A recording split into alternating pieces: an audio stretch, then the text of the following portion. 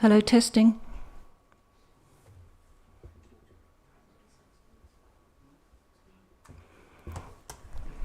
Hello, testing.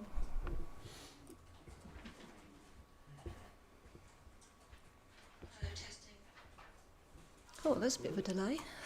That was me. I was just playing it on YouTube, so it's working. Oh, it did come through. Thank you very much. Sorry. No, that was great. No, that's brilliant. Thank you very much. Shows it worked. All right, so yep. So ready to go. I had got this thing switched off, but obviously where it was speaking, it came through anyway. Turn the volume down now. Sorry. All right then, so I hope everybody on live stream can hear us. That's why we were pausing. If you can't, I'm sure the message will soon come back to me and we'll pause proceedings. But on the assumption everyone can hear, we will now continue. So while you couldn't hear, I was just doing the normal announcements about mobile phones going off and the fire procedure and so forth. So we haven't heard any evidence yet, and we are now. Oh, has anybody else got anything they want to raise before we start? No. So we're going to hear Mr. Townsend now. So I'm going to hand over to Mr. Barnes, who will introduce the witness, please. Thank you very much. Well, good morning, Mr. Townsend. Good morning. You've been waiting patiently to give your evidence, so the time has come. So you are Paul Townsend. You're the owner of Frognall Farmhouse, and it says in your summary that you've resided there since 2015.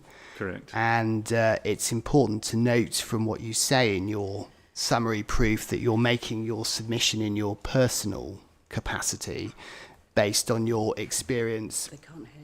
Oh, I'm so sorry, Mark. Apparently the sound's not working.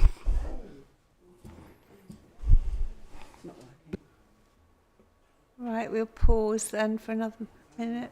Sorry, Mr. Townsend, you seem to be fated, don't you?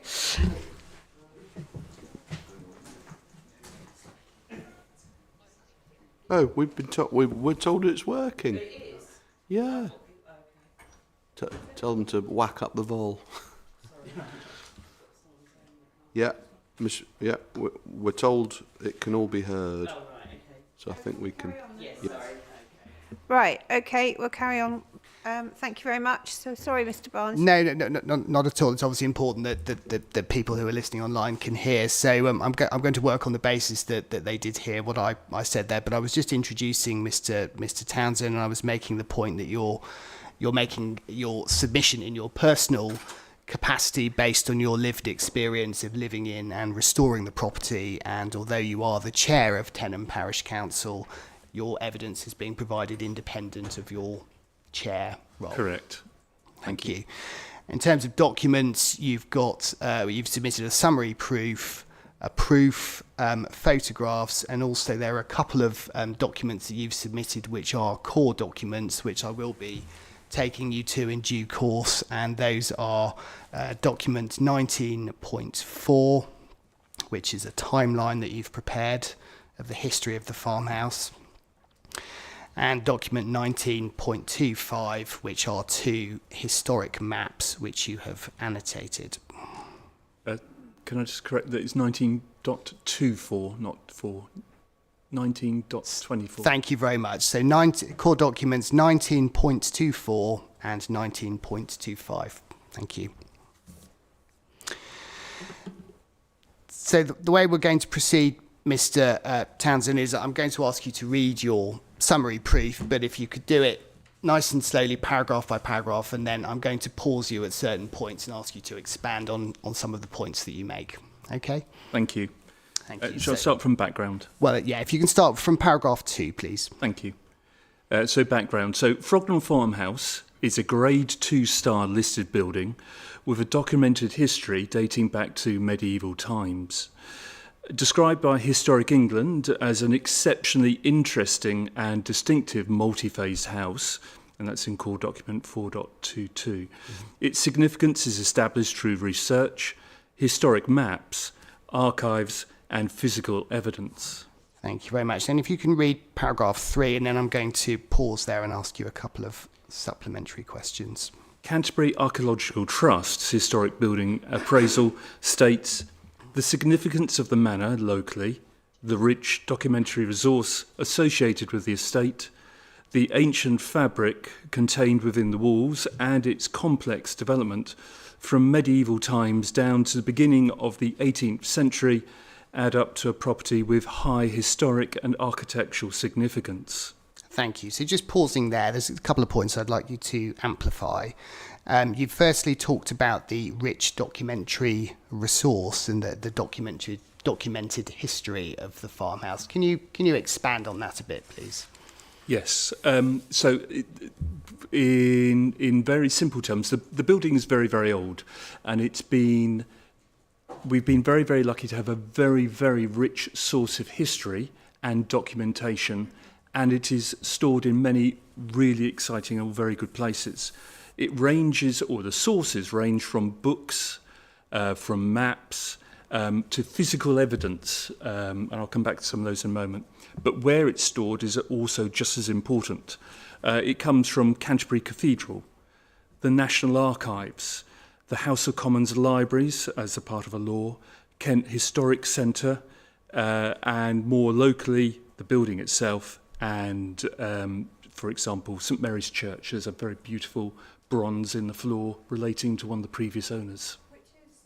Which is St Mary's Church. It's at Tenham. That's not the one north of the railway, is it?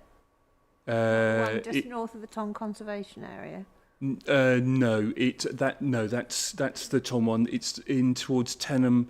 If you go towards Conyers, it's about 1 kilometre away from the house. Okay, thank But you. we can provide a map if you like. Yeah, it's all right, I'll find it. Thank you. That's St Mary's. So it's got a very, very rich source of information, and it is very, very well documented. There are many books, a wide variety of books. Yesterday, they're talking about Highsted. It dates back to, just thinking about other examples, so it goes back to Archbishop Peckham's 1265, 1285, starts making reference to different landowners and starts referencing it. It then is very, very clearly documented. May I just draw your attention, in a moment we'll go to a timeline at some point. Yeah, I was going to take you to the timeline in a minute. Okay, all right. So basically it's very well documented. There is a wide range of sources where it is documented. Thank you very much. And you've also referenced in that paragraph the ancient fabric contained within the walls of the building. So can you just give a flavour of that, please? Thank you. So the building, as you see it, there are two very distinct sides to the building. There is the white, I'm going to use in very layman's term, the white side and the brick side. The white side is actually a medieval open hall house that has been expanded and has developed over many centuries. In the time, well, I'll come back in a second. So the fabric, there is extensive fabric, extensive original fabric remaining. For example, there's about 80% of the original timber in the open hall house. It is then later adapted, where it became, over the later centuries, where it was adapted and you had the full gable ends. It's got things like there's one area in the lounge of original medieval flagstones, complete floor, complete. There is decorative work, for example, on the outside of the building, on the white side, of original carvings. There's the original cross passage. There is the arches on the cross passage hallway. There is original Tudor bricks with red ochre paint. That probably dates from 1550. There's original wattle and daub that probably dates from the beginning when the original house was constructed, or the house that we see today is constructed. So that's probably about 600-700 years old. There is substantial original brickwork. There's some original plaster. For example, when you go into Cross Passage, you can see a blue finish which is some paintwork or some colouring. In other parts of the building, you've got original timbers, which are substantial. So in the modern side, as we call it, the modern side, you've got timbers which are 35 by 30 centimetres that run 12.5 metres. It's like the main spine of the building. The original floorboards, there are medieval floorboards that are 13.5 inches wide in one of the rooms upstairs. Very small section, but it's still there.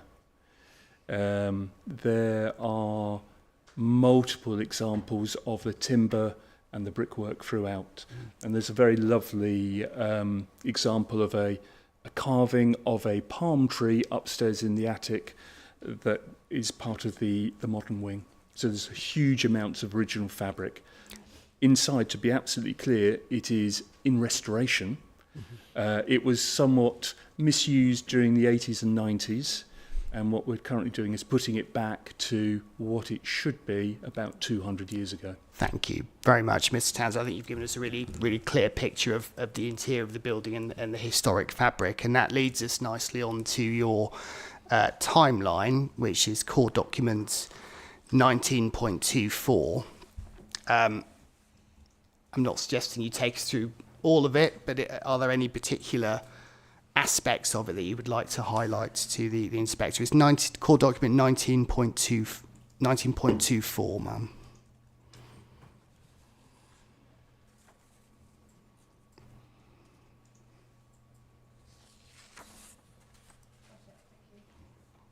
And just to be clear, Mr. Townsend, this is something you prepared yourself, I think. Yeah, so if I may give the background. So basically what the way that we're working is that we can do restoration on the house during the summer months because we're using a lot of traditional materials. So you can only start working from April onwards through to about September. And then in the winter months, we've got time to do research. And this is research that I prepared originally as part of responding, well, partly through personal interest, actually. We were trying to understand a little bit more about the building as we started doing on our journey of discovery. And the couple of things I'd like to try and do here are, first of all, it shows a very, very rich history. Without going into detail for a second, it shows a very, very rich history on both a local level and at a national level. And the local level, I mean, who's owned it? Forgive me, I'll say at a local and national level. Yeah. And then at a local level, people who have owned it, the tenants who have managed it on behalf of the landowner. And that starts talking about people. There are also significant connections with the local church, both at a local level, so that's the church at Tenham, but also at Canterbury Cathedral. There are also then links to the Crown and to English law. So, for example, the house is actually mentioned, explicitly mentioned, in UK law, mainly when the... is that in your timeline? It is. I'm just quickly finding it. Just... it's that moment I should have marked a couple of ones, but bear with me just 2 seconds.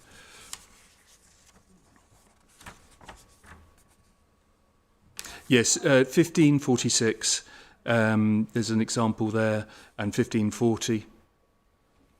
So you've got examples there of where Acts of Parliament are in there, are clearly documented. And just very briefly, what's the link to Canterbury Cathedral? Just so in summary. Canterbury Cathedral, if I go to the local church, St Mary's Church, it's the bronze. So one of the previous owners, Richard the Froggenhall, died in 1444, and there's a bronze celebrating his life in the southern transit, which was historically called the Frognal Transit. So that's that one. And then in the Canterbury, we're led to believe that there is a coat of arms in the cloisters at Canterbury from one of the Frognal family. Okay, thank you very much. Well, if we can move on now to paragraph 4, if you'd like to just read that out, and there's a couple of supplementary questions after that. The farmhouse is part of a historic the Frognall farmstead, surrounded by open farmland on 3 sides. This rural setting is integral to its understanding of the building's historic role in the landscape. Minimal urban development preserves its connection to centuries of agricultural history. Thank you. So can I ask you to just expand on your view of the setting of the farmhouse and the farmhouse buildings, just in summary, please? Of course. So that for me, the setting, it's important because it is a rural building. It's an isolated rural building. Just slightly to the north of the building is the small rural lane, Lower Road, and just north of that is the railway line. But to the east, south, and to the west are open agricultural fields that are basically, the basic shape has remained untouched for many centuries. But that feeling, what is also important is the setting. It's a very large open space that gives very clear hierarchy of the local surrounding area. So here it is the combination of the farmhouse and the barn next door, the farmstead, are by far the largest buildings anywhere in that vicinity. There are modern buildings and there are other developments on the edges of the perimeter of the field, but actually those are the 2 principally large buildings. Okay, thank you. So if we now move on to the next section of your summary, which is the current use of the building, if I can ask you to just read that, please. Planning permission was granted for use as a high-end guest house with a major restoration project underway to protect the fabric. One cottage is currently let via Airbnb and Booking.com. It demonstrates the business model. Guest feedback highlights the rural and tranquil setting.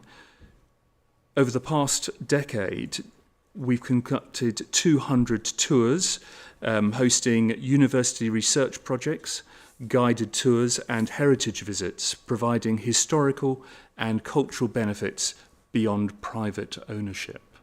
Thank you. That's obviously your use of the building. What is your understanding of the use of the fields to the south of the building? At the moment, yeah, it's a working farm. It's a well-used working farm. Yeah, thank you. So moving on to the next section, which is the impact of the proposed development. Could I ask you to read paragraphs 6 and 7, please? So this is the impact. A large-scale development threatens to sever the farmhouse from the historic landscape.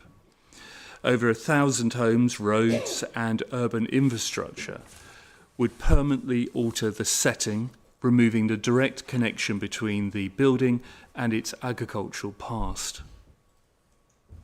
The introduction of noise, artificial lighting, increased traffic would change the character of the area.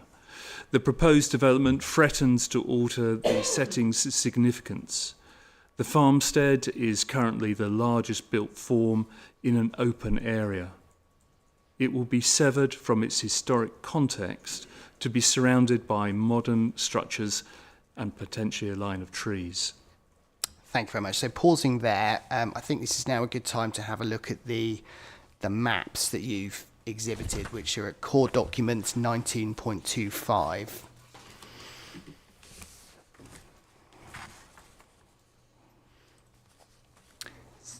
So can you explain the significance of these maps, please? Yeah, thank you. So there are 2 maps. The first one is an estate map dating from about... You okay? 19.25. So the first one is an estate map dating back from 1720. And it was created for the then owner of Frognall Farmhouse, which was Joseph Taylor. And we think it coincides with the development of the brick range, the Queen Anne range. And it's celebrating. There's some points here that I'd like to draw your attention to, if I may.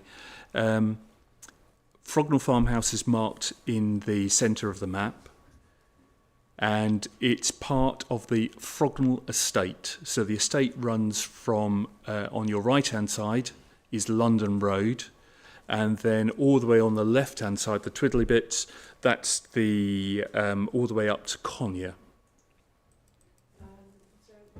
It's orientated in a strange way. So north is to the right. Let me get it around the right way. North is to the left-hand side. It's a strange orientation. So that's that one. Got that on. So the land went up to Frognall Lane, did it?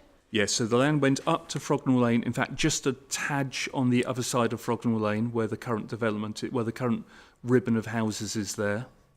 Oh, I see. Is it the red dotted? Sorry, the dotted line is where the development would be. Oh, I see. Everything that you see here Yeah. is, in fact, may I just turn, I'll do it back the other way. Can I just turn over the page to go to the other map, because it's clearer in more of a traditional sense of a map. Oh, I see. Right. Okay. So the area, so this is the second page, so it's PDF page 2.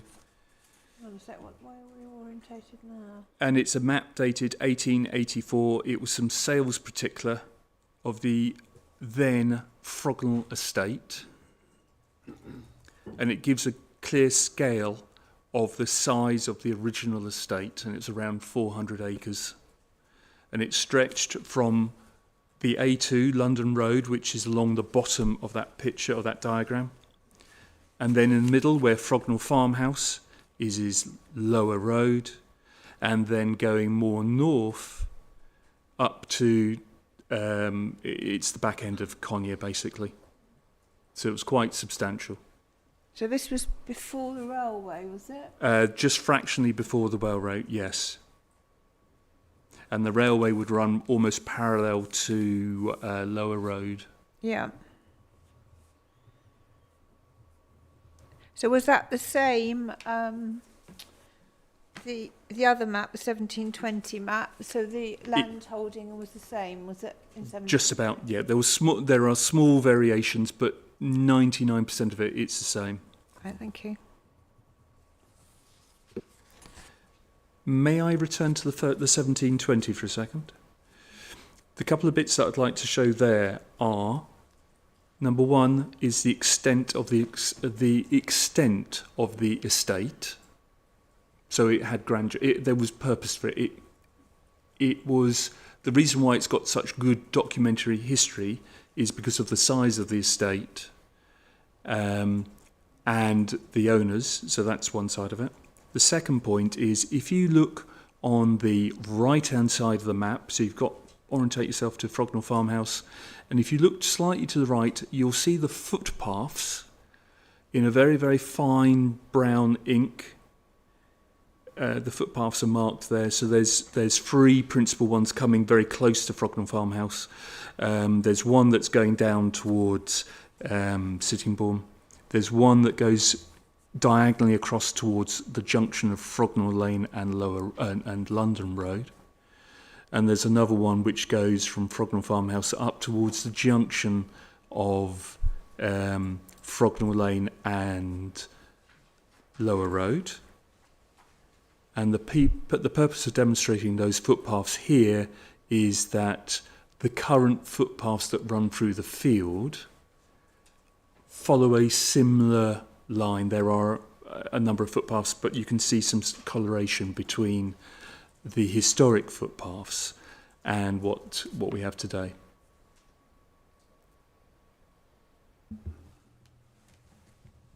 Thank you very much, Mr. Townsend. So that sort of grounds ourselves in a sort of geographical history of the estate. And then in paragraph 7, which you've already read out, you've talked about... Yes. He has, yeah. Yeah. Yeah. Do you want to go over it again? Would you like me to do it? Yeah. May I? 7 is the introduction of noise, artificial lighting, and increased traffic would change the character of the area. The proposed development threatens to alter the setting's significance. The farmstead is currently the largest built form in an open area. It will be severed from its historic context to be surrounded by modern structures and a line of trees. No, that's not at all. And then I think paragraph 8 is probably worth including as well. If you'd like to just read that. These changes would undermine the farmhouse's appeal as a heritage site, impacting visitor interest and the financial viability or financial sustainability of the building. And I think probably for completeness, if you read paragraph 9, then I'll ask you to expand on a couple of points.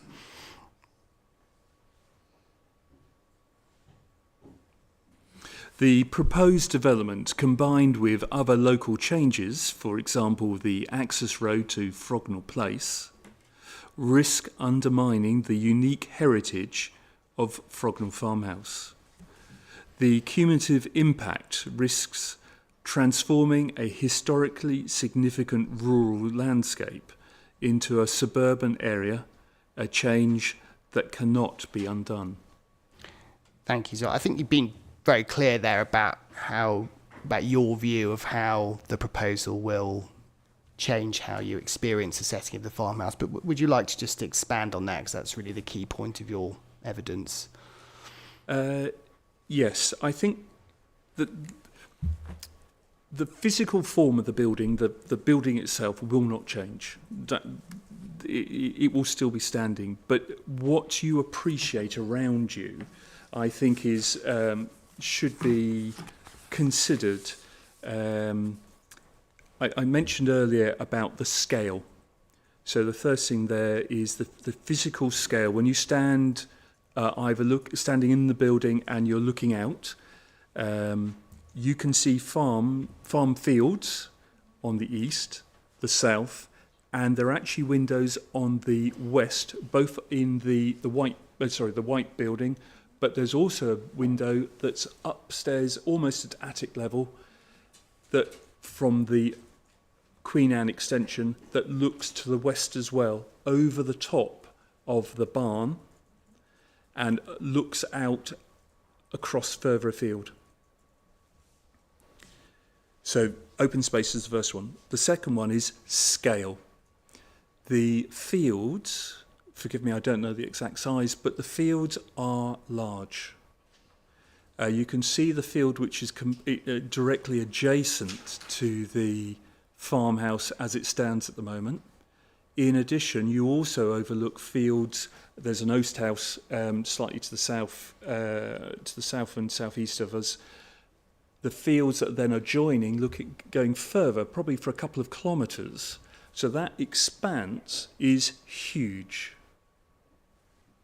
And I think that then creates a picture of a rural setting. That's really important. I mentioned also about the hierarchy. The combination of Frognall Farmhouse and the barn together form the farmstead. But it's almost like a punctuation. My background is graphic design, or one of them. It's when we lay out a page, we give impact. If we want to give impact to something, we give it great big space, and around you give it space to breathe. In typography, it's small words, but you have a very, very single big heading. Whereas, kind of returning back here to where we are with the building, at the moment we have two very large buildings in an open and empty field. with relatively, apart from hedgerows around the edge, there are relatively few other markers in that field. Our concern here is that by introducing large amounts of housing and even with a generous spacing, the proportions change, that the dynamics between the house and that environment, that setting, will fundamentally change.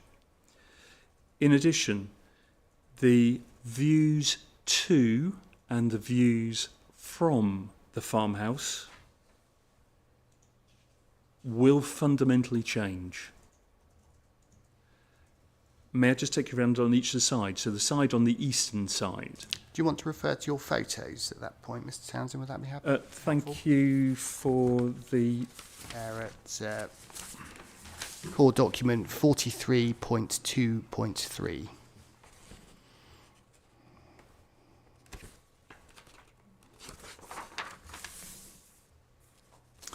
On PDF page 2, apologies for not putting page numbers on. Do you want so to just PDF, explain? Sorry, Mr. Townsend.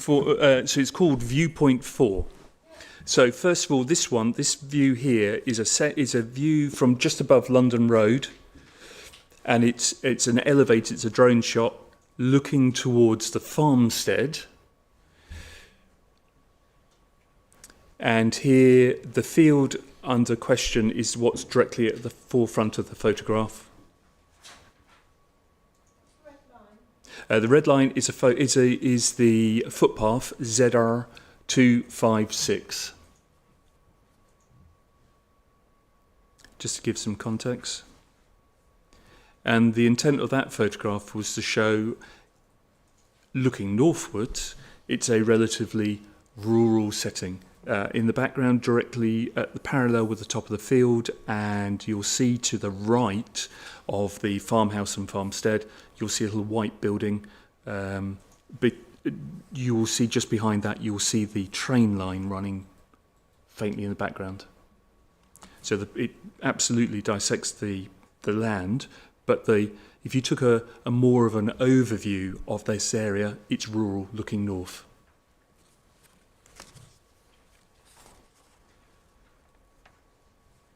May I ask you to turn the page to PDF 3 to viewpoint number 6. This is a viewpoint from the footpath, which is ZR195. And they are the same, so image B and image C are taken from the same location, but one's using an iPhone and the other one was using my digital camera. But I just want to give a very true representation of what you see at the moment. And these long views across the field, as they currently stand, show a very clear image of the rear of the Frognall barn, and also of the white elevation of the sort of medieval open hall house, which has then been adapted, the white elevation of that. It's slightly obscured by the modern building to the left. There's a barn. There's a new building between the two, but you can clearly see the white elevation. So is that what Ms Soanes referred to as the cart shed? Modern cart shed, I think. I think that's what it's. In image C, it's the building located between the barn and the farmhouse. With the pitched roof, Slate grey roof. Yeah. And that's modern, is it? Yes, it's about 2 years, 18 months. So is that in the grounds of your property or the grounds of the barn? The barn. Okay. However, there are very clear views of the white elevation from the pathway from ZR195. Yeah. In addition, there's another path that goes. It's almost like a H. There are 3 pathways across this field. There's the ZR195, and there are two other paths which almost form like a H shape. That when you walk across the one across the middle of the field, you get a slightly better view of the white elevation.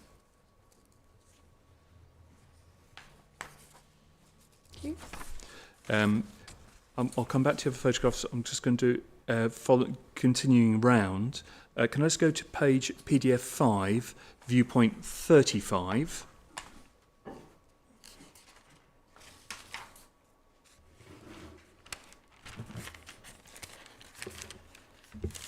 Sorry, Mr. Townsend, what are you looking at? So viewpoint 5. Is this in your photos? It is, yeah, page PDF 5, image F.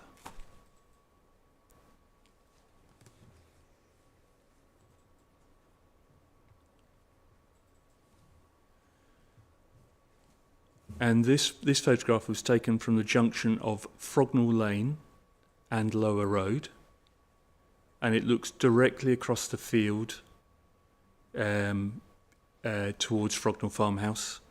On the right-hand side, you'll see a hedge road. The other side of that hedge row is Lower Road. You can clearly see the Queen Anne elevation of Frognall Farmhouse. To the centre and to the left of the image, you can see the expanse of the field. And as others have said, in the far distance, you can see the modern agricultural buildings in the far distance. Is that tall planting along to the left of the house? It's conifer trees. Right. And at the end of it, there's a walnut, which is the taller tree, to the right of the conifers. Okay.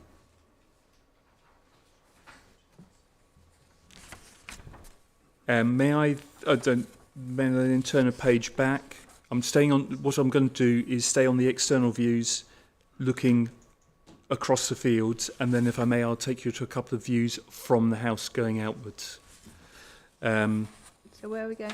May I take you please to page PDF 4, image E. It's another drone one. It's a drone photograph. It's just above the conifers. And this is looking towards London Road. But on the horizon, you can see the Oast houses, the top of the Oast houses. Oh, yeah.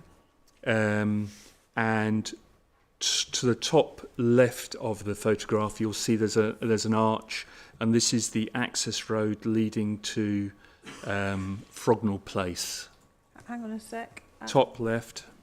Of what? Image E? Image E. Mm-hmm. That arc is the groundworks that were starting to form for the access road to Frognall Place, which is another development adjoining next door. Is that going on the eastern side of Frognall Lane, or is there going to be would there be houses within this area as well? There'll be no houses here. No. It's an access road only. Gosh. That creates access across Frognall Lane to Frognall Place.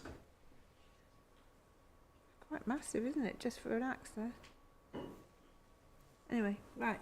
Yep. And just to give orientation, where that access road, forgive me, I've got a black and white print, but at the bottom of the access road, this is also giving orientation. This is the location of the discovery of the Triton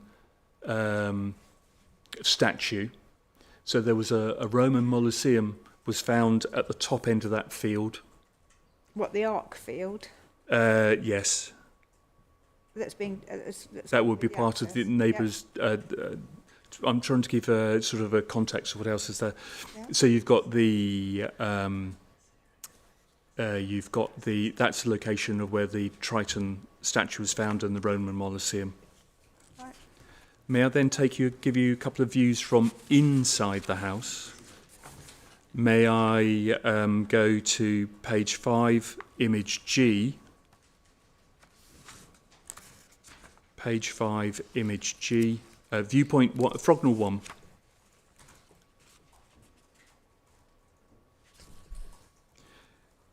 This photograph was taken from a first floor bedroom window looking directly east towards Frognall Lane. On the left-hand side of the image, you will see Lower Road. You'll see the White House, and just behind the White House there is the telltale signs of the railway. In the distance, you can, about 220 or just over 200 metres is Frognall Lane. And the proposed road would effectively run up through the middle of this area, intersecting intersecting Lower Road somewhere along where the White House is, but it's to be determined exactly where.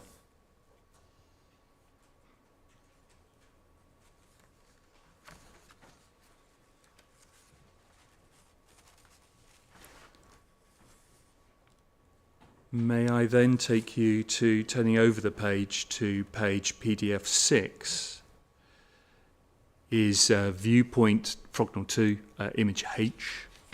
This photograph was taken from the, second floor at Frognall Farmhouse in the Queen Anne extension. So it's not the attic. It's not, there's a higher viewpoint, but this is a second floor.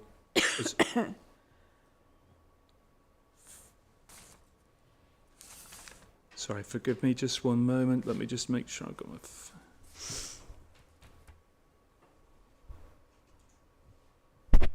my. Forgive me. I think there's. Oh no. Forgive me. I'll go back to that. So we're looking at image H. So this is from the second floor. My apologies. It's from the second floor. It's from the top floor. It's looking out over the field to the south. It shows, although it was an absolutely miserable day when I took the photograph, it was absolutely pouring. What it shows is the vast expanse of space that surrounds the house. And my very crude measurements is about 700 and something, let's say 750 metres between the house and the road in the distance. Sorry, is that London Road? London Road. And when you say from the house, do you mean from the boundary or from the actual house? Okay. And to the right of the photograph, although it's a little hard to see, there's the boundary. There's the boundary between the fields, which then extend further towards over quite a decent distance of a couple of kilometres more of fields towards the Bapchild Sittingbourne direction of London Road. Sorry, can you say that again? Of course. So what I'm trying to do here is show the distance. You can see things further away across the field. There is a very faint line, which is the boundary between this field and the adjacent fields which are next door. Oh, I see. The boundary is footpath ZR 195. And effectively, you're looking beyond that. And what I'm trying to convey here is a sense of openness, a sense of space.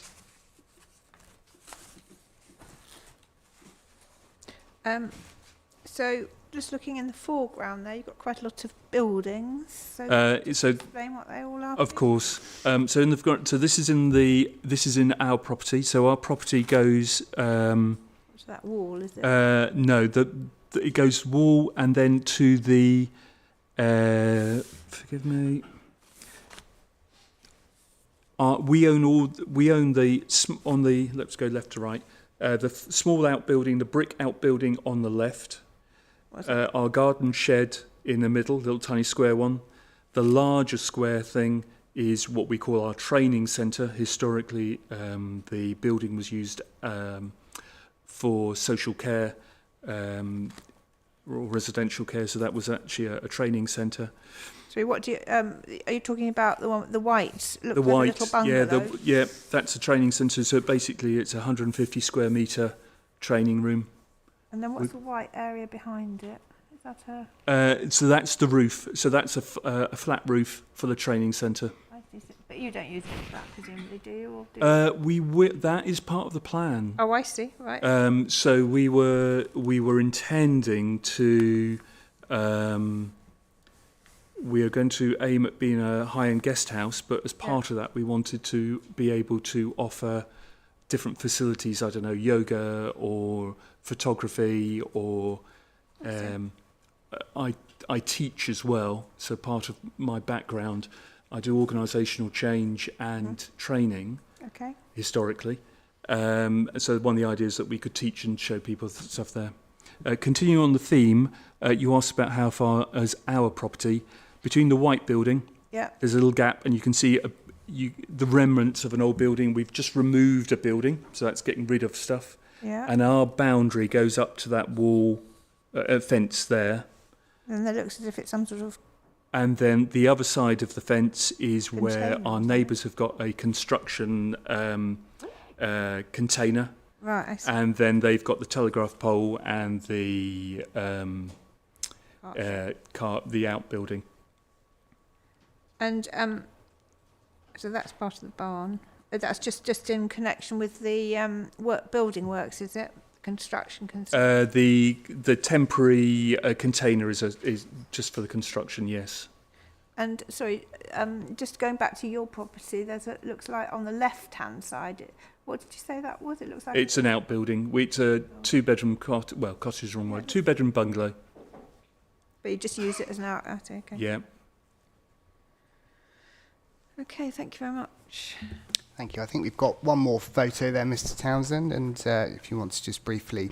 Very introduce briefly, that, so and then- photo I is basically a snapshot, a different time of the year. It was 3 or 4 years ago, of the field being whatever it was, wheat, of just the difference in feel of a different time of the year. So that was harvest time a few years ago. That photograph was looking towards London Road, and you can see it. They're collecting the crop, putting it in bales, ready for collection.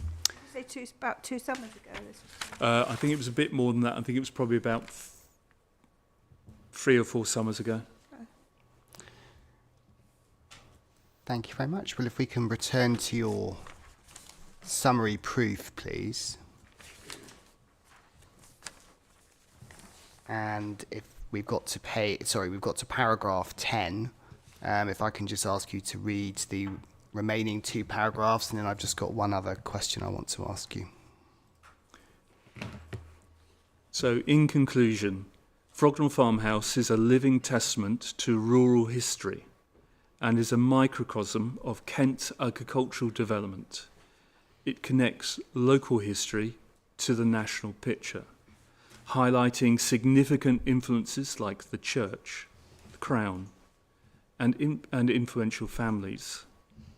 Its setting is crucial for experiencing it as a historic farmstead, rather just an old building in a modern housing estate. The development would undermine the farmhouse's sustainability by reducing visitor interest, compromising its long-term viability, and diminishing its cultural and economic potential. Once its historic setting is lost, it cannot be recovered. Thank you. And just actually 2 brief supplemental questions. The first is, can you just summarise your lived experience of noise and sound when you're occupying the building? So the environmental factors, first of all, it's a very, very rural building.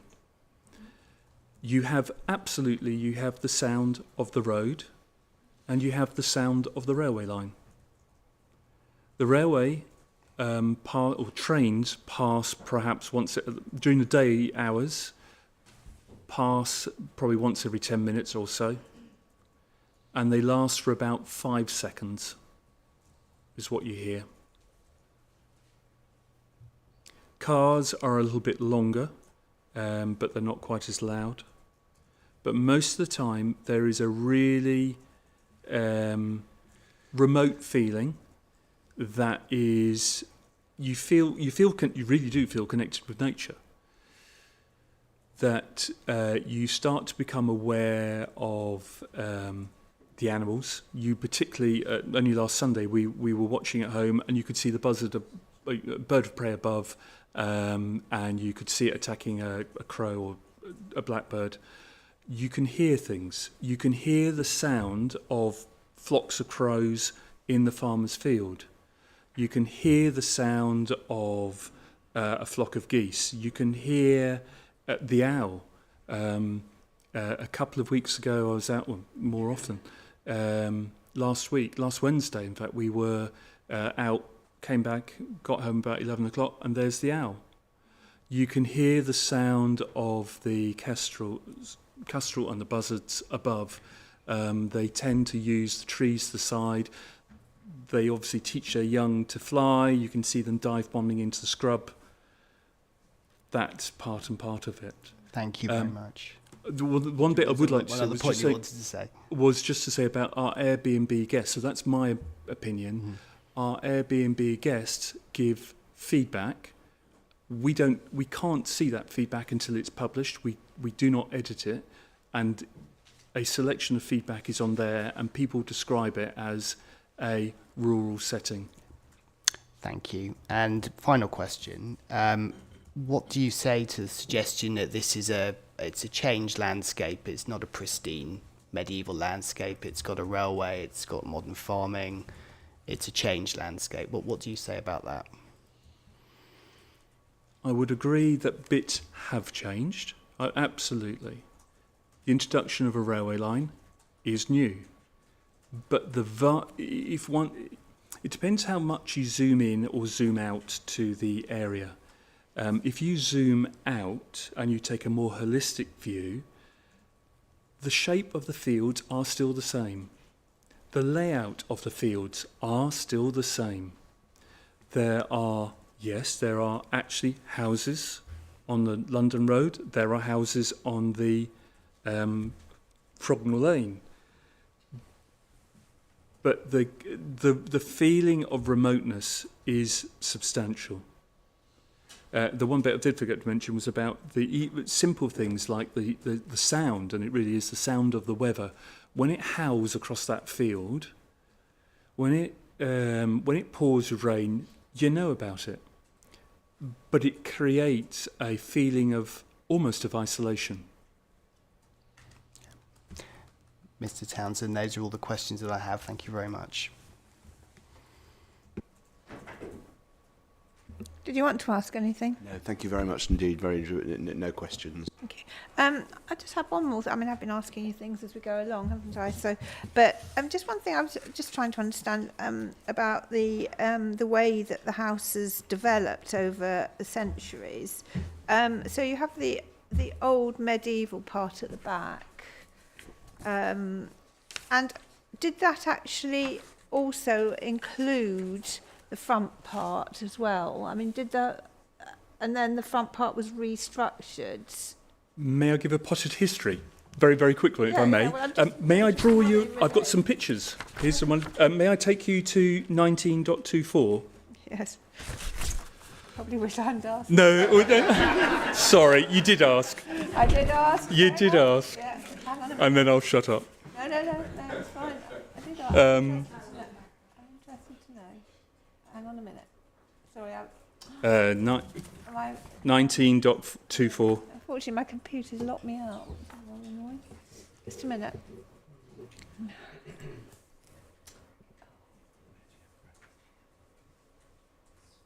Just a moment, sorry.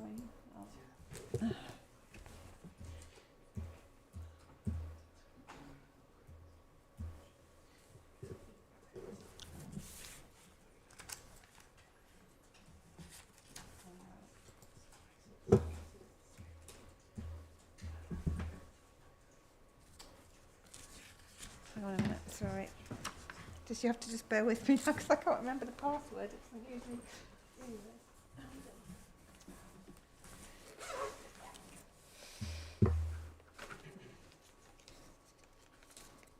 I've got it written down somewhere.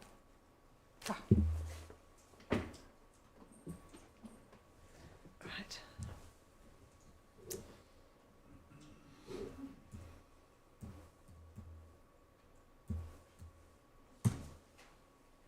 Oh.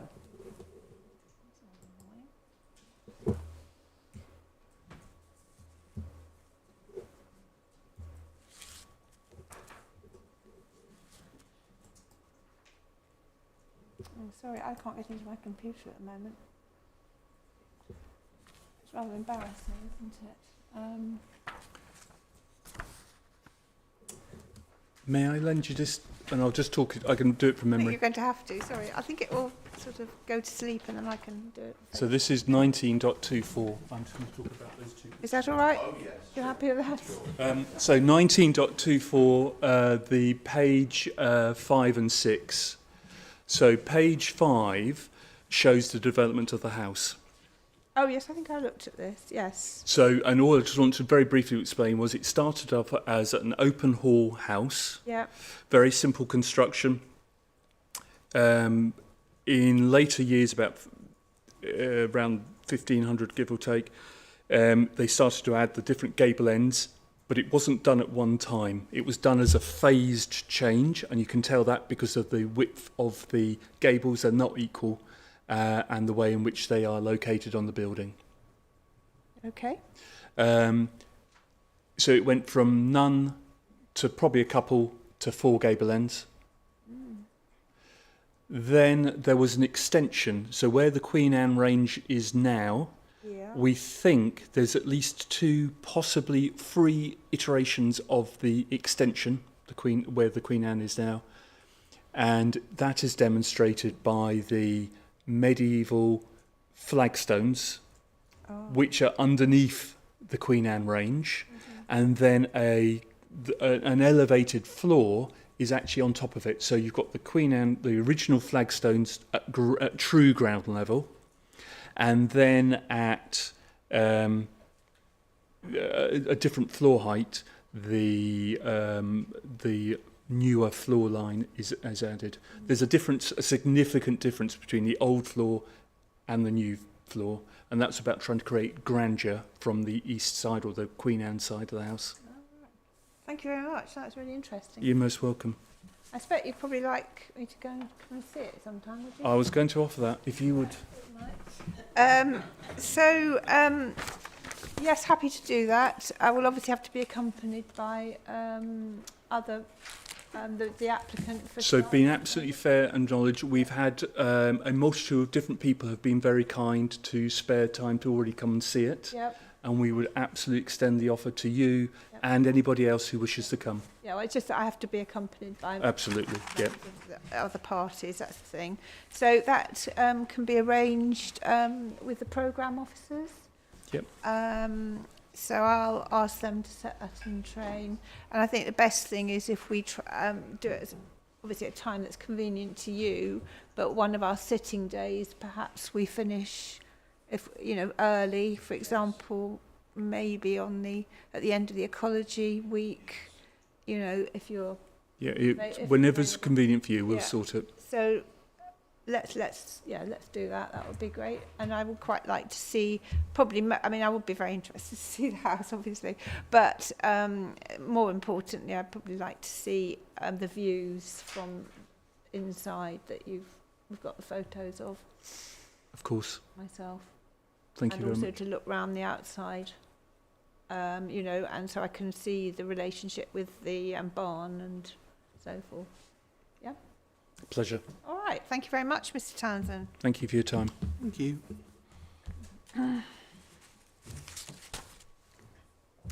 Right. So now we've got Dr. Mealy, haven't we? Dr. Mealy, I was going to ask, I know it's only 10:40, but maybe if there could just be a few minutes to just maybe a short adjournment just to get Dr. Mealy all set up, and that when there's technology ready to go, Yeah, well, and then he will run This is the coffee seamlessly break. through it. It could be the coffee break. Yeah. it has and to be a then, 20-minute one, though.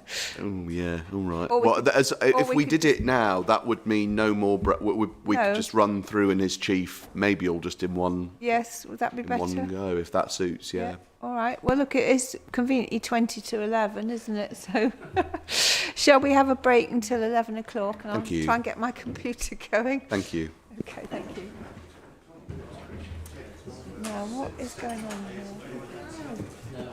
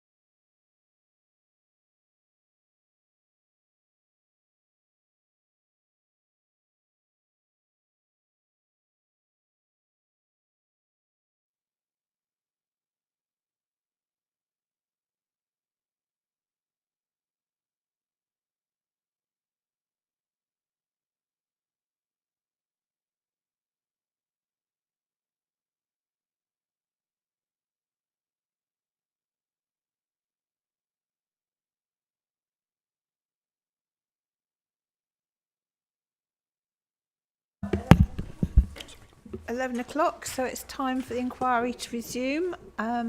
So we're going to have the presentation from Dr. Mealy. That we are. Madam, just before he starts, we've got, just to help you, there's an agreed image that everybody's got, but and there's agreed that I can give you. I'm just going to give it you. Is this going to be an inquiry It document? will be... Rightio. You can tell me what it is, William. I will. It's self-explanatory when you have a look at it. It's a photo of London. It's a photo of London Road of the A2, and it's got marked. Well, it's self-explanatory, obviously, but it's got just marked on it, just in a sort of zoomed-in way, where some of these assets are on the London. Some of the listed buildings are along the London Road that Dr. Mealy is going to be talking about. Yep. Right then. We'll give one to. I think the PO's probably got one already, but we'll make sure that it gets added to the list. Right then. So, good morning, Dr. Mealy. Good morning. Dr. Mealy's got obviously a proof of evidence, which just for anyone following along is core document 37.4.2. 37.4.2, and he'll be speaking, as you've said already, Madam, to the slideshow that hopefully everyone, both in the room and who's not in the room, can see. And I will, I think, just make sure. Should we try and make it full screen? Well, I think this might be full screen.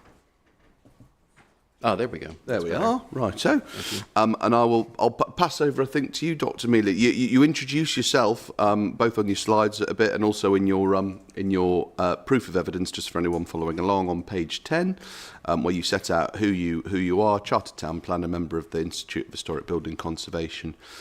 What you have been advising on the historic environment for quite some time now. It was 1991 when you joined English Heritage, now Historic England, and perhaps if you could just explain a little bit about what your work there involved and to the extent it's relevant to the evidence that you're giving now, and then and press on through your slides. So, ma'am, I joined English Heritage as it was in 1991 in the listings team as as we call ourselves, inspectors, and looked after spot listings in the southeast, rural parts, and also in London. And then I joined the part of English Heritage that was involved in statutory casework, working in London, but continued to have an involvement in listing in specialist areas, and in particular, one that relates to my doctoral work, which I think is relevant to mention here. I looked at the way in the 19th century the Victorians restored medieval buildings. So I've visited a lot of churches in my time and worked on the listing of them too. So it's an area that's close to my heart and I know a lot about. I left in 1998 and joined private practice. I requalified as a planner and joined Montague Evans as a partner in 2005, and I'm now a senior and owning partner there. I run a team of about 26 people, and my fellow 18 owning partners and I employ a total of about 320 people. We have offices based in central London. I explain in my evidence also, Madam, I do a fair bit of expert work now in different jurisdictions, obviously mostly in planning jurisdictions, but also in the upper chamber of the Lands Tribunal. I have prepared a presentation because I think a lot of what we're all talking about really visual matters, and I think it would help you, Madam, and I hope the rest of the inquiry to have some point of reference that's easily available. It doesn't mean I won't also refer to some core documents. And very fortunately, probably the first I'm going to refer to are the ones that Mr. Townsend presented to you. Yeah, and you have it. You probably have it open, which is, I'll just give you the heads up on it, which is the estate map, which is CD 1925. But I'll come to that in due course, and some of the other documents as I go. And I'm hoping that I can get through this by the lunch break, just to assist the inquiry. But all right. We'll see how we go. Exactly. There's a lot to get through. So I'm just as a point, as a roadmap, these are the topics that I present in my evidence in chief on the contents page. We've done that, which is who I am. And just elaborating a little bit on my experience as an expert and working on high-profile and contentious sites. I advised M&S on the redevelopment of the Oxford store. I've been advising HM Government for years now on the National Holocaust Memorial and Learning Centre. Berkeley Homes, a very large site in Hounslow, and I show it here because it affects assets of the highest significance, Sion House, World Heritage Sites, etc. a smaller scheme, about 180 houses, very contentious in Turndon, which, well, it's checkered history really, but I put it in this evidence because my evidence to that inquiry and the Secretary of State turned on a very close interpretation of historic fieldscape evolution. And it just enables me to tell you that I've done a lot of that work over the years, helping to promote urban extensions and the like. And probably most apposite to the current application is the work I've been doing for Places for People for the last 5 years on the what's called Gilston New Villages, which is effectively an urban extension to Harlow. And it's relevant because it's about the same size as what's being proposed now. I'm not going to do an exact comparison, but it's around about the same size. But also, we had to grapple with a lot of heritage assets, and including scheduled monuments in the site, Grade 1 listed churches in the site, setting of conservation areas, etc., as well as some historic landscape issues. This benefits from consent now, and we're working on various reserve matters. And we worked very closely with the landscape designers on mitigation strategies, heights plans, and so forth. So in some ways quite similar to these proposals. I explained in my evidence, Madam, that I did not promote the application. This was done by my firm, as I think you know. I was contacted or invited to consider giving evidence in about November. I think it's around about the time of the Secretary of State getting involved. I hadn't made a visit to the site at that point, I explained, but I explained all the material I read into, and I also explained that I'm quite familiar with the area. I've helped promote housing in Swale. I've given evidence to 3 housing inquiries here over the last 6 years, and I'm advising or have advised on sites near to here. So, for example, I was very familiar with the Tong Conservation Area, sort of from the start. The case north of the railway line? No, I didn't. Church Road? No, I didn't do that one. I was involved in a large site near Faversham, most recently, which you may or may not know, but it was an application was withdrawn, it's being resubmitted. But no. So but I think that experience has certainly given me an understanding of the range of heritage assets one finds in this local authority, and more broadly the sort of historic evolution of them. So that's my involvement with the proposals. There's no difference, Madam, between the parties on what the policy is. I mean, I'm not going to labor that point. I think you understand it all. We understand the importance of, for example, historic England guidance and so forth. Yeah, exactly. And I'm not going to do that. But you know, I'm in the fortunate position, I think, as representing the applicant, is hearing really the evidence that's been given by my fellow experts. And so often when I do this work, I use this part of the chief just to, insofar as I understand it, to distill the differences between us. And I hope to assist you in that way. So it's accepted that there's a staged approach to assessment. You start with significance and you look at settings contribution. But I just want to emphasize that in my practice, and the way I understand the guidance, these are distinct and different processes. And it's important you keep them, I think. One keeps them distinct. I certainly do. Now, I just reflect back to my fellow expert for the council, Ms. Soanes, where she was talking about whether or not, I think this was in Cross, it was possible to untangle significance from setting. And I have to say, as a matter of practice, I do. And I try to be very rigorous about that. It may arise from the work I did as a list inspector a very long time ago, but I start with the building always, or the landscape. So that's the first difference, is it? Just on that then, Mm-hmm. so you say you untangle significance and setting, but setting can be part of significance. That's right. And I think... I'm not quite sure I understand what you mean. Okay, well, sometimes setting is actually physically part of significance. Yeah. In the case of Registered Park, for example, Yeah. a country house sitting in it. And other times, setting is allowing you to experience or understand something. And I think they're slightly different. Okay. And whenever I consider setting's contribution to significance, I find myself always going back to the actual reason for the designation, the particular physical characteristics, and the way they're appreciated from the setting, and therefore how that will change. Now, I'm not saying my fellow expert didn't do that, but I really do think of them as discrete and different processes. And I do return to them at the end. And I think that's the second point, which I suppose your question goes to. So those, I think, are, in terms of approach, points I'd like to emphasize. The other approach I'd like to emphasize is in my practice, and I think it's best practice, I distinguish the relative importance of different attributes of significance. So, by which I mean some part of a listed building, to take that example, and it's an easy one, some parts are going to be really important, and other parts are going to be less so. Yeah. It's kind of obvious when you're dealing with a building. It can be less obvious when you're dealing with landscape, for example, and that requires, in my experience, a lot more thought and analysis, and there's certainly been a lot of that, I think, in this case, which is very good. So those, to set up my evidence, I think, and explain to you where I'm coming from. And I suppose the final point is that particularly dealing with landscape-based considerations, which really is what we're dealing with here, degree of change in the landscape, I think, is a very important. I'll address that point in a little more detail.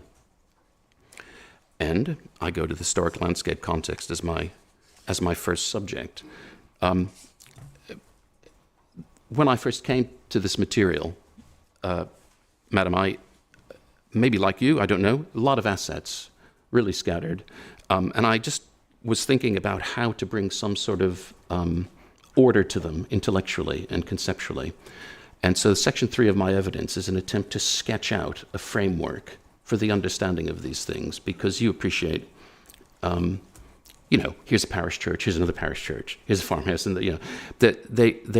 it's easy to muddle them up and try to understand what they are exactly and how they relate to one another. So I did that in Section 3, and I'm just going to summarize my findings for you, because I think, and they've not been contested, I think, but I hope they help you.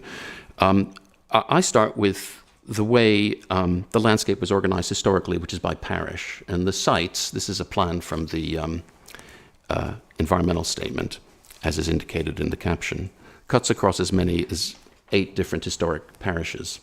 It's also in my evidence, Madam, is some of these, all of these. You've got it printed out. Yeah, thank you. It might be easier to see there. And this structure is established by the 10th century. And the earliest fabric we have in the area is 12th, 13th, 14th, 15th century, the churches and so forth.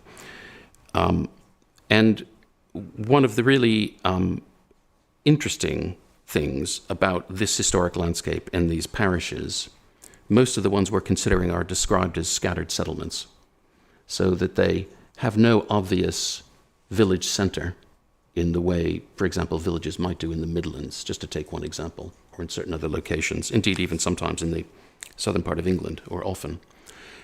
So they're scattered, and that explains the distribution of these assets across the landscape.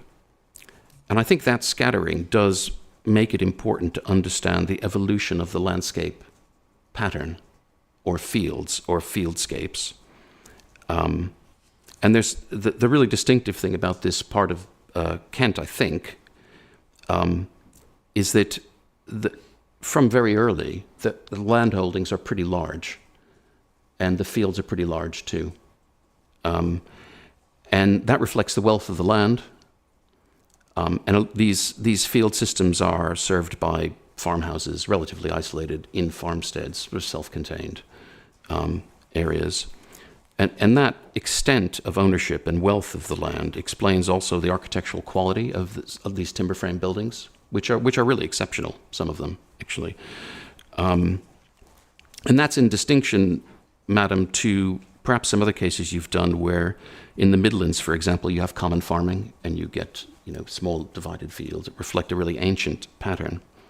And so what's interesting is that, and again, as a point of reference from the main proof, it's understood that the fieldscape that evolves in the medieval period is quite is probably captured in this late 18th century Ordnance Survey map. And you see a number of features that the fields are a mixture of small, medium, and larger fields. They've got irregular boundaries and they've intermixed with woodland. And the fieldscapes run at about 90 degrees to Watling Street, the A2. And we've circled Sittingbourne there and put the application areas on the plan for you. And the rural lanes then follow the pattern of the fields. So I describe that as the grain of the area. And effectively, in this the first edition Ordnance Survey, what is a late medieval pattern is essentially fossilized. And that's very interesting, and this is an important document for that purpose. But I think has been presented to you in evidence, for example, in Ms. Soane's oral evidence, through that document Mr. Simon showed her about the Swale heritage strategy. This area of part of landscape has changed really radically over time. And that change starts in the 17th century. And the pressure really comes as a consequence of the growth of London. And you get increasingly the commercialization of agricultural production for sale in a wider market or to a wider market. And it's not just agriculture that intensifies. Industries arrive too. And again, I think I don't need to stress that. At this stage, orchard production is actually generally in small holdings. So there aren't the large orchards that you find now across the area. Obviously, the growth of fruit and so forth is a continuing theme. So that picture of sort of gradual change accelerates from about 1850. There's the arrival of the railway, there's the expansion of London. And what happens then in landscape terms is that fields are amalgamated for reasons of efficiency. Field boundaries are regularized, again for reasons of efficiency. The actual planting, and just an image here just to crystallize that, the first edition Ordnance Survey map, which is 1888, it's the period that, it's when this process is really established in the landscape. And you see the extent of regular orchards. There you see the railway there. Other industries emerge too, beer production, for example, although hops are less common in this part of Kent, I understand, at least historically. But that, of course, explains the oast houses and some of these other features. And additionally, you do see in some of these oast houses a greater concentration of facilities which reflect the enlarged scale of production. So no longer the single ones you find. And this process of intensification, regularization, amalgamation continues until about 1970, when the Common Agricultural Policy kicks in, and a lot of orchards are grubbed up, and there's subsidy, as I understand it, for arable land, and the economics lead to further field amalgamation. So you've got this process of gradual loss of historic grain. And I'm not expecting you to read, I apologize for putting a text slide on the screen, just as a point of reference for everyone. In my evidence, this is page 36, where I summarize what the Kent Historic Landscape Character Study says about this area, which it defines as Area 17, the Northern Horticultural Belt. And in some of the early paragraphs, 3.354 and so forth, it sets the scene. But 3.35.5, particularly, I'll read because I think it's really important. This belt of landscape, occurs on the sandier soils of the northern areas, below the downland areas. Economically, it's situated between major towns, which would have supplied substantial markets, as well as an extensive road and rail corridor for transportation further afield. I'm sorry, madam, 3.355. It's the lower left paragraph. Oh, right. Yeah. I will, of course, yes. It says this belt, which is the landscape area 17, occurs on sandier soils of the northern areas, in the sheltered belt below the downlands. Economically, this area is situated between a series of major towns, which would have supplied substantial markets, as well as an extensive road and rail corridor for transportation. The majority of the land associated with the horticulture is relatively flat, and associated with historic landscape types, including prairie fields and irregular fields, by tracks, roads, and paths. And this last sentence I emphasize. These historic landscape types are indicators, in this case, of the relatively recent rationalization of the enclosed landscape through the process of field boundary removal. Now, this point won't be relevant to all the assets, but it's relevant to a couple that we'll talk about. And then they refer to they use the designation that you're familiar with, prairie fields. So that, I think, is the summary of that section. And I just go on to say why I think it's relevant to my evidence and how I've taken it into account. I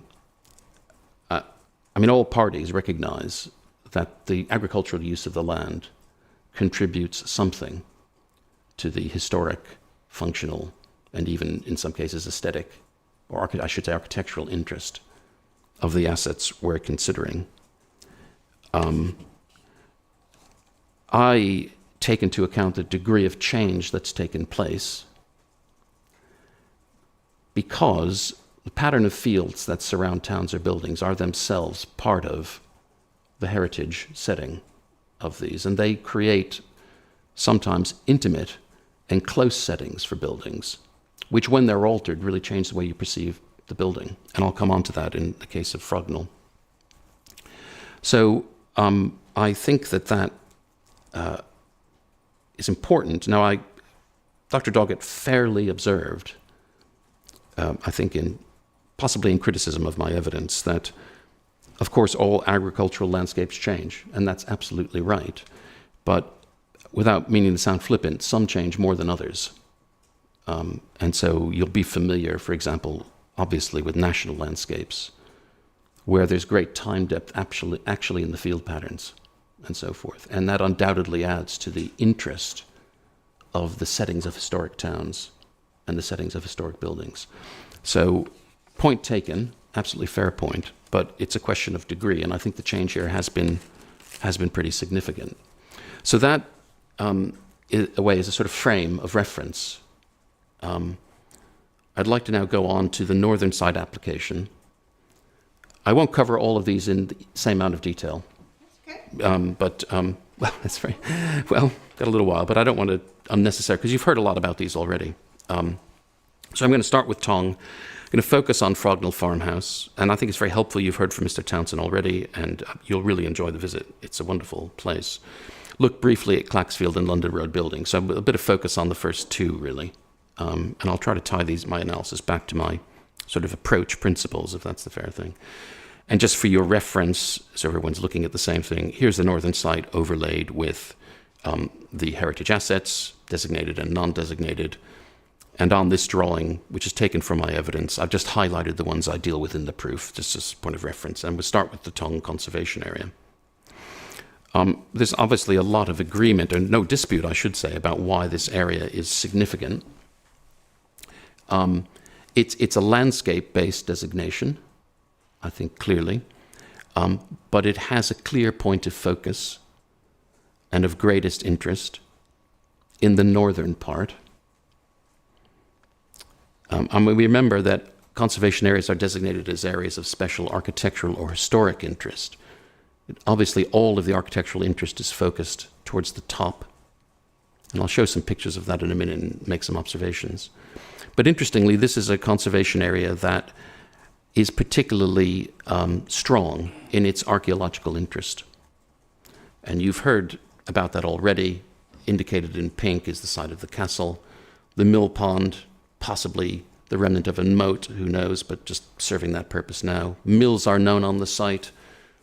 The stream associated with, rightly or wrongly, or factually or unfactually, with Thomas à Becket and pilgrims stopping there to refresh themselves on the way to Canterbury and visit his shrine, and coming back from that to London, and the stream that feeds the mill pond.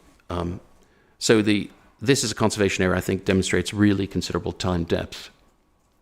And the appraisal explains that depth goes really far back, that there's evidence of sort of prehistoric evidence as well. I make that point because I think it's relevant to what's proposed to be done with it. And we don't have to go through these again, but I think that what I've just said is reflected and consistent with what's said in the adopted appraisal. And I agree with Dr. Doggett, actually, that these are very good documents. They're very concise, they're clear, they summarize things accurately. Sorry, just to interrupt you for a moment. Of course. You said it's a landscape-based designation. Oh, sorry. Well, it's a designation that reflects features in the landscape. Right. So the stream with an area of, I assume, meadow associated with the stream. Mm-hmm. It is got a mill pond. Oh, I see. So Yeah. Right. Yeah, no, I beg your pardon. It was maybe a little It's not loose. just because of its No, landscape. no, it isn't. It's. I mean, I won't presume to judge it as a landscape asset. Mm-hmm. In some ways, actually, I think its features are kind of unexceptional, and the interest is only revealed when you read into why the boundary is there. Okay, thank you. You're welcome. And there are a number of views that have been identified as being of significance in the area. The public right-of-way that approaches the core of the conservation area from the south is shown here in an image taken from the conservation area appraisal. You see the chimney of the steam mill from the mid-Victorian, early to mid-Victorian period poking above the trees. I think this is a useful image, Madam, for illustrating the position of the road, because the line of trees, that solid line of trees that you see there, forms the southern boundary of the conservation area. And effectively, those are, I don't recall the species, but they are effectively hedgerow specimens which have grown into trees. And as a consequence, they formed a pretty dense screen. And the road is located round about 20 or 25 meters to the south of there. So clearly this view, which is identified in the appraisal, will be interrupted. I don't think it's a view, I explain, that communicates anything much about architectural interest, but I do say seeing the chimney gives you a sense of orientation and destination in the landscape. From this public right-of-way, as you move north and enter the conservation area, you come to an orchard, typical Kentish feature. Along the way, you can look to the west, and you can sort of, if you know the stream is there, you could maybe pick it out because of the position of vegetation associated with the stream bed, but you know, it doesn't really present itself as a feature. And I actually have never been able to get down to the stream bed. I've been a few times. I find it awkward to access. I haven't felt sort of safe clambering down. There's a slight level change, and it's a little marshy underfoot in my experience, but you know.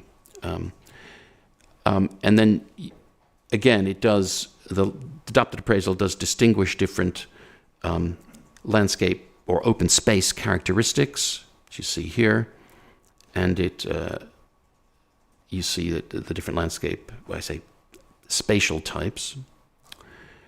But as I say in my evidence, it strikes me the clear, or I conclude, the clear focus of this area, the reason for its designation, is the collection of assets at the top. You've got the old mill on the right-hand side in this picture, really attractive 18th century weatherboarded mill, underbuilt in brick, or built originally maybe in brick, the traditional roofing materials. And then you've got a building of two phases on the left, which includes extension to steam. The northern boundary of the conservation area includes the railway viaduct as part of it. And Church Road here has a really interesting change in level and orientation. Doesn't come across in the photograph, but when you go there. So the whole thing has a really intimate feeling and feels quite isolated, really, from the rest of the conservation area, and has a really strong character. And this is the bit that includes the archaeological site. Well, it's not scheduled, but... And then, because of the way nature takes over, parts of what was effectively a kind of industrial facility have a kind of picturesque quality that contributes to the landscape value, and it's very beautiful around the mill, and looking across it here from a vantage point that's identified in the area. Obviously, the road is a big piece of infrastructure, which severs the southern part of the conservation area from the northern part. I'm just referring here to the assets plan with the illustrative master plan overlaid.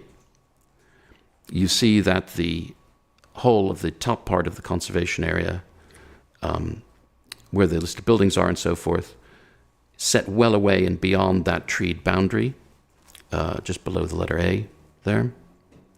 Obviously, the road spans the stream. The stream is obviously it'll be treated in some way. So there's an interruption of that landscape feature, which has historical and functional relationship to the pond to the north. And obviously also the introduction of traffic and an engineered feature into a what is an open landscape setting for the core of the area causes harm to the conservation area. And it's for those reasons I've identified it as moderate harm. I don't go all the way to high because, as you know, and there's been a debate about this, because in my opinion, the core of the conservation area is unaffected. Second, the distance between the road and that core is significant, and we do have distances plans that have been supplied. You see, just here's the open space. I've put in the structuring plan, so these things are in one place. But the distance plan here, which I appreciate. Oh, sorry. So moving on.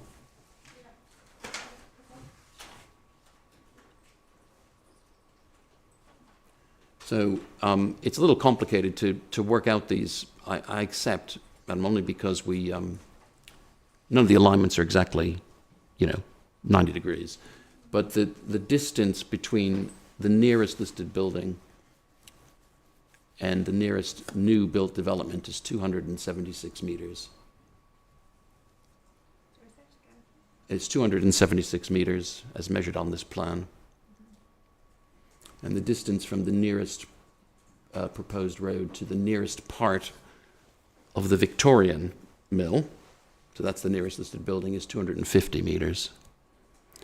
I mean, these are significant distances, but I accept that the introduction of the road will erode your experience of approaching these assets through an open landscape. And that's why I arrive at medium, actually in connection with that. So I'm going to move on now, and Mr. Townsend has saved me a lot of time, I think, by his excellent explanation of the historic and architectural interest of this house. So I don't need to say too much. It's clearly a timber frame building of, in its original phase, of considerable age and interest. It's an old hall house which has been effectively more than doubled in size, and in two phases, as he's explained. You have two larger gables which date from the first phase of expansion, and then two smaller ones from a later phase. And this faces the farmstead historically, and I'll come back to that. And you'll notice that there's some fancy timber framing on the northmost gable, which it's surmised was in the middle gable too. And those are sort of status features, albeit actually that part of the house appears to have been what's known as the low end or the service end of the house, probably because it was the road. And this is what you see, obviously, when you're standing in front of it with the barn behind you. This, again, I don't have to explain it. It's in Mr. Townsend's evidence that the extent of survival here of features going right the way to the end of the 17th century probably is pretty considerable. And actually surprising, given that it was an institutional residential use, or actually maybe that's what's preserved it in some way. And in itself, obviously, is remarkable in this setting. However, then, in a way that was typical, and I say that not meaning to diminish the interest, but quite commonly, in the 18th century, people modernized these properties. And they did it in a couple of ways. They reoriented their houses away from the farmyard because of the smells and activities of it. That's quite common. In the late medieval period and medieval period, madam, often the houses faced farmyards for reasons of security and overlooking. But that changed in the 18th century. And what's called a Queen Anne period, or basically a classical house from the early 18th century, is constructed. We don't have an exact date, but change of ownership is probably likely around 1717. I agree with Mr. Townsend on that point. And this has all the hallmarks. Now, this effectively provided modern accommodation facing away from the farmyard. Out over, we'll see this in a minute, a garden. Now, what I want to do then is just briefly touch on the barn before looking at the evolution of the landscape in a little more detail. This has been the subject of uncertainty. I mean, not, Ms. Soanes gave it a date of, I think, in the mid-16th century. After exchange, we had a discussion about that. I thought it had been rebuilt, and the position on it now is set out really clearly in the Heritage Statement of Common Ground, which, just for your note, I don't suggest you need to go there, but I'll summarize it. It's page 11. It says, it cites the list description, which is there. What we drafted between us was that the listed barn features a date stone reading 1548 on its south wall, which is obviously facing the field, and is noted to feature areas of early brickwork and English bond. So there is fabric here from the 16th century that's brick. However, the Kent Historic Environment Record notes the barn was extensively rebuilt after a fire in 1908. It's agreed the listed building appears substantively to date to the late 19th, early 20th century. And I think without the benefit of that date stone, that was how I put it, really. It felt to me like it might be a Georgian or late Georgian or Victorian barn. And we say then this does not change the overall assessment on the impact of the northern application, on the significance of this asset, and so forth. So that's the agreed position now. And I think what's unusual about it, and what sort of threw me when I first saw it, was that it has this shallow pitch sloping hip roof, which is something you associate with, the 19th and 20th century. So they completely re-roofed and probably rebuilt internally, but I don't know. But the interest is, I think, that assuming the original barn was something on this scale, again, it reflects the wealth and status of the property. I just briefly now want to go to Mr. Townsend's documentation. I think the first one would be the estate maps that we looked at a little earlier, which is 1925. So I'll give everyone a moment to get there. And I don't have slides of these because I think they do need to be looked at a little closely.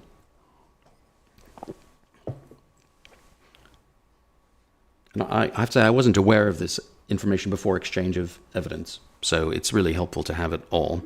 The first image is a estate plan from 1720, which probably does reflect the change in ownership and the decision to redevelop the house in part. And if you zoom in, as you can with the benefit of the tool, what you see is, you see there's a little notch, a cutout. You see the arrow Frognall farmhouse pointed out. Yep.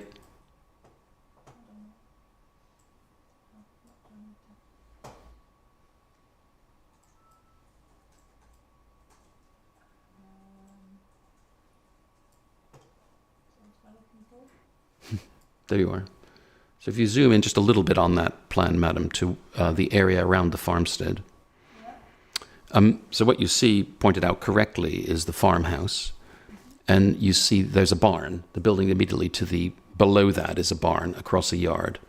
And you see also around that, they're partly covered over by the dotted red line Mr. Townsend's applied, not a criticism. But what you see are a series of enclosures, or effectively yards related to the main part of the house and the functioning of the farmstead. And you also see, carrying on further down the image, which is effectively west, remember this is oriented in a funny way, you see other buildings related to an extended farmstead and enclosures. You see another, what looks like a small farm to the south with two ponds, which are probably stock ponds. And if you zoom out a little bit, effectively you see the area of land that comprises the application site.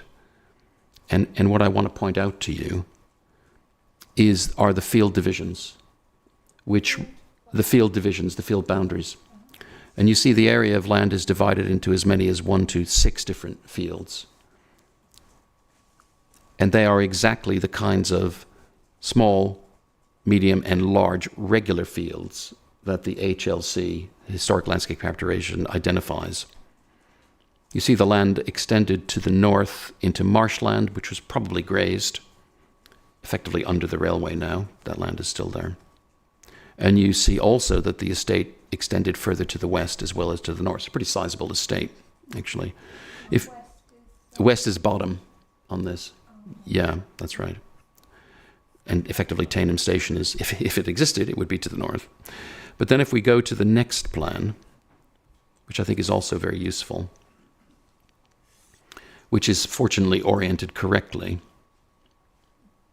It's an 1888 estate survey. We don't know the reason it was prepared, probably a valuation or a sale. That's usually when you find these things prepared. Again, the farmhouse has been correctly pointed out, and do you see it sits in its own garden or enclosure? And the farmstead itself is divided into a series of enclosures. And you see more accurately the extended farmyard or farmstead. But what you also see, and it's very striking, is to the east or right, there's a brick field been formed, and there's been excavation. There's a chalk pit. To the north of the railway are brick fields, and even a little tramway used for the extraction of clay for brick making. And to the south, what you see is there's been a degree of field regularization, so straighter lines and fewer fields. And immediately to the south of the house, you see a chalk pit. So again, this is all about excavation for building. And a lot of bricks in Kent went to build London, as well as the surrounding areas. There's all been division in the land, and you see the beginnings of development on Frognall Lane there.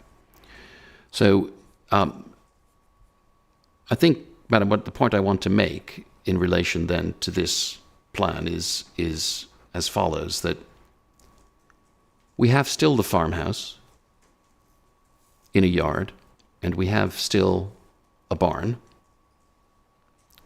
but we've lost a significant amount of the other farm buildings and their related enclosures.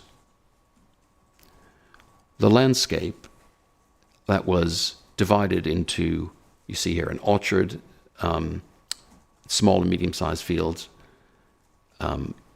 doesn't survive. If you look across the site today, you see some of the remnants of engineering works related to the brickfield and the chalk pit. And in fact, I think this is right, that I know it's right, that there's a bit of an earth mound just to the, yeah, you've seen that, which I assume, I asked Mr. Townsend about it, I don't think he knew, but I assume that's related to, not criticism, I think it's related to the engineering works, basically. For what? For the chalk pit or the brickworks. Or maybe spoil from the demolition. But it's certainly not original. I mean, that has had the effect of cutting off the area. So, What demolition? well, there's been this demolition of these other outbuildings that you see in this plan. I'm surmising, and it might be that the mounding of earth there relates to that. It might relate to none of that. It might relate to farming activities. Don't know, but it's a surmise. And I think if you keep that in the mind's eye, this idea of, in the 18th century, a heavily enclosed setting for the listed building, not just by other buildings, but by fields. And then you go to what we have now. And for that, I'll go, and again, very helpfully, Mr. Townsend had it up earlier. It was CD 43.2.3.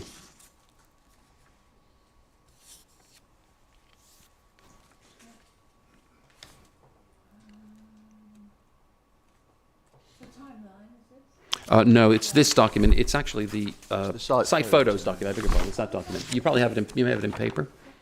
Yeah. Yeah. So if you turn that up, I'm sorry.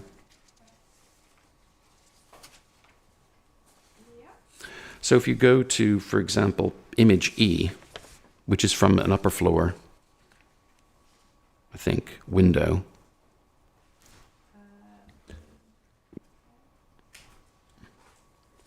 It's this here, bottom page. I'm sorry, page 4 of 6. Correct. Well, I mean, I surmise that change in level is the remnant of excavation for extraction of chalk and or brick earth. This landscape has none of the subdivisions that historically have accompanied the growth of the house. It has become what is called prairie field commonly, which is the sort of field that the CAP kind of brought in the 1970s. The Common Agricultural Policy, I understand, led to the amalgamation of fields, intensive agriculture, combined, you know, all that. Not a farmer, but, you know, I understand it in those terms. And it's, I think, and it's very interesting, you know, Mr. Townsend gave a really, you know, for him, this openness and expanse, I beg your pardon, openness and expanse was positive. But I look at it with my lens as a historic buildings expert and interested in historic landscape, and I see the loss of Graham as actually harmful. I think it denudes the landscape of historic context. And there are lots of parts of the country where that hasn't happened in connection with listed buildings. And this is one of them. I just make a few further points that, and I think this can be common ground, that the main orientation of the historic house is east-west, not south. I think it's also fair to say that when you're in front of the older part of the house, the enclosure of the former farmstead, I think, reduces intervisibility with the land to the south. So I don't. I mean the smaller structures that we were looking at previously and boundary treatment. So the what is it called? The training center that Mr. Townsend explained. Yeah.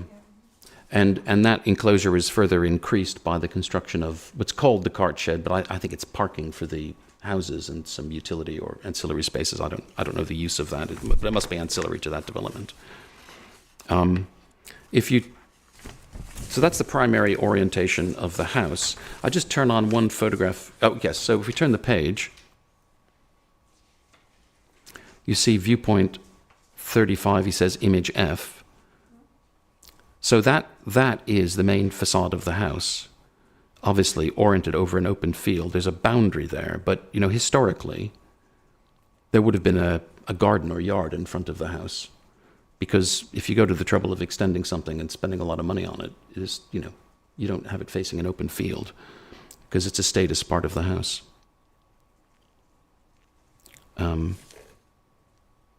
The other photographs I'd like to just comment on, if I can. And again, Mr. Townsend's lived experience, I completely accept that. Obviously, it's not my job to question that. But if you go on a couple of pages, or no, just to image I, sorry.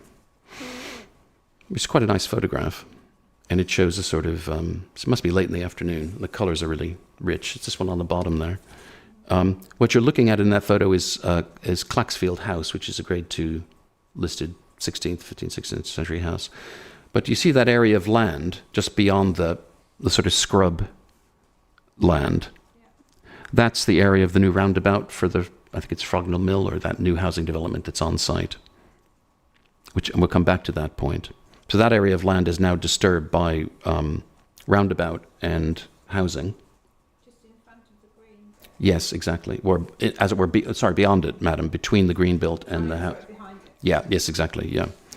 So that represents another change in addition to the railway, which has already been talked about, the encroachment of Tainham, and also the intensification of use of the A2. And I think it's also fair to say that, you know, of course, there are railways going through rural situations where, I mean, we're used to seeing trains going through countryside. But really, I think when in this area, the railway is so closely associated with Sittingbourne, the A2, an intensive level of activity, that I think it is an urbanizing influence in this instance. It might not be in the middle of the South Downs, for example, or it might be, but depending on your point of view. But it's passing through open countryside, but it's also, you know where you are, which is on the edge of Sittingbourne. Now, I think if I had to bringing it all together, I should also say, just before we move on, earlier in that document, and I'll bring it all together and move on. earlier in this document, images B and C on page 3 of 6. Again, these are ones that you saw already.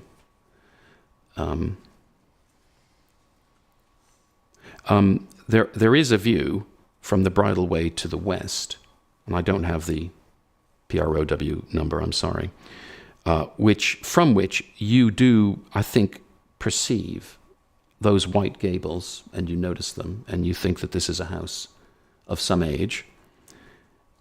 You'll judge for yourself the duration of those views, but those views are partly occluded from different points by the cart shed, or the new building that's been erected there.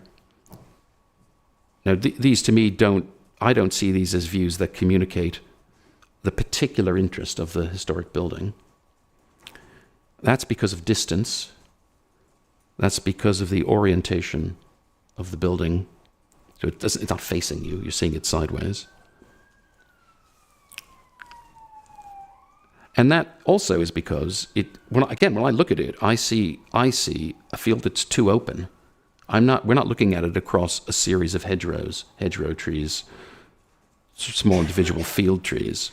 You're looking at it across a landscape which is, well, it's characteristic of of agriculture in the last 50 years, not 200 years ago.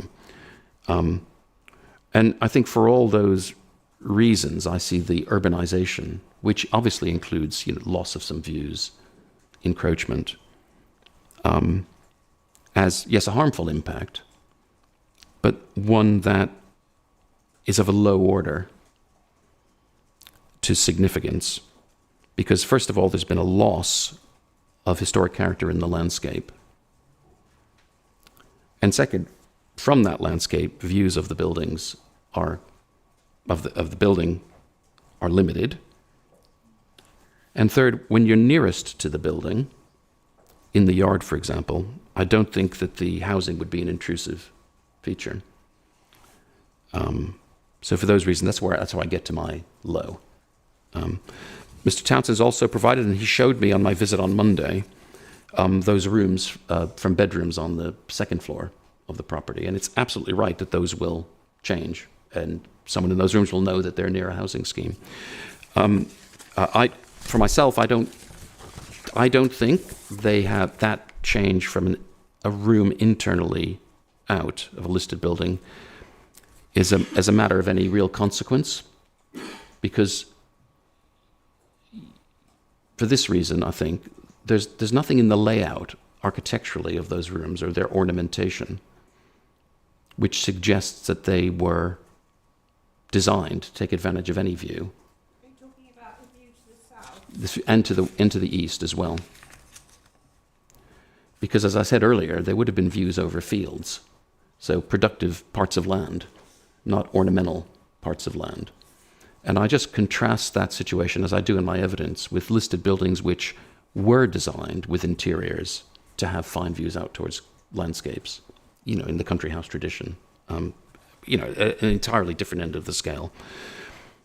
And I've got a few plans here that just, again, as a reference to show the area of open land, and then some of the distances as well. I'm on the distance plan, a couple of pages on. Oh, it's a bit of a delay. I might have frozen, actually. Might have frozen. I think he's still in his slides, Madam Dr. Millett. There we go. There we go. Woohoo! Sure. It is. Yeah. I think for people at home, following at home, and that just helps you, I think, record for the Secretary of State what those distances are. And I suppose then the question really on this point, Madam, comes whether or not the loss of that large open field undermines ultimately your ability to understand that this was a farmhouse and a farmstead, and that it was a wealthy farmer. And I think the degree of offset and the setting back is sufficient to retain the identity of the complex. Because remember, this is listed as Frognall Farmhouse. That's in the listing description. It's not listed as a house. It's part of the identity of the building. But I think those offsets are sufficient to preserve that identity. this is all within the context of accepting a low order of less than substantial harm on the grounds of loss of historical use, but also of encroachment. So I'll move on. Hopefully it'll be with me. And I'll just quickly look at a few buildings associated with the London Road and A2 now. This was a building that Ms. Soanes gave oral evidence on, Claxfield Farmhouse. I think she's giving it a very low order of impact, but it is a highly graded listed building. It's a 2-star. This is 2-star. It's what is known originally as a wheeled-in house, so it was an open hall house, specialism of Kent, with 2 projecting ends. At either side, you see the angled cross framing, which then, in the usual way, here probably in the 16th century, was floored over. The old hall was floored over. Chimneys were inserted. And then actually it was extended around the back. And it clearly was a house of some status and wealth. And I say that because of the size of it, and also because of the close studding. That form of timber framing to the first floor is a way that people added ornament and interest and demonstrated wealth to their buildings. Now, approaching this building from the south along the lane, you don't see it because of the Leylandii hedge to the left. And likewise, there's a rather large, what looks to me like late Victorian farm labourers' cottages. And it's set well back from the road. So approaching from the south, you suddenly come upon it. And it's surprising, actually. But to appreciate all of those, or the salient historical and architectural characteristics, you have to look at it, I'm sorry to be from here, more or less. And when you do so, the housing proposals are off to your left, separated by some distance. And at the end of Claxfield Lane, madam, is where the new roundabout is being formed. So on any basis, there's not going to be a view of fields there. Anyway, I conclude that the proposals would not, by reason of distance, the separating effect of the A2, in any way impinge on your appreciation of this building. My fellow expert concluded a low level of less than substantial harm on the basis of, or maybe even very low, I can't remember at this point, but not much anyway, on the basis of a change of character to the land and so forth. But that land that you see at the end of the lane is going to change anyway. And just to help you, again, because we've supplied these plans and we've referred to them and they're important, this is the distance plan that shows the distance from the grade 2-star listed building to the nearest development parcel, which is 194 meters, it says, and to the road still further. And there's a green buffer there, but in the foreground, across that open space along that line, there is already being formed some road infrastructure. And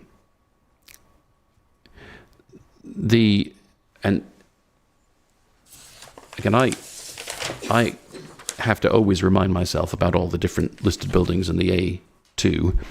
So that's why we prepared this aerial photograph, which is useful too because it shows existing context. And I'm just going to quickly rattle through a couple of slides that group these things together and summarize my reasons for finding no harm to significance. Again, there's not much between me and my fellow expert on this. I think Ms. Soanes says, if there's any, it's very low. Okay, that's fine, but I form a different judgment, and you have to report to the Secretary of State and form your own view, obviously. So I'm going to start, if you have this image to hand, this is the context plan with the development.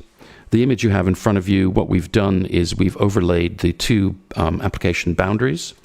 So north application is the sort of candy stripe, red and white, and south is the blue and white. Yep, sorry, just to find that. Yeah, the red and white is north. It's the new piece of paper. It's not in the It's the presentation. piece of paper that I handed you. Not at all. No, sorry, madam, sorry. It's this one, inquiry document. Yep. I'll have a look. Apparently it does 100.21, I think. Gosh, that's quick. That's quite. Express service. Thank you. So the the red and white boundary is the north application boundary. The blue and white is the south. They come close together here. And what we've done in the key, or in the image, is we've highlighted in orange the listed buildings, and in blue the NDHAs. And they're picked up below in the key, so you know which ones they are. Okay. So the group 1, 2, 3, 4 is associated with Bapchild and is called a Bapchild group accordingly. And these are the 3 listed buildings. Madam, you asked us, my fellow expert, a question on the toll house. Yes. I checked the Tive map from 1844. Yep. And it has a building footprint that's similar roughly to what we see now. Oh. It's either original or it's early, but its roof form looks to my eye like Georgian, late Georgian, so contemporary with the main toll house, about 1830. You call that Georgian, Victorian. But something I can only say funny has gone on with the elevations. There's no windows, so there's been a degree of alteration. So it doesn't retain its original form. But I think for me, the key point of this is it's a toll house. Do you think, I mean, maybe, I don't know really anything about toll houses, but presumably they were there to collect tolls. Correct. So Yes.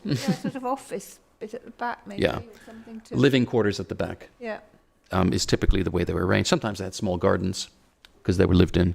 And you know it's a toll house because it's close by the road. It's a single story. It has all the characteristics of one.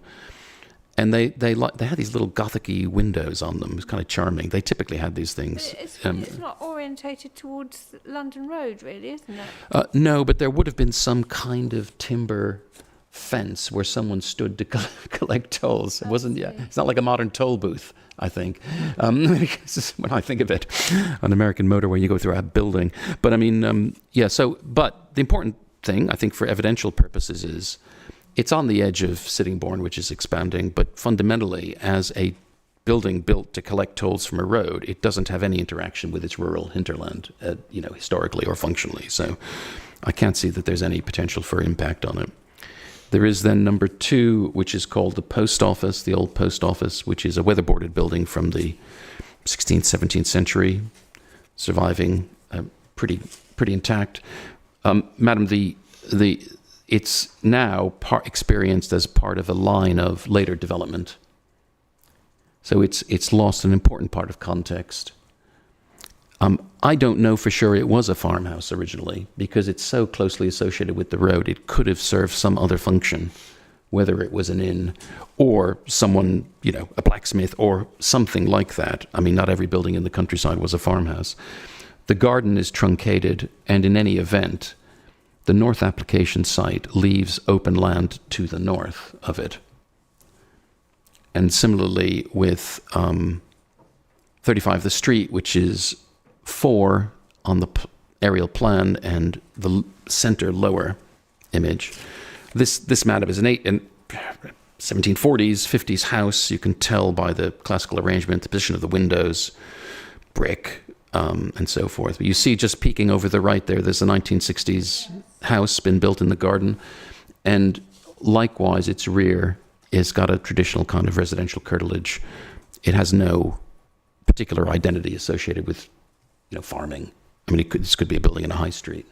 You don't think it was a farmhouse? Well, it's not clear what it was. The list description calls it house, 18th century. It doesn't. There's no buildings around it or yard or similar. That it could have been, but it doesn't particularly read like that now. Again, in any event, the rear garden has been enclosed as a residential curtilage, and there's open land retained in the master plan to the north. It's outside the applicant's ownership, and then there's more structural landscaping beyond that. So there's no change to the open quality of the land, its use. Well, but I don't think there was a connection. If we then quickly move to what we call the Tainham group, which is the right-hand group in this image, and on this next slide I put... Talking about the Sorry. Designated assets, Yes. rather than, because you missed out 3, which I think was that. Yes, that's right. That's right. I haven't talked about that. That's the Baptist Chapel. Yeah. No, I mean, I think in summary, my evidence explains that I think that the A2 presents such a changed context to all of these buildings that they've lost, if they had originally any association with rurality, farming, and so forth.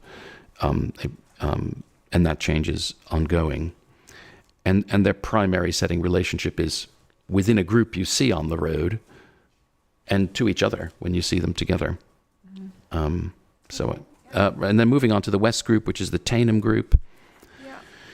Top left, Claxfield Farmhouse, which is grade 2. Again, a sort of 16th, 17th century-ish building, refronted in the early 18th century. Classical bits put onto it. Hard up against the road. Claxfield Farmhouse, that grade 2-star building, is to the south here. And this house is now facing the new roundabout that's being formed. And it has quite a truncated and changed garden setting. So I don't think it really has the character anymore of a farmhouse. To the right... Was it a farmhouse? Well, I don't know whether it was or not. Ms. Soanes, I think, reported and helpfully that the tithe map showed that the 2-star building, which is behind this one, owned the land to the north. And at that point, yeah, I mean, that's probably right. Yeah, well, it is right then. Which or whether this owner, occupier here, owned any land, we don't know. So I don't know what its association was. I don't think that's been established. And then 7 is Beaches.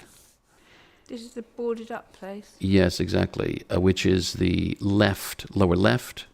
Again, an 18th century house, brick and knapp flint, very typical. Again, no reason to think it was a farmhouse, particularly given its close orientation with the road, but it's not entirely clear. And even if it were, its setting to the rear is now truncated. It's got a garden, and there's a large commercial orchard operation to the rear, with some large sheds. And all that you can appreciate about its architectural and historic interest is from the A2, really. And then quickly, sorry, madam, I see this is typical. I was confused. Sorry, I started at 5 on the left with Claxfield House. Actually, Claxfield House is 9. I'm sorry, madam.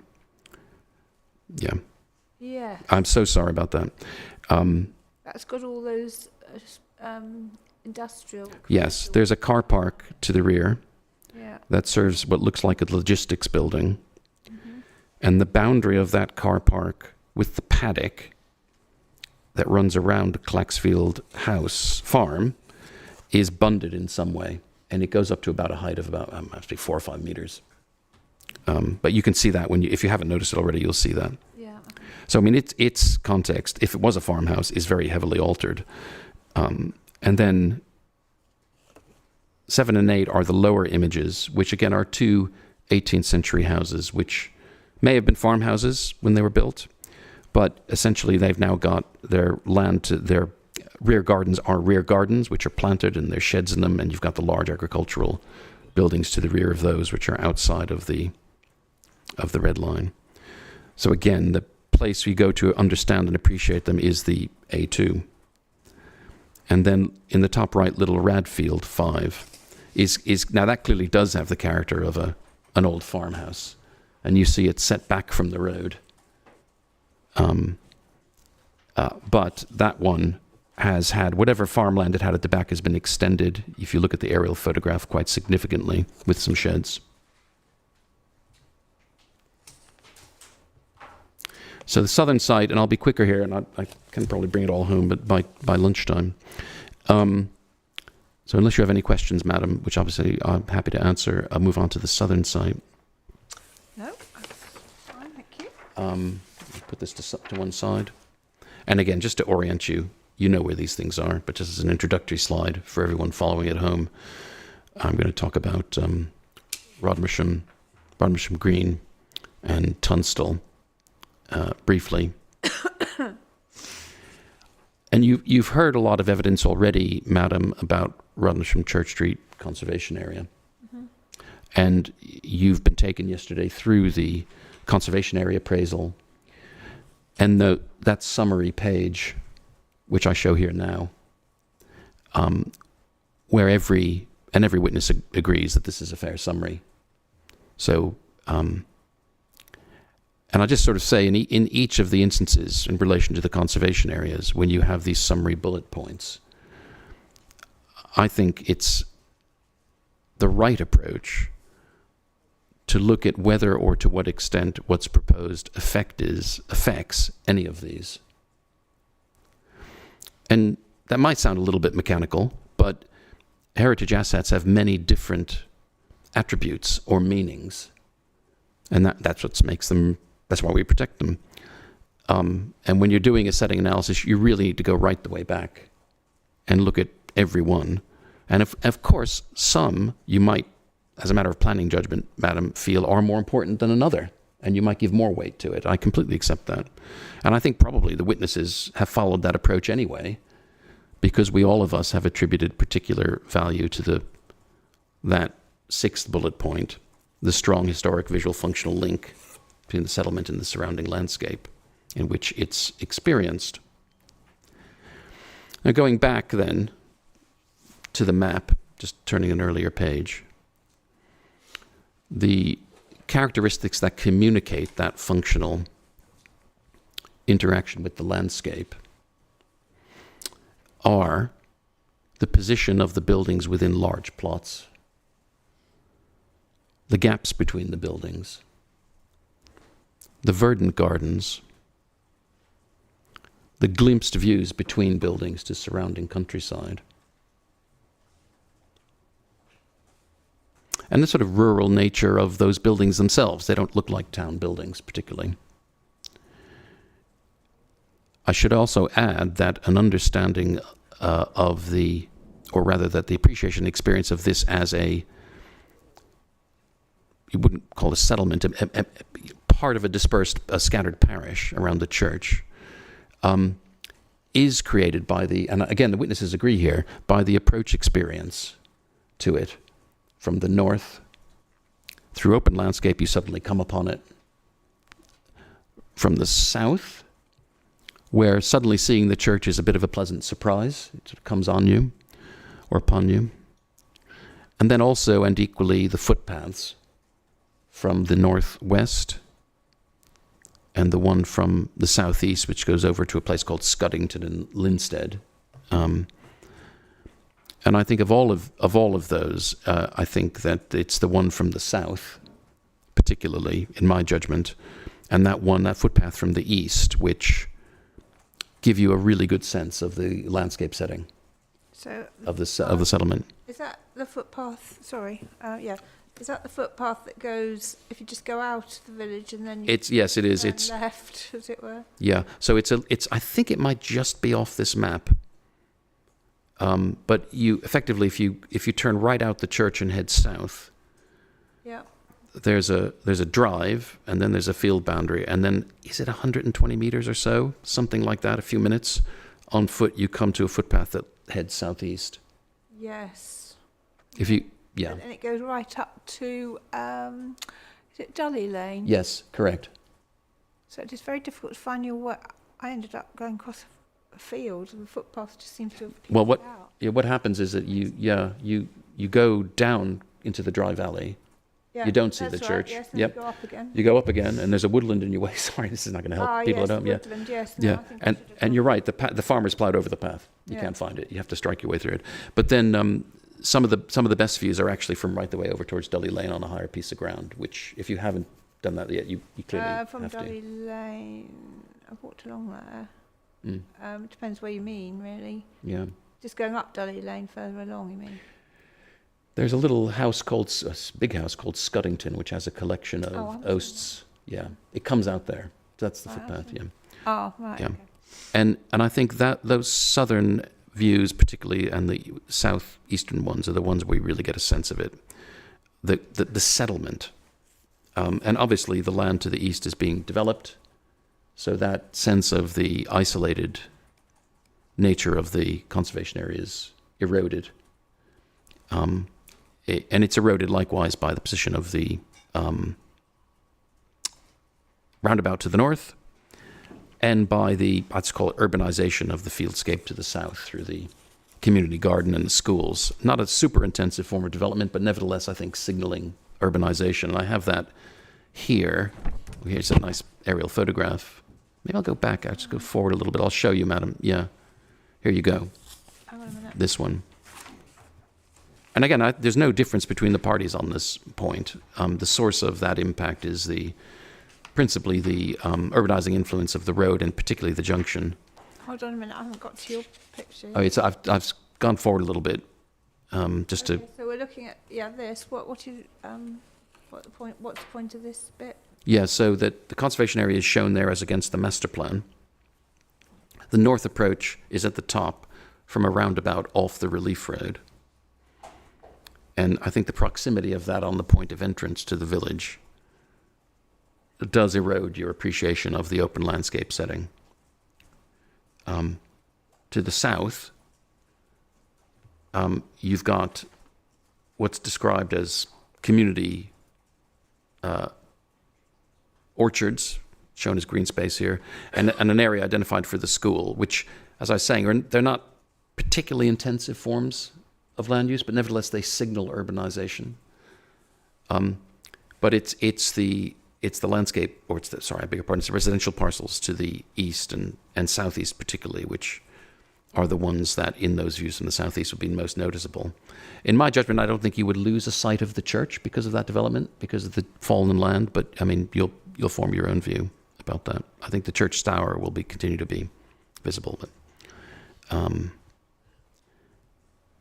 just go back a couple of pages very briefly then. I skipped over them. This shows the landscape setting of the village. Hold on a minute. Yep. It's a convenient point to... Oh, sorry. Yep. Convenient point just to comment on the church. Let me just go back. I lost my way. There we go. I'll make the point here that I explain my evidence. I didn't have the opportunity to go up to the church tower when I prepared my evidence. I didn't. I couldn't arrange it. I say I didn't in my evidence. I say that. Yeah. And I said I would try to do it, and I did it on Monday. And thank you very much to Councillor Bonney for making yourself available for that. It was very kind. And it was a really nice, clear day, and there were some beautiful views. And you've seen it, and it's great for orienting yourself in the wider context of the site. And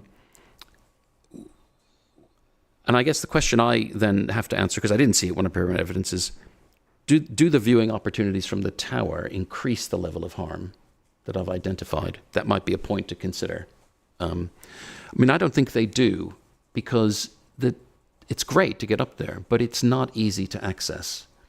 It felt, I'm used to climbing church towers. It felt a little bit tight. Glad you felt like that. Yeah, well, yeah. And there's a leaded gutter within the parapet, which obviously you can walk around, but again, it's not particularly... Oh, you can do it, but but in short, it hasn't been set up as a viewing place. Now, some church towers are, and I'm thinking of actually the Warwick Parish Church in Warwick, where there was always some place to go look at the landscape from the top of, and it's now, more importantly, at Warwick, a popular tourist destination. It's part, you go to Warwick Castle and you go to the church, and it's great. But I don't think this could ever be a point of regular access. So so I think that does in some way diminish the weight that you give to changed views. But, that's a judgment.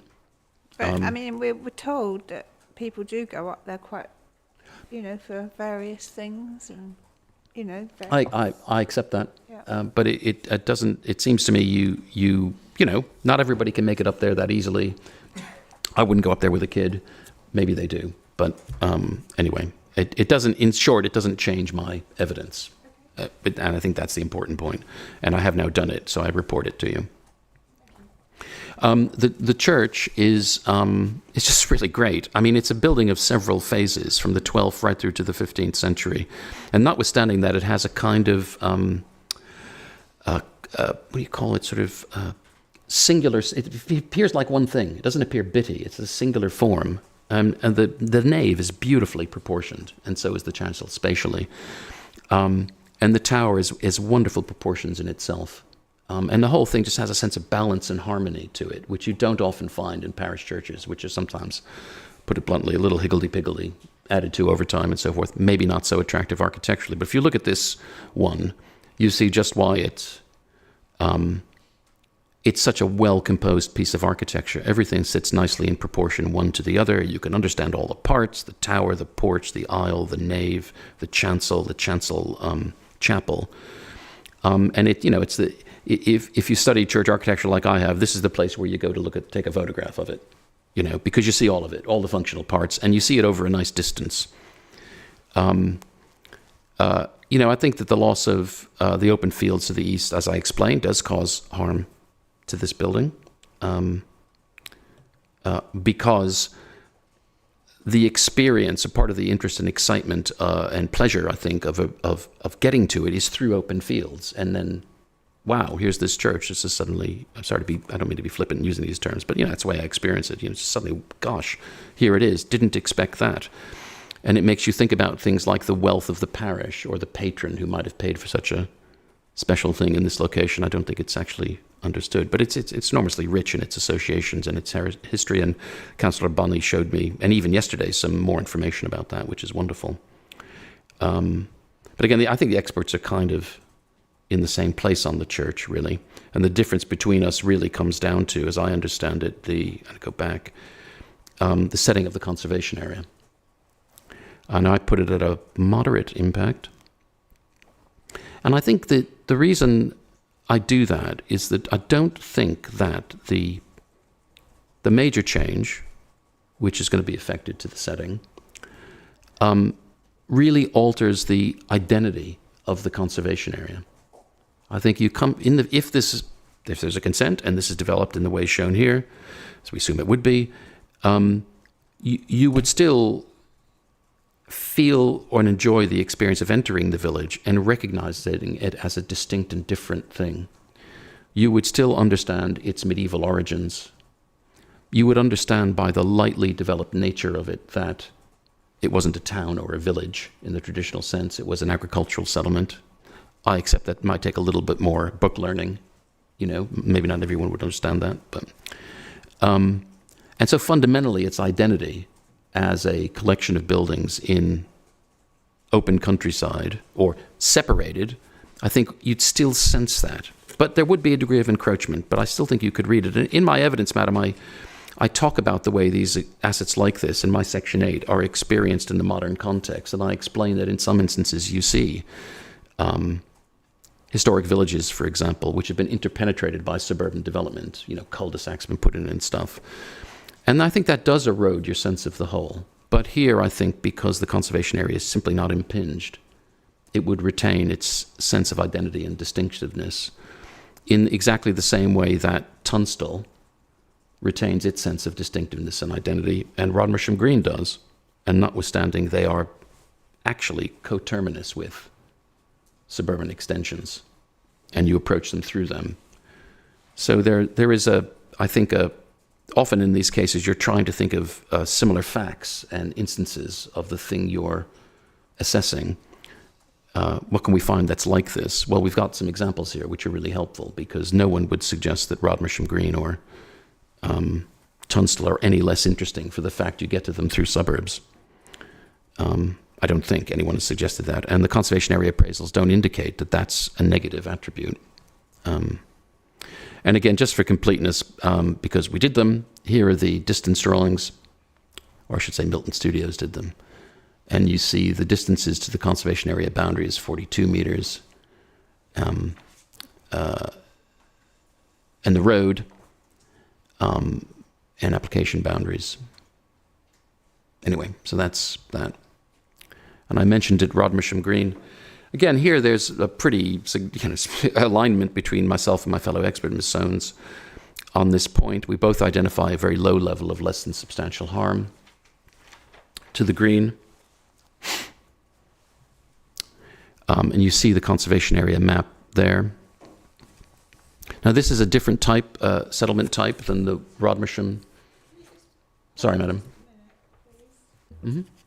Can you just go back to Robert? You know the distances, please. Oh, yeah.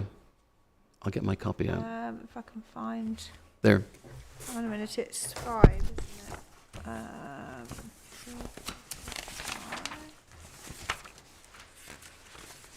3, 5.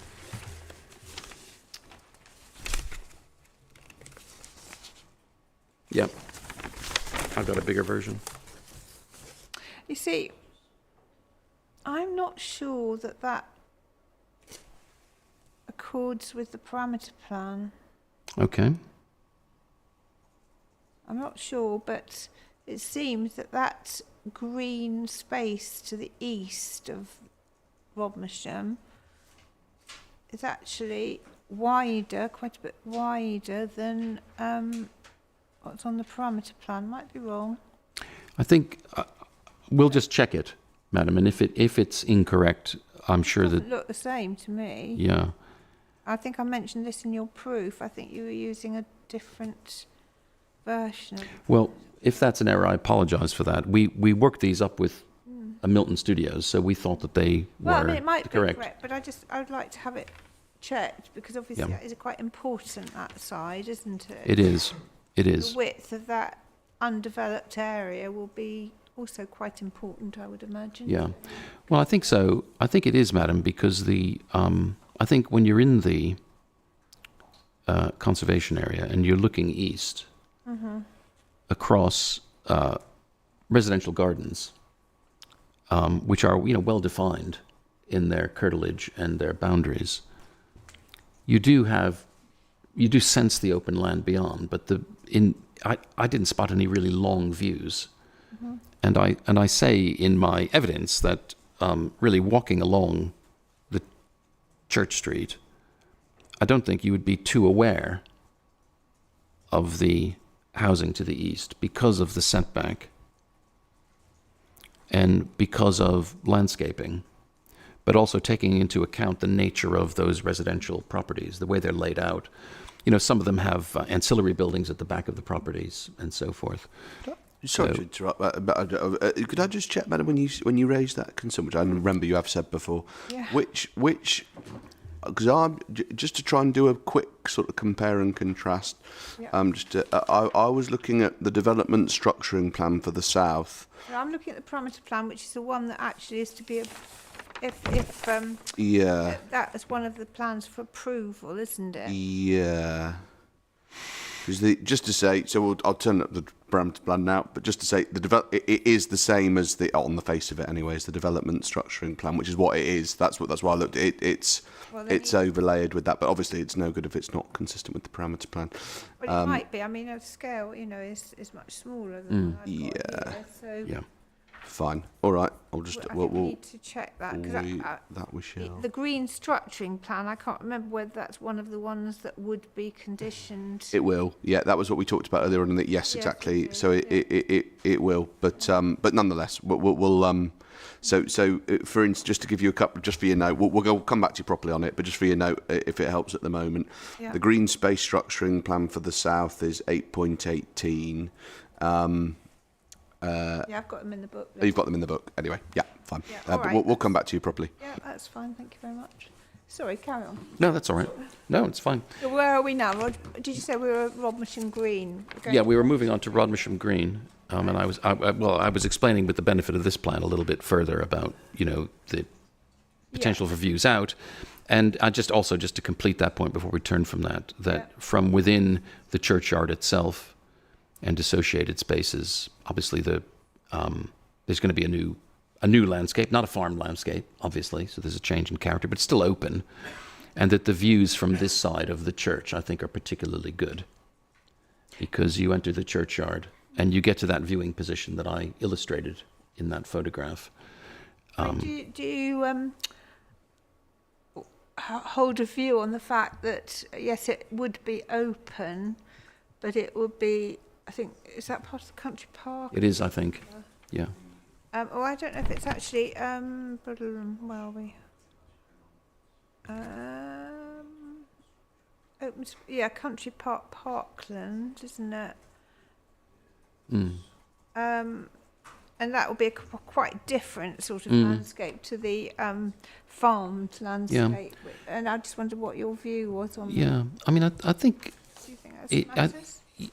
I think it. I don't mean to prevaricate. I think it could matter. I think it depends on the layout of the space. So, for example, you do come across country churches where you see them across agricultural land which has clumps of trees, which has hedgerows and so forth, and which is pastoral in its use. So it's greensward. If it were a kind of intensive municipalized landscape, that might be a little less complementary to the experience. But I think the important thing is that the road is on the other side of the ridge that you see when you're in the churchyard, so you won't see the road, and that there's a generous area of land left on this side, the design of which is not being considered here. So I think that on the one hand, madam, I mean, that could be, depending on the layout, a benefit, because you're creating more accessible, more open views of a church, even if you're changing the use of the land. So my opinion is that it depends on the detailed layout of the landscape. When you say the road wouldn't be particularly visible, but of course the road would come right up to the northern edge of the conservation area, wouldn't it? Oh, no, I meant from within the churchyard, ma'am. Oh, you're talking about the church? Yeah, I beg your pardon. Okay. Yep. Okay. Right. Is there any other questions? I think if I show another distance plan, they're going to come with the same caveat then. We'll just check them all, actually. That's fine. That's okay. No, I mean, the others might probably okay. It's just that one I've always thought was a bit different. But Okay. no, let's move on. No, thank you, madam. No, I'm making good progress. Are we? Oh, good. Well, Well, we'll have a lunch break at 1 o'clock anyway, Yeah. I think. I should be able to be done by then. We've only done Yeah. one conservation area so far. Be getting on with it. So, madam, just to set the scene, and it's going back to that earlier description I gave to you of the historic landscape context, where I described the scattered parishes, the scattered settlement, which is parish structure, encapsulates. Obviously, Rodmersham Green was part of that, but unusually, and probably from the 16th or 17th century, it was the focus of a number of houses. They were placed closer together. It's on higher land. You often find that, actually, where you get where land raises and you get houses grouped around. Specifically, the interest of this, from a historical landscape perspective, is it's the only designated example that we're talking about at this inquiry of an area of land that was used for common grazing, for common farming purposes. And you see, if you look at the plan in front of you, do you see there are 3 red splodges to the east side, which are older listed buildings. I couldn't see all of them, frankly, because of the hedges, but they look to me to be 17th and 18th century. Well, certainly, 17th century buildings originally. And you see there's a pond indicated right near to them. So, there you are. It's a stock pond, and it's an area to graze land, graze stock. We've got Stocker's Road, which leads to it. So it's all there on the tin. And then what happened over time was that gradually people gravitated towards it and built houses that really were just houses, not farmhouses. Don't know why. Possibly because it was just a pleasant situation. Is a good aspect to the south and east, obviously. And what you get is a really charming collection, as you see here, of varied architectural types and materials, ranging from the Regency period, which you see, I think that's Orsett House, which is grade 2 listed. You've got a kind of 1870s building, you've got an 18th century house, you've got that little terrace, and those terraces we looked at the other day, which were sort of late Victorian terraces, and there's even a sort of piece of modern architecture right in the middle of it, really, on that north side. And they form a very strong group, and they interact with the green because they enclose one side of it. And the photograph doesn't and can't do justice, sorry, man, I'm away, to the way the land slopes away. And the conservation area appraisal talks about more distant views. And I think when I've been in this green, I've certainly been aware of the wider landscape. I'm sorry, Madam, you. Oh, right, yeah. Oh, it's just after the map. Yeah. That's all right, yeah. I mean, when you're in the, and of course, the conservation area continues on the side of this view. I think this is the photograph on the cover, or it's in the conservation area appraisal. So it has this varied architectural character. Because, examples of buildings from, as I said, about the 17th century right the way through, 10 years ago with a modern building. They have a similar scale to each other, variety of materials, attractive setting.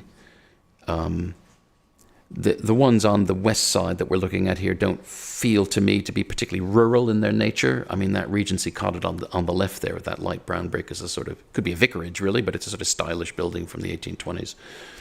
And then some of these buildings were lived in clearly more humble by who were probably farm laborers or laborers involved in some local trades. And at the very end, we know from historical imagery that there was a windmill, which I understand was caught on fire, was demolished in 1969, there or thereabouts, and obviously placed there because it's an elevated position. And I think when you're in this, I didn't find, although I was aware of the wider countryside, that contributed to any great extent to my appreciation of this historic landscape feature, to the interaction of it with the houses and with the sloping topography. And so I don't find any harmful impact on any of the either listed buildings or NDHAs here, because it seems to me their significant setting is the setting they have one with the other and with the green. And there's no real intervisibility, and I can't see you would even be remotely aware of the development in this location. However, and you have, again here just for reference, going back to these points is the checklist, do we affect any one of these? And you see, again, there's a bullet point similar to the one we saw at Rodmersham, which is bullet point, count them 6, historic, visual, and functional link. Obviously a functional link because of grazing and stock and animals, and this is mixed agriculture. So some of the people in the 17th, 18th century would have been farming the surrounding land. But the development is separated some distance from it, and we don't really affect that historical, visual, functional link. However, there are a number of views into the surrounding landscape from the edges of the conservation area. If you look at the next slide, which is an overlay on an aerial photograph, quite helpfully, which shows the boundary in green. You see the green, and you see a series of arrows, and it's that one at the far end, arrow 1, really, where if you go to that point and there's a footpath, understand you can get down to the church from this point. You can, I have to say, I had a hard time picking it out because of I don't know what the word is actually for the staves, the things that hold the vines, that hold the crops up. Yeah. I mean, they're these metal things. They're pretty intense. And I guess when the crop is in flower, you can, or in mature, or in leaf rather, you can't really see very much. But I think that's a sort of temporary thing, isn't it? You can just make out a ghost of the church tower. And importantly, there is a functional link between these two elements, which is important in historic landscape terms, because this is what's sometimes called an end or a hamlet that's part of the wider parish, and they have a relationship one with the other.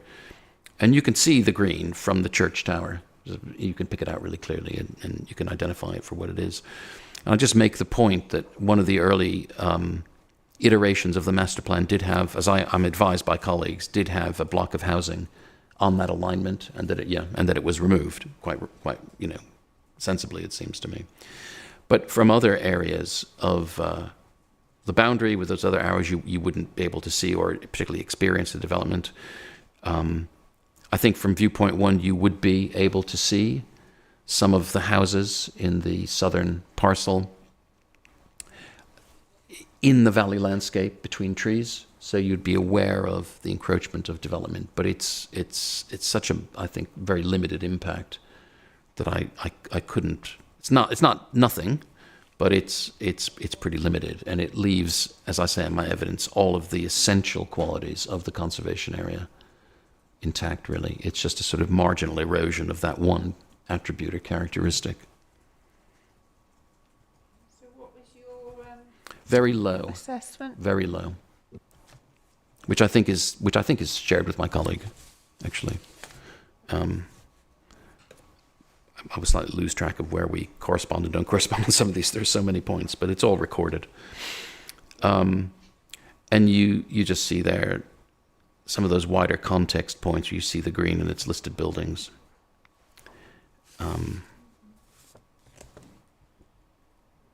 And finally, I show it with some trepidation, the Rodmersham Green distance plan. I won't say any more about it. You have it in front of you. We'll check it and confirm it. Oh, okay. All right.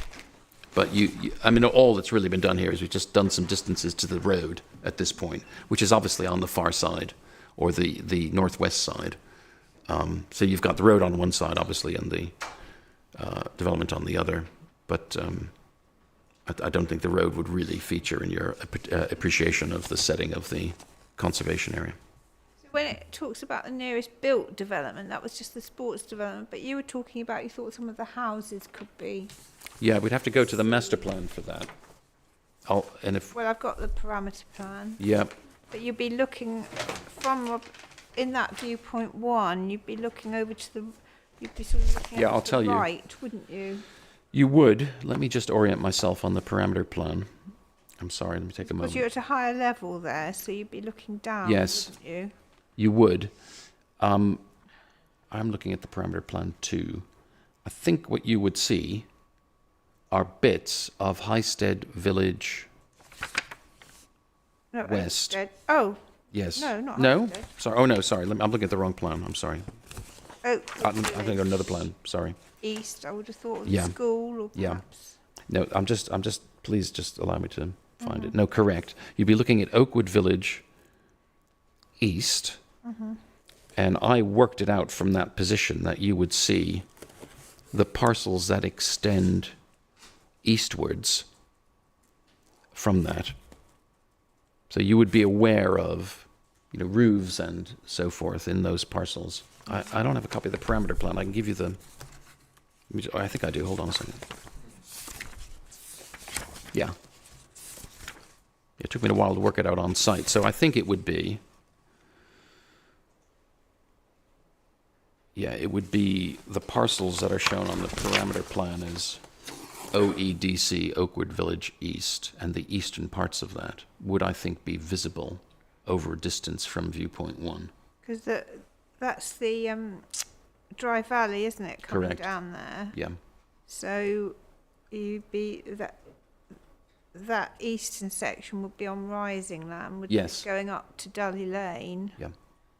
So you probably would see some of that. Yes, and that's what I worked out, and that's what led me to that finding of very low.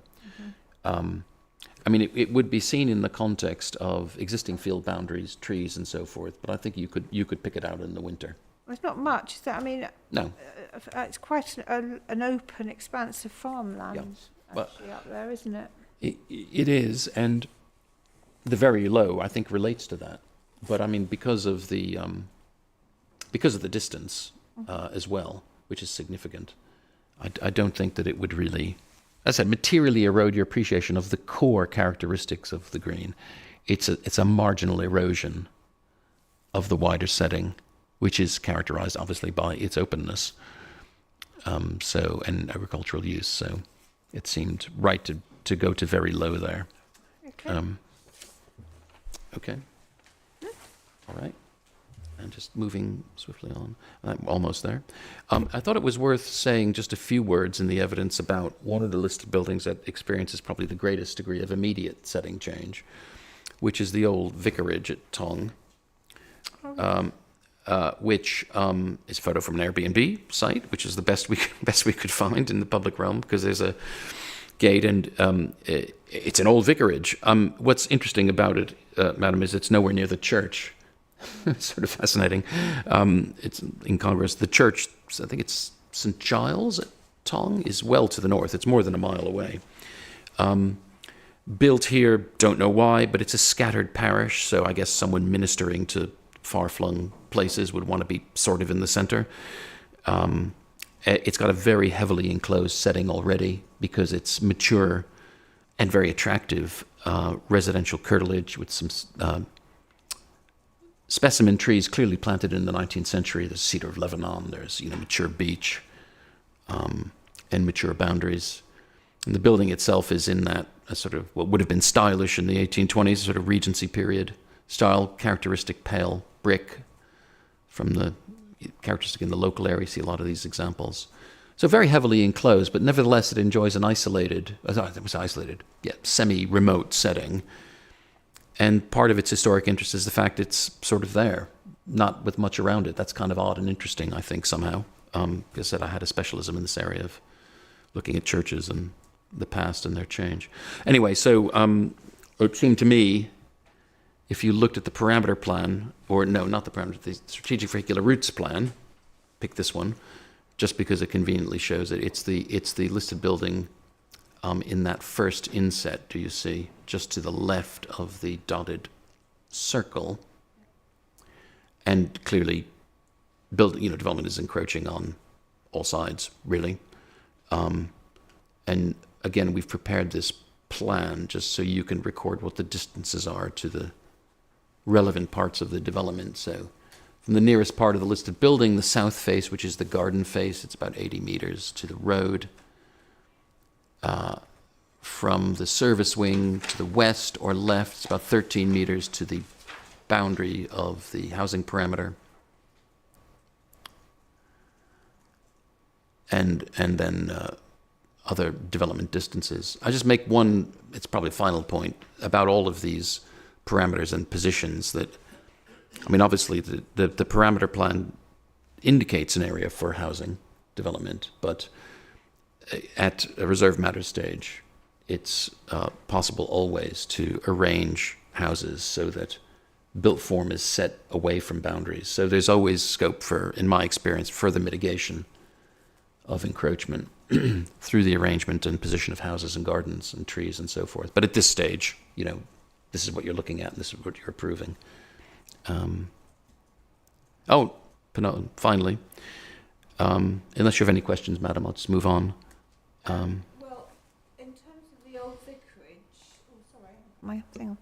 in terms of the old vicarage, then, that's, you said it's quite an enclosed setting, but on the western side, you have actually got a footpath going right across that field, haven't you? Mm-hmm. And it actually is you get quite a good view of it, actually. Yeah. Don't you? You do, yeah. And I think what you see, what I noticed when I walked around the area was the planting in the residential curtilage with the house that you see between it. But it's a mm-hmm. decent-sized mm-hmm. single-family dwelling in open countryside. Yes. And why is it? Because St Nicholas's Church is right north of Tong Conservation Area, isn't it? Mm-hmm. Why was it such a long way away, do you think? Well, in these scattered settlements, because the farmsteads were all over the place and there was no single center that everyone lived in, mm-hmm. the churches could go anywhere. And the positions of the churches sometimes was the result of a land grant, for example, that's gone unrecorded in time, what was available. Sometimes there's a long history of churches being associated with even sort of Roman sites. There's so many reasons why they're positioned where they're positioned. It's kind of hard to tell, but it is characteristic. But I have to say, I've not really come across a vicarage so far removed from a church. Oh, the church came first, presumably. Yeah, it does, absolutely. Yes, and in fact, this vicarage is built in the 1840s. Right. On land that was, I think, given to what would have been the Ecclesiastical Commission, which owned all the vicarages and so forth. So it might just be that someone made a gift and they thought, here's some free land. We can build a new church and it's in a more salubrious central location. I'm surmising based on experience. Those are the sorts of things that led to these decisions. Okay. Is that? Yeah. Yeah. Okay. Thank you. And finally, Bexon Court, which we heard a lot about yesterday. Again, there's a difference between us here, my fellow expert and I, about the level of harm, where I put it as low, and we're dealing obviously with the impact of the motorway junction, which is clearly a significant piece of infrastructure involving a change, both the underlying character of the land, which is very extensive, but also environmental influences which lead me, and this is clearly a farmhouse. It's got buildings to the south and west which appear to me to have been or originated as farmstead. So when you look at it and you look around the corner, you think, oh yeah, well that's a farm. And it's isolated now, so it could only really have been a farm. There's no doubt about that. It's got nowadays, though, a very well-defined residential curtilage.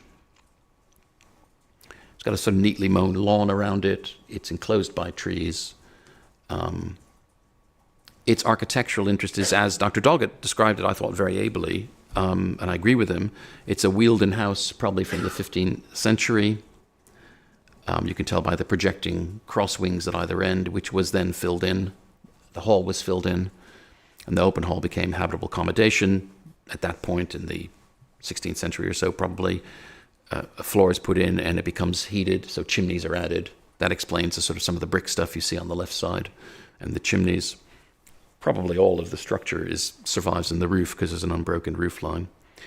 But again, going back to an earlier point I made about the concentration of wealth within the farms in this period, you see that close studding is done not for structural reasons, it's ornament.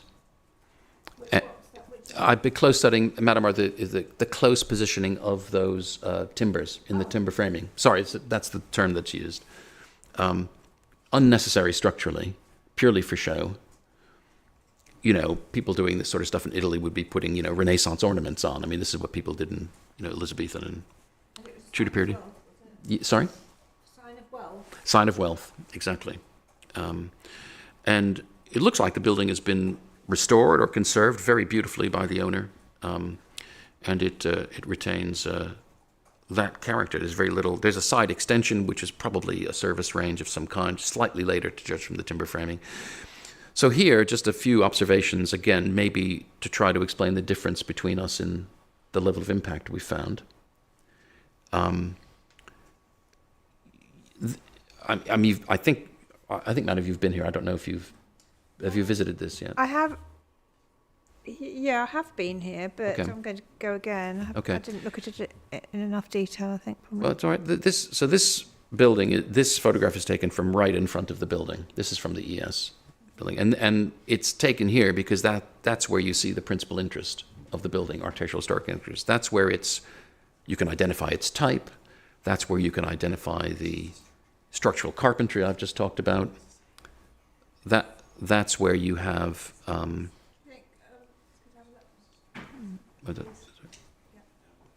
Sorry, this is the status elevation. This doesn't face the field that's proposed for the motorway junction. In fact, what it faces is another field, which obviously is not developed.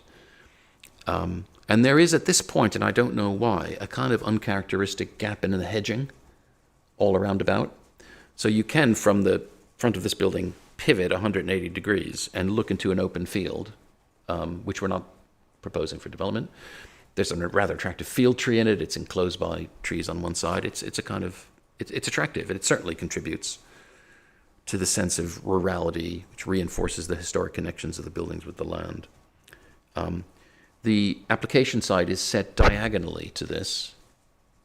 So in effect, looking at the front of the building, you turn and across the junction, you see the application site, which is proposed for the motorway junction.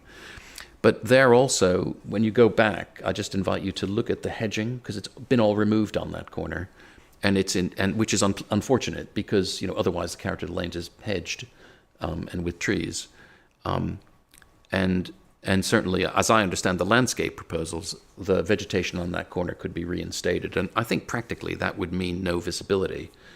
of the junction. And I think that's demonstrated by Ms. Brockhurst's technical note on ZTV, which was, I think, tabled last week. I mean, I might be taken there. I don't. All right, maybe go there actually. Do you want the reference for it? Yeah, maybe just the reference is enough. But Yeah, it is.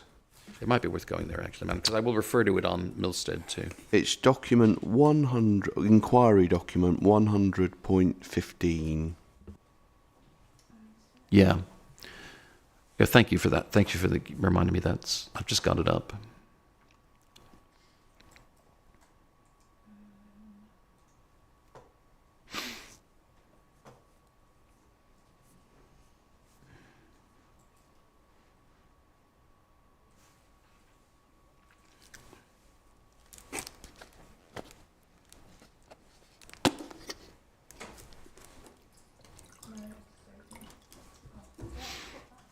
Right, and in that document, madam, if you go to in digital page 4, which is the ZTV of the junction and related, I think related infrastructure, the stuff in red, at year 1, and you see at that point,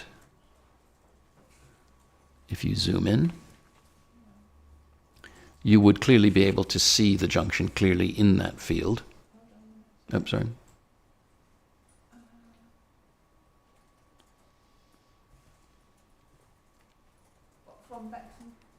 Yeah, well, from the junction turning around, whether or not you'd be able actually to see it from the front garden of the house, which is the photograph I have in front of you, I can't say, because the ZTVs are pretty good. It suggests that there's little bits of purple there that you could probably see it if you zoom right the way in.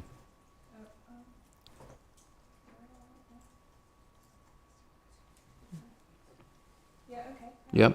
So there, you'll probably be able to see it bits and pieces from parts of the garden of that building and from the road in front of the building.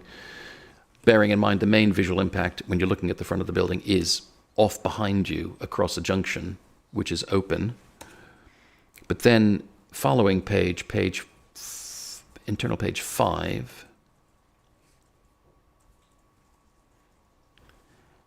is the ZTV at year 15.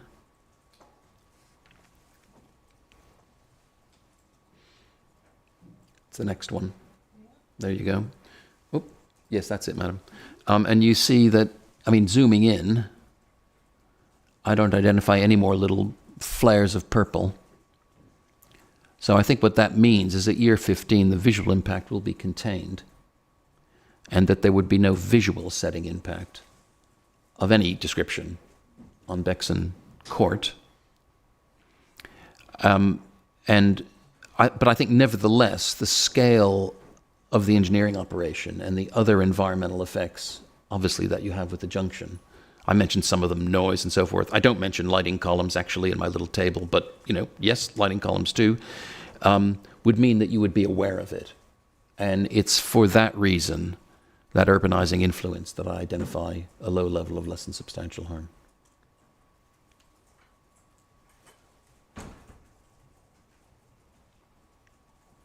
Actually, here's the master plan, and it shows landscape.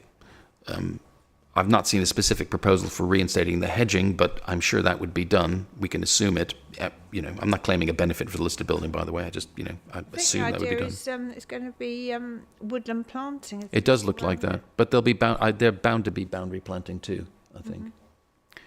I'm presuming that's what the year 15 Yes. ZTV takes account of all that planting. I spoke to Ms. Brockhurst about this, and she's confirmed that to me. Very briefly, Just to say, just in passing, that's all right. That's shown as woodland in the structuring plan for green space. Yeah. No, madam, I'm conscious of the time. I'm fine. I'll be done in 10 minutes, Okay. and it would be good, I think, if I could just be, Yes, no, that's fine. Then Forgive me for mentioning that, but I think, we're almost there. Right. Absolutely, yeah. I'm building up a massive list of questions. Well, yeah. at least if the pictures are done at that point, then at least we can. Anyway, so just briefly, Tunstall Conservation Area.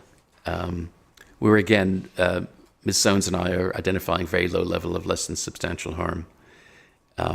A conservation area that is got a more what's called a nucleated form. So buildings are close together. This is the word used in historic landscape cards, a bit of jargon. Buildings are closer together. It's kind of a remarkable collection of buildings. It's got a fabulous medieval parish church, restored by the Victorians, but very, very lovely treed setting, which you see there in the center of that image.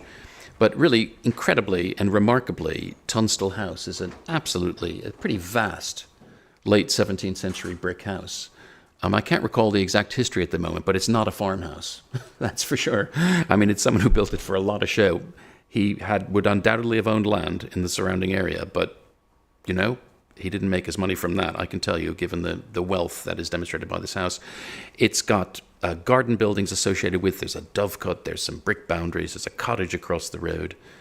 And in fact, there's another manor house at the top, a smaller, it's called manor, at the top, from the same period. So a lot of money is coming into the local area in the 17th century. And then there's buildings of varying dates, from the Georgian period, extremely attractive.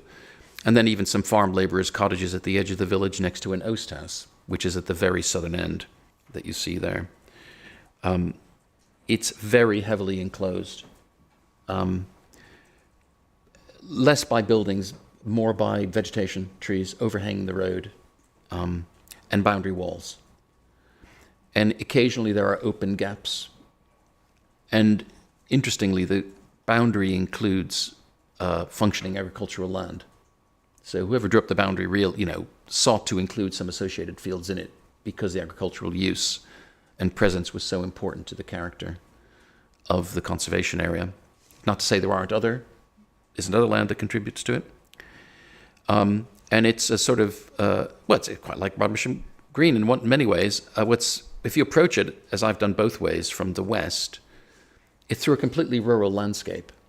There's a sort of church hall, just something like that, just outside the conservation. You see the oast house, and then you're in this very special and enclosed environment. You go right the way at the top, turn right, and then you're in the suburbs of Sittingbourne, and vice versa. The point I made earlier, that none of that later development to the north and the east has, I think, in any way diminished your experience of what makes the place special. And in fact, in some ways, the change makes it more remarkable. But I'm not going to claim that change is in itself beneficial, but it's what you experience on the ground. And the conservation area here, again, Madam talks about the intervisibility or the landscape setting, the water landscape setting. Again, an agricultural community in its origins enjoys an important relationship with the surrounding farmland. And as a consequence, the appraisal has this plan, which identifies views from public rights of way, east and west, and particularly some pointing towards the area proposed for development. I'll go back to my parameter plan.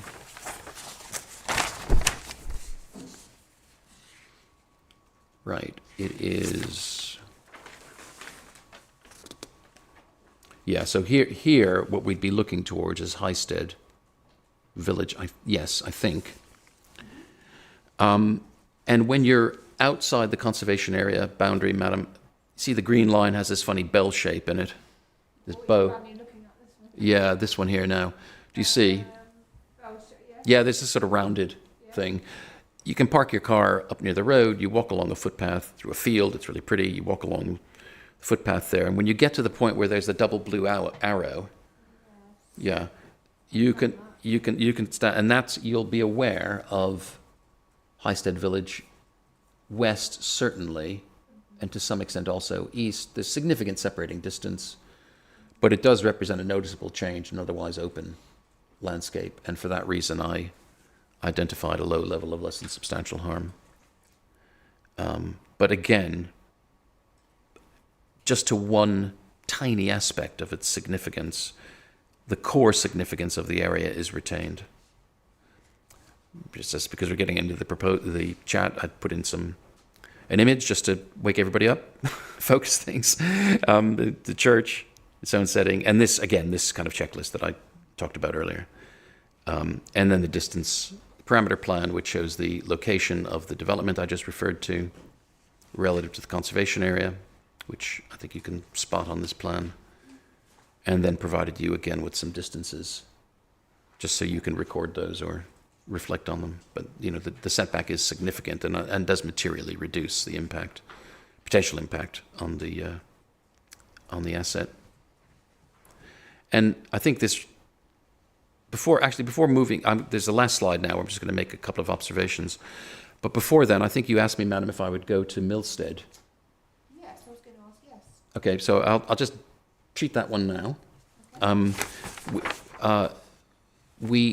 If you can go to the conservation area appraisal, which is,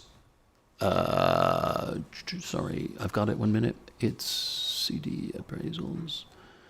It's CD 19.26.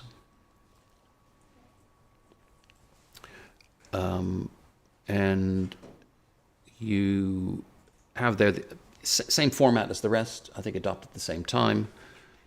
Very good piece of work. And I just want to draw your attention to two plans in it. The first is on page 19, digital. It's a very colorful plan. And you see, first of all, that one of the interesting things about this conservation areas are its multiple phases. But also, do you see in the key below origins of surviving building, you see shaws and woodland? Yeah. So this is a conservation area where there is historic landscape surrounding it. And that goes back to a very early point I made, and I was making about change to landscape. That here, there's enough surviving of the landscape to identify the origins of the fields as what are called assarts. I don't know if you may have come across these before, but an assart is not an enclosed field, but basically if you imagine the whole of the southern England covered in trees in the 12th century, right, and you want to make a field, you have to chop down some trees. That's the field. That's an assart, as opposed to an enclosed field. They're recognized and very ancient historic landscape type. And you know them because they have wobbly boundaries, and the trees are often ancient in them. And they would be shown as, you see the yellow shaws? Yeah. So the word shaw is used to describe a wooded hedge, which usually denotes an assart. But then there's so it's this sort of wonderful mosaic of historic buildings and landscape. And this conservation area sits in the slope of the hill, and it's got a clear point of focus around the church, which are crossroads. It's got a fantastic collection of timber-framed buildings of different phases. Really beautiful setting. And 2 nights ago, my colleague and I, we got out the car at the church, put it somewhere, and then walked up and down. And specifically, well, I'll make 2 observations, I think. First observation is, as soon as opening the door, I was aware of the noise of the M2. And in fact, it was pretty constant throughout the whole of the area, and quite noticeable. I don't know anyone is alleging an increase in noise and harm, but I mean, there's a lot of background noise already. The second plan I take you to is just a few pages on, I believe, yes, and that's on digital page 26. And we saw this yesterday, I think, in Dr. Doggett's oral evidence. And this has got some lavender-colored arrows. So this is the view plan. It identifies mostly internal views and only some distant prospects. The only distant prospect is at the very south on the plan. It's V4A, and that's away from the development. And if you walk to the edges of the conservation area, and indeed even the footpath, what you see is a settlement ringed by hills and woodland. So And that must be the reason why it was screened out for assessment at a later stage. It's so enclosed, and I don't think there'd be any question of intervisibility based on that inspection. So sorry, is the settlement enclosed by? Both landscape features, so hills, valleys, and woodland, blocks of woodland. It's and that's documented in this report, and you will see it when you go. So I don't think there's the remotest possibility of any intervisibility from here. And About the, somebody made the comment, I think it might have been Dr. Doggett, about the effect of light. It's in the national landscape, isn't it? Well, yes, okay, so it is some distance from the new motorway junction. I can provide this with you based on Ms. Brockhurst's plans, because we had it up, and she did the ZTV, which includes Milstead, which demonstrates no impact, but roughly using the scale in her drawing. I'm looking back in Ms. Brockhurst's technical note with that was the ZTV, madam. It's just convenient because it has the motorway junction and Milstead and a scale on it. The next one, madam. Oh, no, that one. That's page, you're right, page 5 of Ms. Brockhurst's technical note. Yep, so Milstead is on that plan, do you see? Just to the south and east. Yeah, you see it's across a valley. There are blocks of woodland in between, and at the nearest point it's more than a kilometre away. Now, I haven't been there at night, so I don't know if there is what was referred to as backlighting. You will. I can't give evidence on that. It seems unlikely to me, really, given the distance and the interposing vegetation, and the fact that within the conservation area there are buildings, there are boundary walls. You'll judge for yourself, but I think it's highly unlikely that there would be any change to the lighting dynamic in the evening in that historic village. Highly unlikely, because of topography, interposing vegetation. I mean, there is already light generated by the road. I don't know from how many sources, but there is. But of course, and equally, the lighting design of the junction is subject to a lot of approvals. And I've worked on projects involving new motorway junctions and in sensitive locations, and lighting can be managed in some way. So it seems to me there's ample scope for mitigation later in the process, if there is anything to be concerned about, and I don't think there is, but it's my view at this point. I'm just going to conclude with a little bit of a guide to what I did in the appendices to my evidence, in case just to be clear. And if you turn on to what is the penultimate slide, just about done, you see there's a table with different colors on it. Yeah. Now that is just you see that, madam? I'm not going to talk to it in detail. I'm going to guide you through what the colors mean. Okay. It seemed to me in this case there were so many assets and so many different opinions. We brought them all together here. Asset group and identification, asset type, list entry reference, then the ES assessment, Ms. Soane's assessment, HE where relevant, and mine. Now, where there's no color, it's the trifecta. Everyone's singing the same. Right? There's no difference of opinion amongst anybody, or at least between the parties named here. In green are those instances, and there are a number where I agree with Ms. Soanes, but we both of us depart from the ES. It happens. And then the pink highlight are areas where where Ms. Soanes and I form different judgment. So if you want a nice place to see where we differ, now because of the number of assets we've been dealing with, obviously in my evidence I focused on the ones I thought were most important for you to hear about. But there are a number of others. And where Ms. Soanes and I have formed a different opinion, in the right-hand column I've explained why. You know, I put the gist of it, the difference, or not the difference, but why I formed the view I have. So I guess if you, as Secretary said, have any questions about particular assets and any differences of opinion, it's really in the pink column or the pink row. Sorry? You've only put in 2. Well, this is just a page. This is an extract from the appendices. No, it goes on for about 15 pages. Right, yeah. This is just to tell you what I've done. No, I'm sorry. But I just felt we had to put some order to it for you. Fair enough. So, and this is merely, it's like a bit of a, it's just telling you what we did. Thank And that's you. it. Very helpful. You're welcome, ma'am. Now, let's just best document it. So we're going to break for lunch in a minute. But so are you going to carry on with your... No, we're In done. chief, or have you- No, I've got no supplementary Nothing to questions. ask? No? Dr. Mealy's examined himself in chief, I think. I've got nothing Let else. you off the hook, hasn't he? Yeah, he's going to cross-examine himself as well.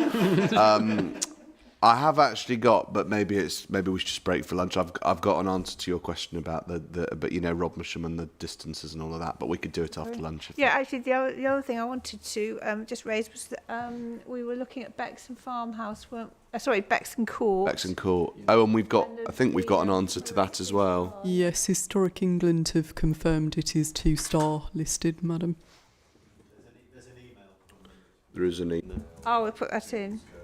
Documents or Sorry, that's going in if it's not in. So already. we've confirmed that's 2-star. Well, do you want to just deal quickly with what you... Shall I just do it quickly and then Yeah. So I've not got the book of plans in front of me that you've got, so I'm just going to give you the core document references. I'm absolutely sure they are in your book of plans, but I'll just. Okay, all right. So if you're going to need to flip between, for the south, you're going to need to flip between 2 different plans. The parameter plan, which we've got just for anyone who's not got the book of plans, it's core document 8.2 is the parameter plan. And also the development structuring plan, which for the south as a whole is core document 8.12. So it might just be worth, if you just want to sort of have a thumb in both of them, and then I will explain. Development structuring plan. Hold on a minute. Not at all. Amazing. Green structuring. But do you don't know where in the book this is? Ooh, Do you? I thought you might ask me that. No. Hold on. So Is it's it in all here, all is for it? the south. Yeah, no, it's south. Yeah, I know. Won't be there. Won't be there. Parameter. What's this one? Phasing. That's be phasing. You could also, if it helps. Oh, here we are. Oh, you've got a. Yeah, is that? Just make sure I've got the right one.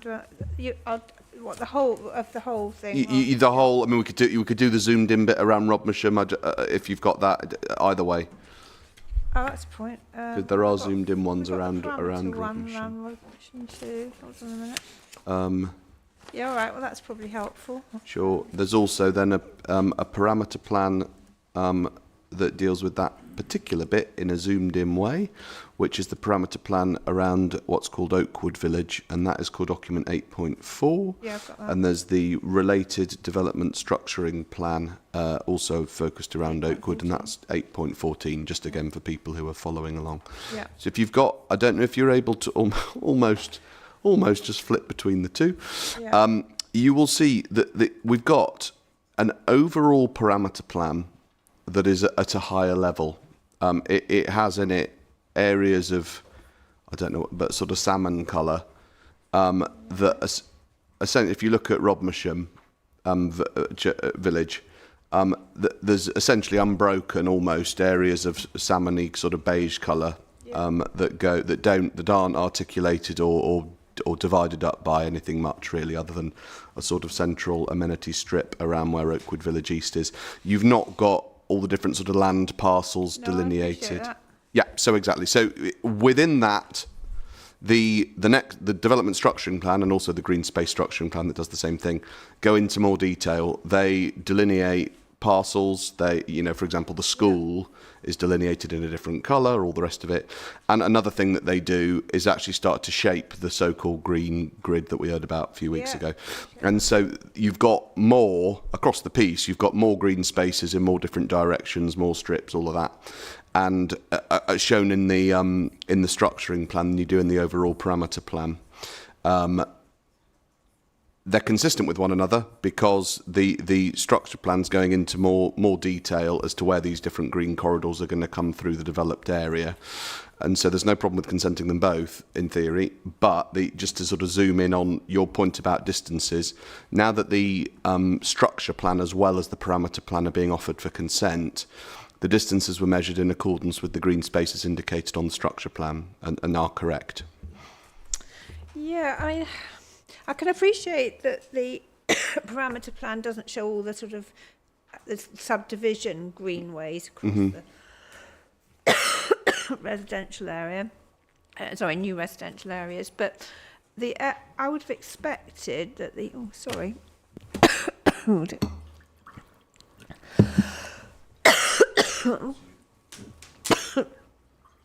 almost like there's something in the air here.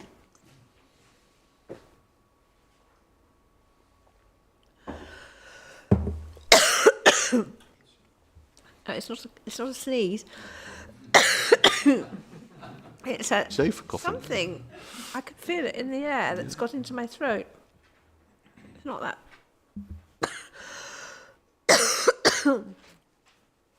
Right. Sorry. Not at all.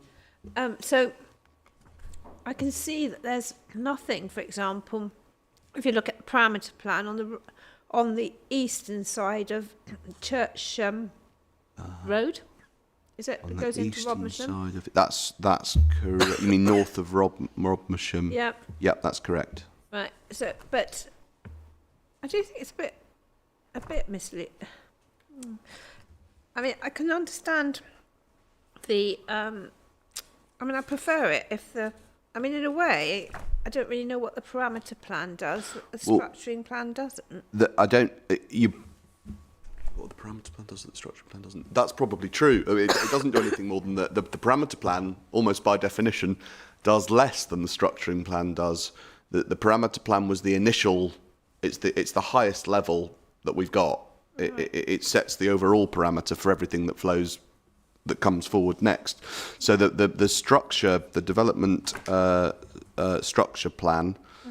Is consistent with the parameter plan, but it does a lot more. It does all sorts more, obviously. And the green space structuring plan is similarly, you know, same sort of thing. You're right that you're right to say that the parameter plan is not doing anything that the development structure plan is not doing, but the development structure plan is doing a number of things that the parameter plan is not doing. Exactly. So yeah. So is there any point in this? The parameter plan, because I mean, if you look at, for example, the Oakwood Village North School, that looks as if that's in a residential block, doesn't it? But it's actually all yellowed out as school in the structuring plan. Mm-hmm. Yes, exactly. That's right. So you get more detail. Well, I mean, the whole of that parcel is school, not residential, shown here. I think it's quite confusing, personally.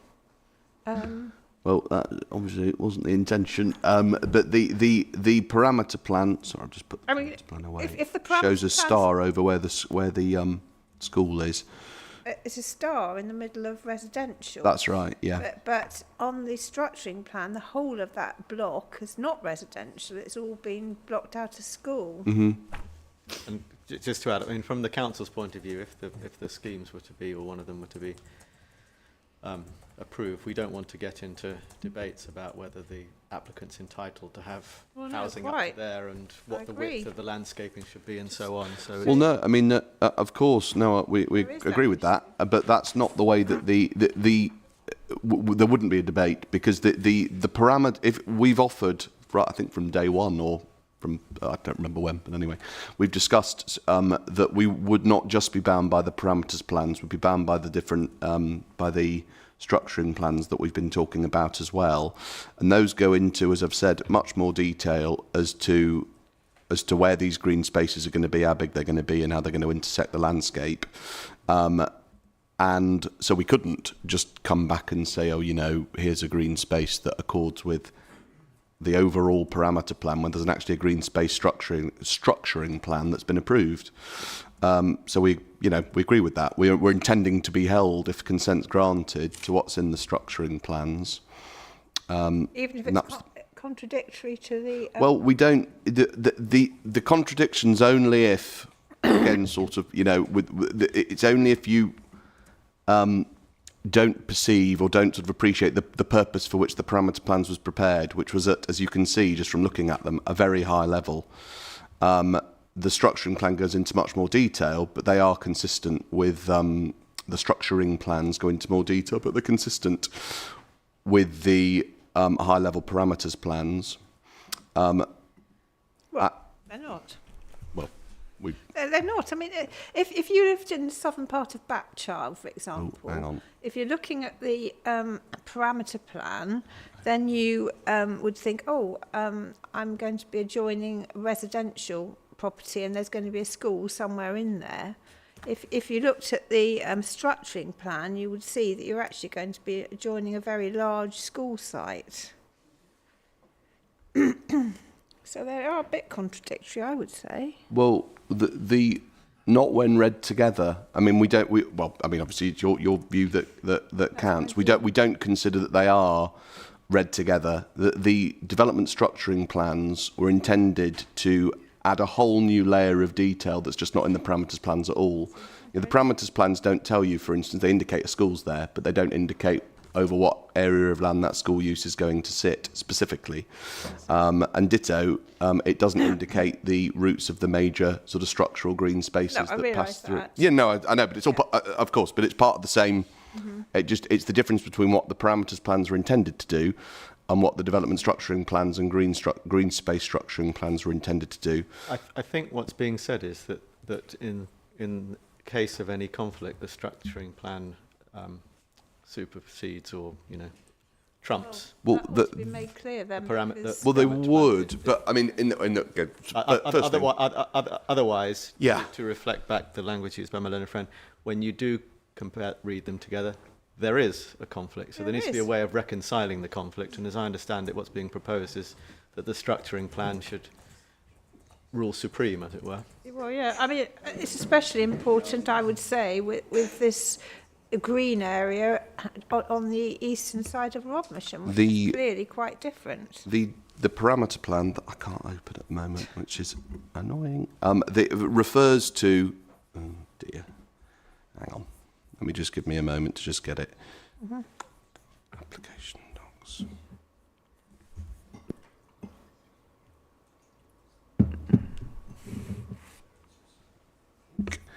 The parameter plan, just coming back to your point, madam, about your thought that the plans are inconsistent. Yes. You said that someone would be looking at the school site and thinking that there's a school in the middle of residential. Mm-hmm. But the key doesn't just say residential use. That the school indicates the location of a primary school. Mm-hmm. The salmon. I'm sorry. Anyway, yeah, our school. But the salmon-coloured wash is keyed residential and mixed use, not just residential use, and that's not. There's nothing unusual about that. It's just it's a function of the fact that this parameters plan is drawn up at that kind of high level. It does not disentangle or seek to distinguish within the overall lump of residential and mixed uses, specifically delineating the parcels within which things are going to go. It doesn't even delineate between different parcels at all. So taking a step back, we don't accept there is any inconsistency. The development structuring plans are a level further of detail across all sorts of areas, land use, green spaces, structuring the shapes of the spaces, all of that. However, it's absolutely the intention that when things come forward, they accord not just with the parameters plans, but with the structuring plans too, and more specifically, because it's the structuring plans that provide lots more detail. I mean, to be honest, that was only just an observation about the school. What I was mainly concerned about was this green space on the eastern side of the conservation area. Yes, sure. Going up Church Road and on the eastern side of the actual main body of the conservation area. Yeah. And I would have thought at the very least that should be consistent, personally. Well, it I can't see why it can't be. It can be. I mean, it can be. There's no reason it can't be at all. It hasn't been so far, but I mean, it will amount in the end to the same scheme for reasons I've already explained. But we'd be happy to amend the parameters plan. But we are committing to the green space structure set out in the green space structuring plan that Dr. Mealy's measured from. So That's a development structuring plan, the green space structuring it's the same. plan. I mean, sorry, it's those show. Sorry, yeah, both of them, but they show the same quantum of green space. Mm-hmm. But I mean, it could be made clear in, if, you know. we'd be happy to say Condition. through a condition or something that if into the, I don't know how we could word it, to the, you know, that the green spaces, for the avoidance of any doubt or whatever, will be delivered in accordance with the green space structuring plan. But I mean, that really is what the intention of producing that plan is. So we could be happy to come back to that. Yes, I think it sounds like and I noticed there hasn't been a response on it, and I wonder why. But it sounds like the condition is in the event of conflict between the two plans, the development and structuring plan shall prevail. It sounds like. Yeah, no. We could do that. I mean, the reason that I'm not accepting that there is conflict between the plans, but regardless, if in the event anyone ever thinks there is, then yeah, it's clearly the extra level of detail that trumps. It will have to. Yeah, it's obviously all without prejudice to anything. But yeah, I think that's something we can pick up in conditions, but perhaps if that could be noted, we can discuss it further then, can't we? Yes.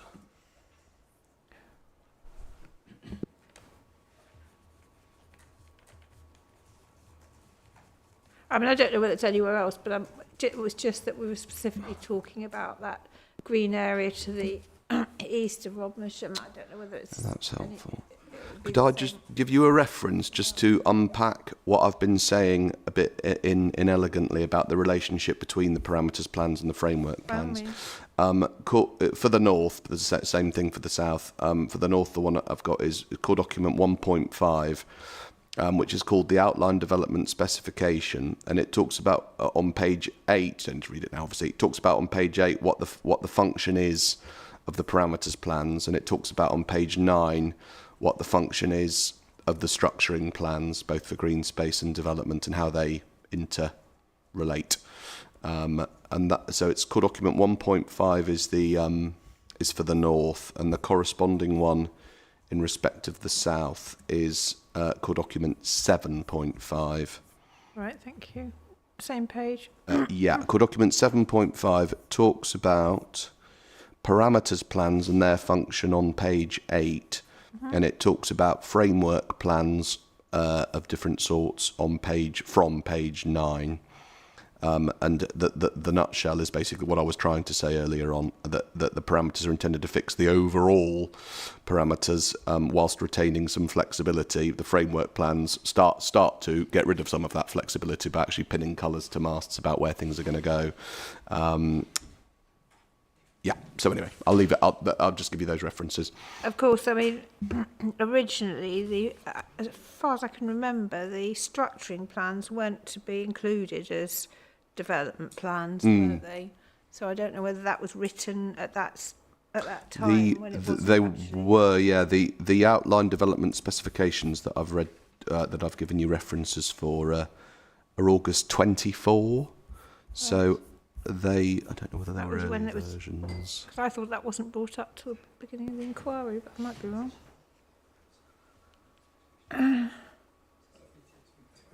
Anyway. Yes, but no, we can happy to come back to it at conditions, obviously. Right, thank you. Yeah, I certainly would. About anybody else? Right, okay, thank you very much. Well, we will have a lunch break till 25 to 3 then. Thank you.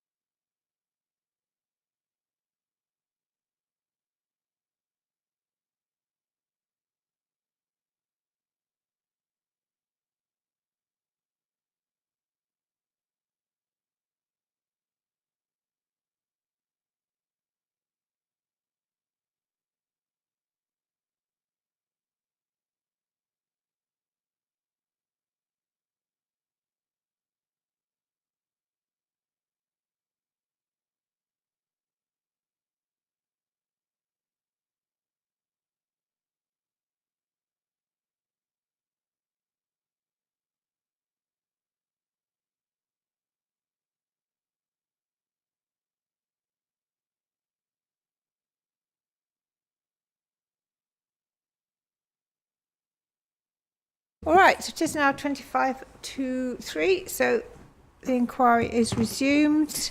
So how do you think we'll do this afternoon? Well, I'm going to stick to my generous and vague time estimate of 2 to 3 hours. Yeah. So Well, it will be in that order. That's fine. I mean, if we... it looks very likely we might have to come back in the morning, is what I'm going to say. Yeah, with the third parties cross-examining as well. I know that, yes, And, yeah. yes. Yeah. He's, I think, Mr Barnes, you said half an hour or something, didn't you? Yes, I mean, Might I be a bit anticipate longer. Mr. Pereira is probably going to cover a lot of the ground that I would otherwise cover, and it'll probably be picking up residual issues. Yeah, so, yeah. I think that's Yeah, a fair. Don't want to hurry anybody. So I think we will, have to plan possibly to come back tomorrow morning. So just so everyone knows.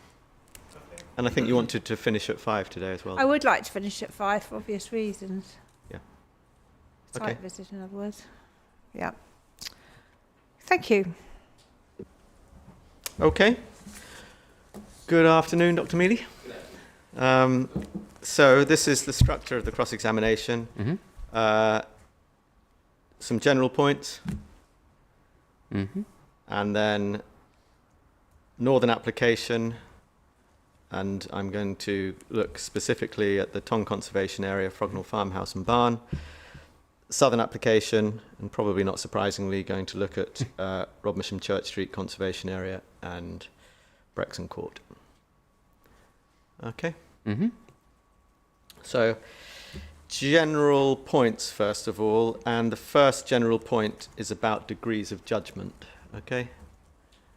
And I want to really pick up where you left off at the end of your presentation in chief, if I can call it that.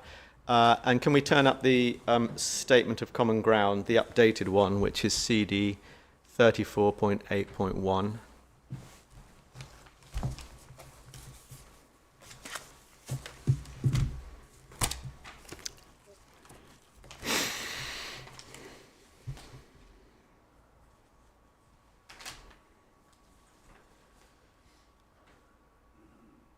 Okay.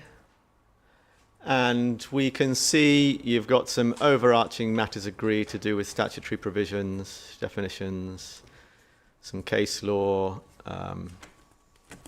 methodology, the words to be used for the scale, Mm-hmm. policy, and so on. And as we understand it, therefore, there isn't any disagreement on what the relevant policy or relevant law is. Correct. Thank you. And if we just carry on, you've got table 2.2, matters agreed, southern site, and then there's another table, matters agreed, northern site, and there are extensive areas of agreement, aren't there? Correct. That takes us all the way through to page 26, all of those matters agreed. Mm-hmm. And then we've got, from page 26 onwards, we have matters not agreed, table 3.1, southern site, similar one for northern site. And just to help get an idea for the kind of range of disagreement, sometimes you and Ms. Soanes disagree but are above the level assessed in the environmental statement. Highsted Farmhouse is an example of that, I think. Yes. Second entry there. Sometimes you disagree, you're below the environmental statement. Mhm. Matson's an example of that. Sometimes one of you is aligned with it and sometimes the other. And there are similar patterns in relation to the views that Historic England have expressed as well. Correct. And everyone we know is in the range of less than substantial harm.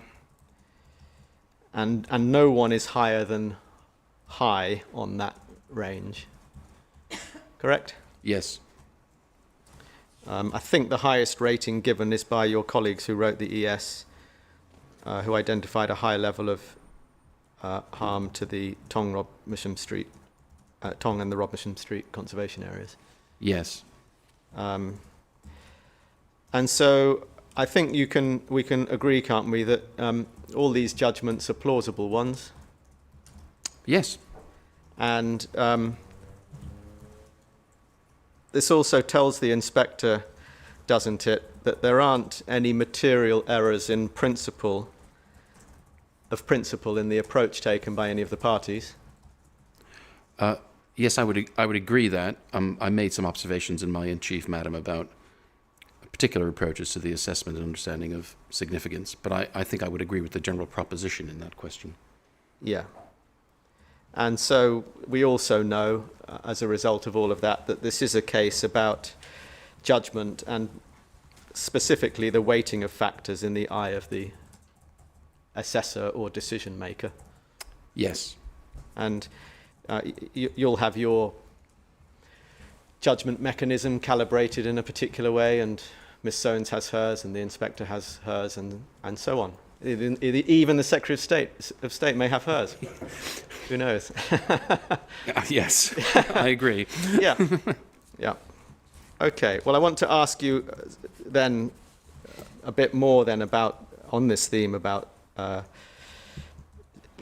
calibration and judgment. Can we turn up your proof? Mm-hmm. So CD 37.4.2, CD 37.4.2, and it's page 17 I want to take you to first of all. Mm-hmm.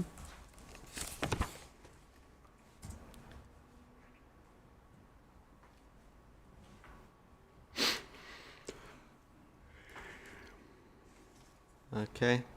Mm-hmm. I'm going to put my glasses on, sorry. So page 17 is in a section that's on the policy context. Yes. And you say at 2.24, this is in main a setting case. In relation to Tong, it's also physical impact on the conservation area, isn't it? But in the main a setting case. Yes. And you say many decisions grapple with this, you've given evidence and so on, and then you offer some observations, yes? Yes. Thank you. And I just want to ask you some things about this. When we're dealing with setting, we're always concerned about impacts on significance, aren't we? Yes, either direct or indirect. Yeah, and sometimes the expression special interest is used, and that's kind of used interchangeably with significance, I think, isn't it? It's the statutory word, yes, but Yeah. you're right, it's the same concept. And when it comes to setting, we're concerned with how the setting contributes to significance Yes, and how it enables significance to be appreciated. I agree. Thank you. And we don't need to turn it up, but there's a reference for that, CD 19.4, page 8, paragraph 9, but we don't need to turn it up. That's the Historic England guidance. And the whole context for this, obviously, is that heritage assets are assets which it's in the public interest to preserve and enhance. Correct. Which is why you need a countervailing one if you're not going to do that. You need a countervailing public interest if you're not going to do that. Oh, sorry, I missed the thread of that question. Yeah, which is Sorry. why you need a countervailing public Yes. interest if you're not going to do that. Yeah. Sorry, I misunderstood. I'm so sorry. I did actually mumble a bit on that question. Agreed. Right. So 2.26, you say, and this is giving some kind of guidance to the inspector, I think, isn't it? Of what your approach is. Yes. And so I think you're also then suggesting it as an approach that the inspector should adopt. Yes. Yeah. So you say at 2.26, because setting harm is indirect and does not affect the intrinsic interest of an asset, I do not think it is likely to rise very far up the less than substantial scale or become substantial harm. I do not say it could never happen, and it is a matter of planning judgment too. Yeah. Yes.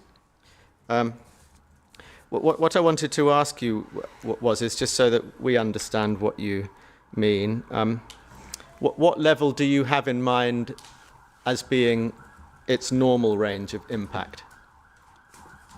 Can I ask for clarification? Yes, What is the you've said- normal range of impact? Yes. You've said, because setting harm is indirect, I do not think it is likely to rise very far up the less than substantial scale. So my question to you is, how far up the less than substantial scale do you think it would normally rise? Well, yes. Thank you for clarifying that.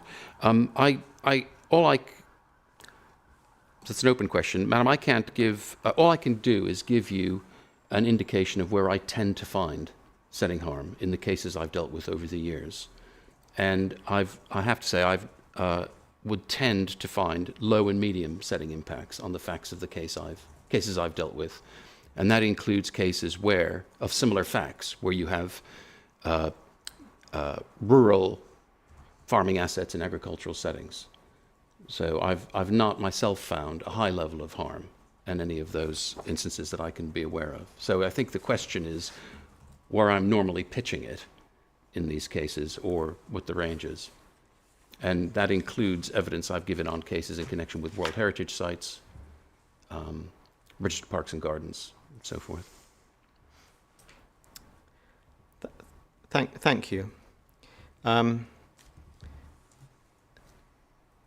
just to be clear, this general statement doesn't apply to the Tong Conservation Area, does it, where there's the direct impact? Direct impacts are in a separate, Yeah. different sort of consideration, I think it's fair to say. Yeah.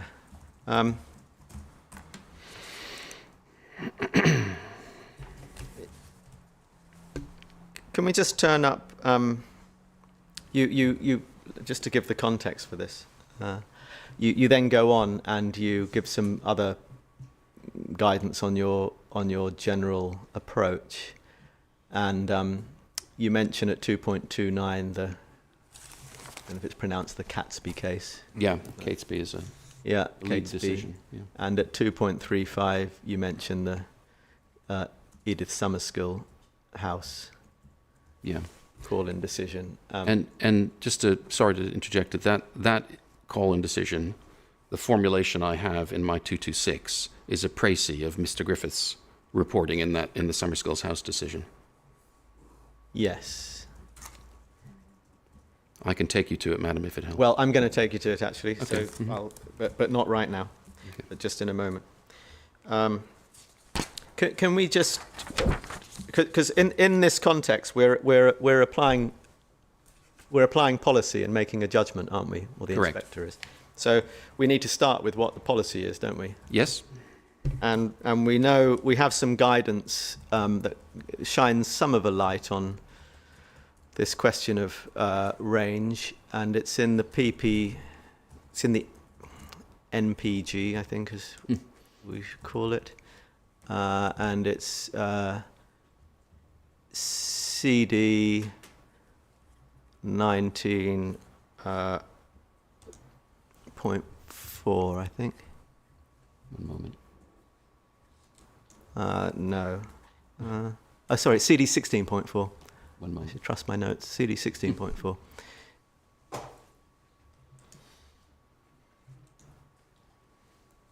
Must be all things in it. Oh, what happened there? I think someone turned the microphone on by mistake. This is the Heritage PPG, I think. This is the Heritage PPG. Thank you. And, I'll turn my microphone back on. This is the Heritage PPG. And there's a section that starts on page 11. I think we looked at it in the cross-examination of Miss Soanes. And it's got the heading, how can the possibility of harm to a heritage asset be assessed? Can I just ask, is this digital 11 or? Yes. Thank you.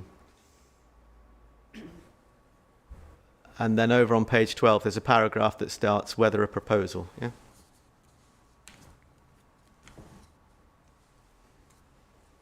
Sorry about that. Yes, I'm with you.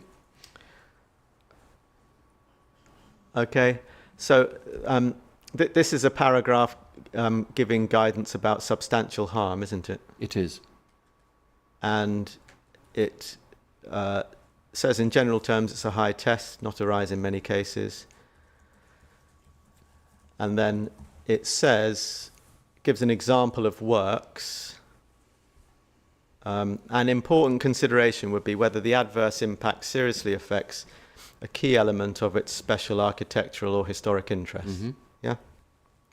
And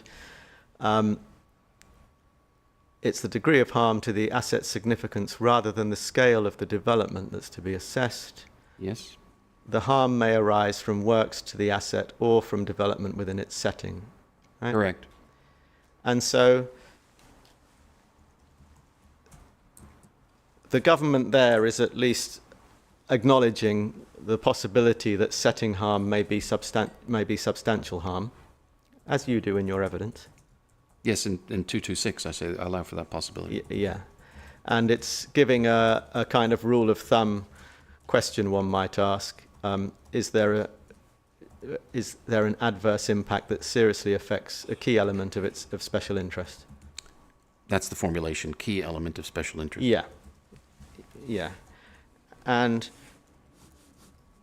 granted, it's a high test, and the policy says it's a high test, and the cases say it's a high test, so that's not an issue between us. But it doesn't use terminology such as most of the significance or most of the key elements. It uses terminology seriously affects a key element of special interest. Yeah. Yeah. And so it's quite possible, isn't it, to have substantial harm that still leaves behind special interest worthy of designation. Yeah, it's possible to have an asset substantially harmed, yet still have sufficient special interest to be worthy of designation. No, well, I'm going to say no, and but in relation to direct impacts. So it seems to me that a direct impact on a heritage asset could lead to that substantial harm.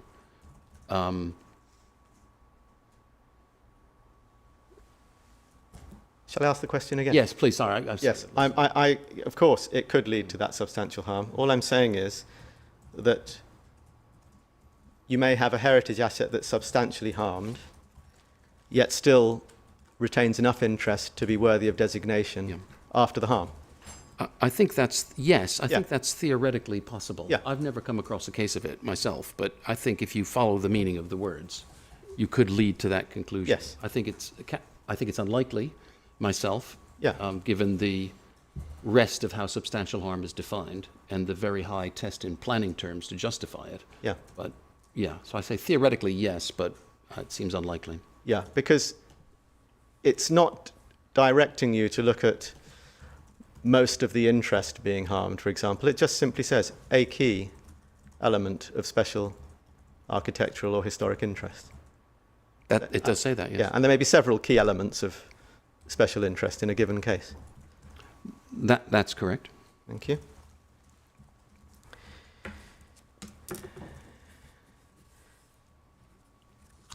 And I don't think you're suggesting, because this is all about looking at what the width of the parameters are. Mm-hmm. This doesn't arise in this case, but it gives the inspector an idea of where the kind of ceiling is on the spectrum. I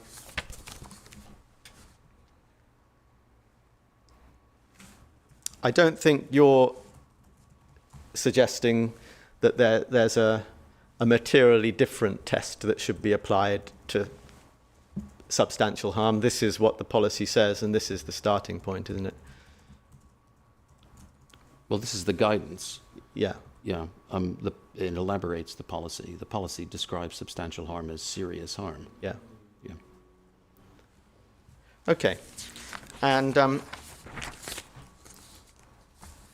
I want to then just look at, because you mention it, let's look at the Catesby case. I'm not going to cross-examine you kind of on the law, but I just want to check that we're aligned. And yep. So the Catesby case is CD 31.9, and I think the applicants helpfully highlighted the relevant bits, and you've referred to those in your evidence, haven't you? 31.9, I think that's. Did you say? It's 31.9, yeah, you. and within 31.9, the highlighted paragraphs are on page 15.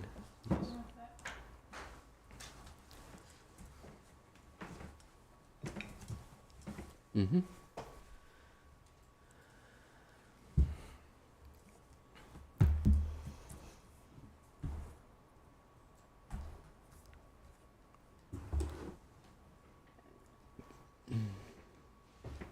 Was this the one,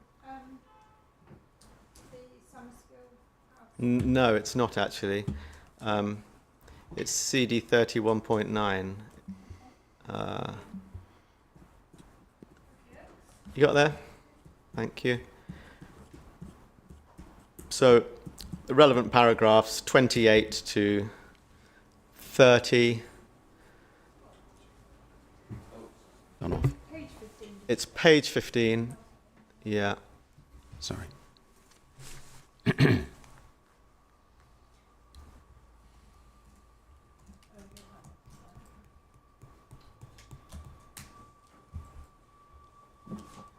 First bit, para 28, got to understand what the setting is. Yes.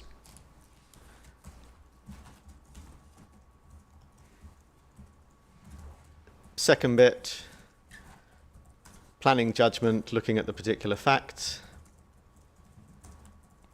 Yes.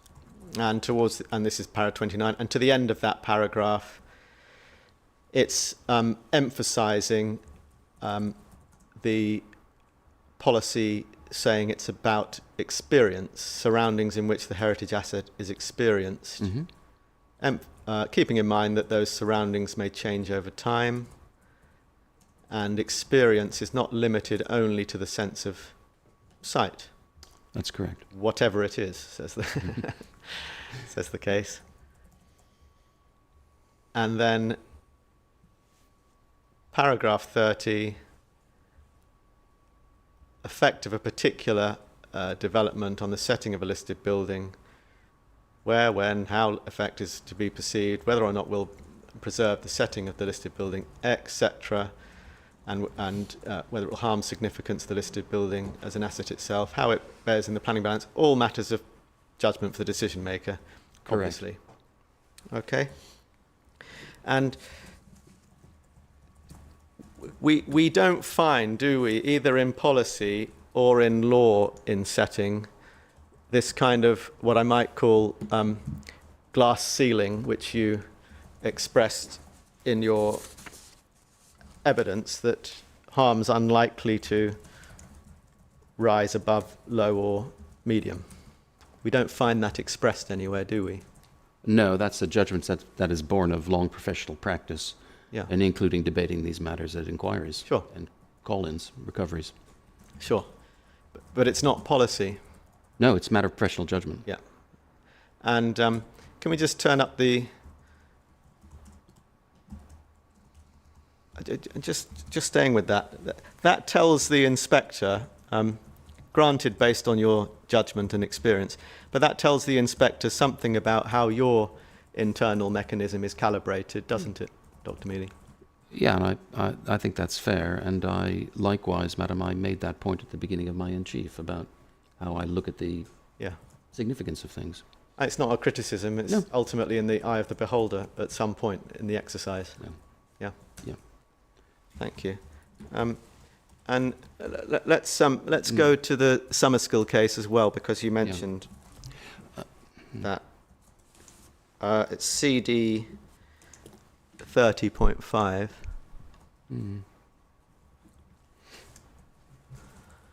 And you can put that one away, yes. Okay. Yes. Oh. Sorry, I've just lost my... Oh, there it is, sorry. 30.5, sorry. Got it.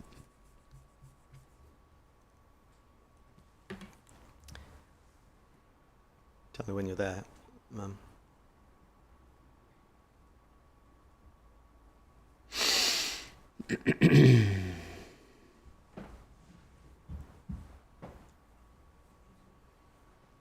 Yeah, it's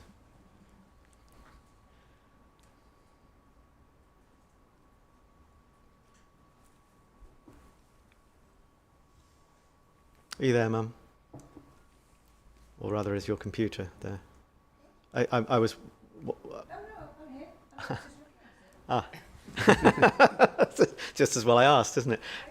Yes. So you highlighted, you mentioned in your evidence, Doctor, the highlighted passages, and in the decision letter. So this is a decision letter, July 2022, and it's planning permission by the Secretary of State, 20-storey tower impacts on the setting of heritage assets, and 1250 to 12.54, which is on page 96. You're talking about the decision, sorry, Yeah, it's the inspector's report, sorry. Inspector's report. 96. Yeah.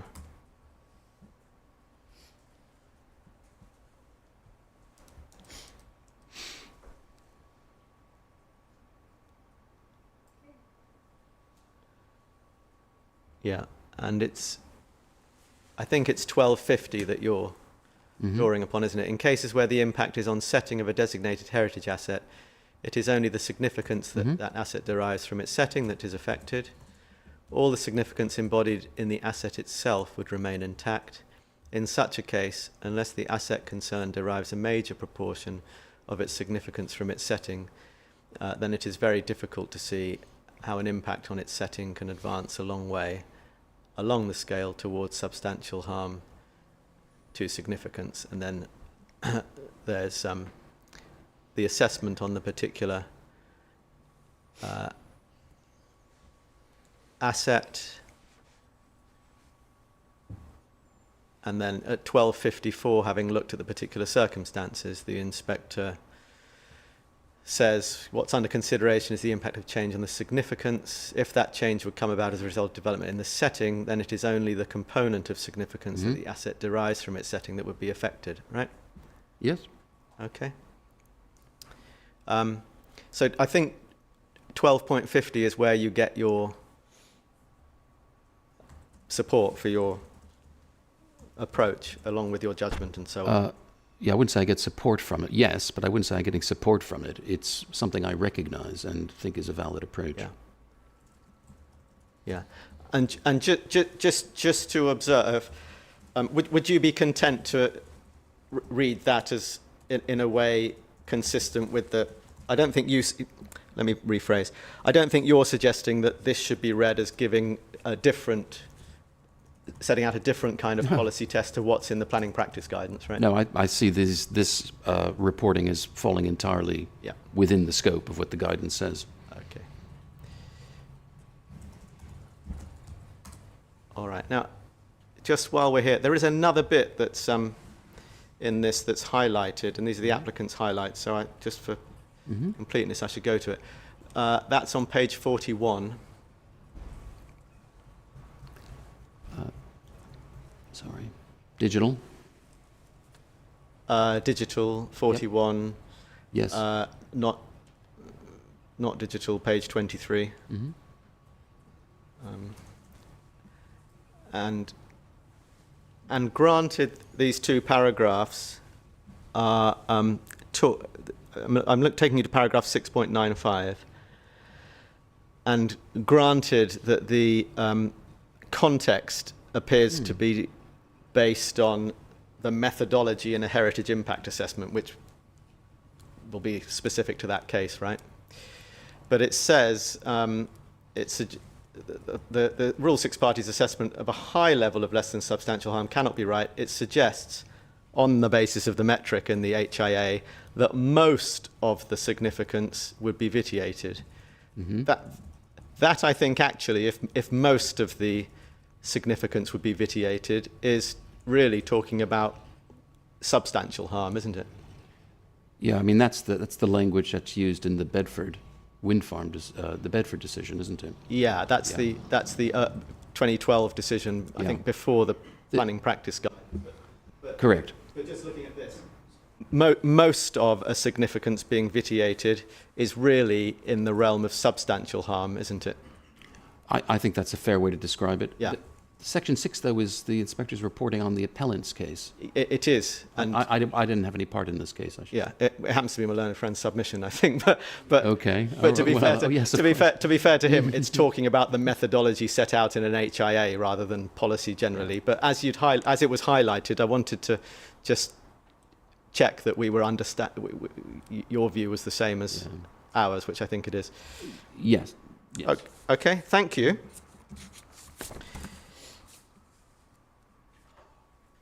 Thank you. Now, what this tells us as well, isn't it, that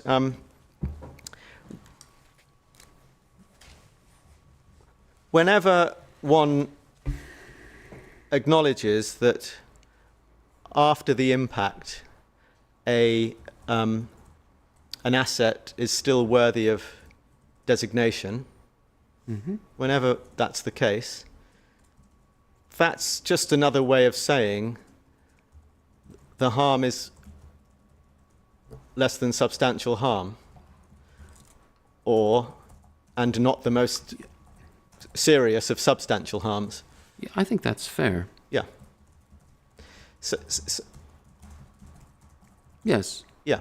Yeah, because if it weren't worthy of designation, then the harm would be substantial. Yeah, and it wouldn't be simply on the margin of substantial, because you've accepted that some forms of substantial harm would still leave the asset worthy. Yeah.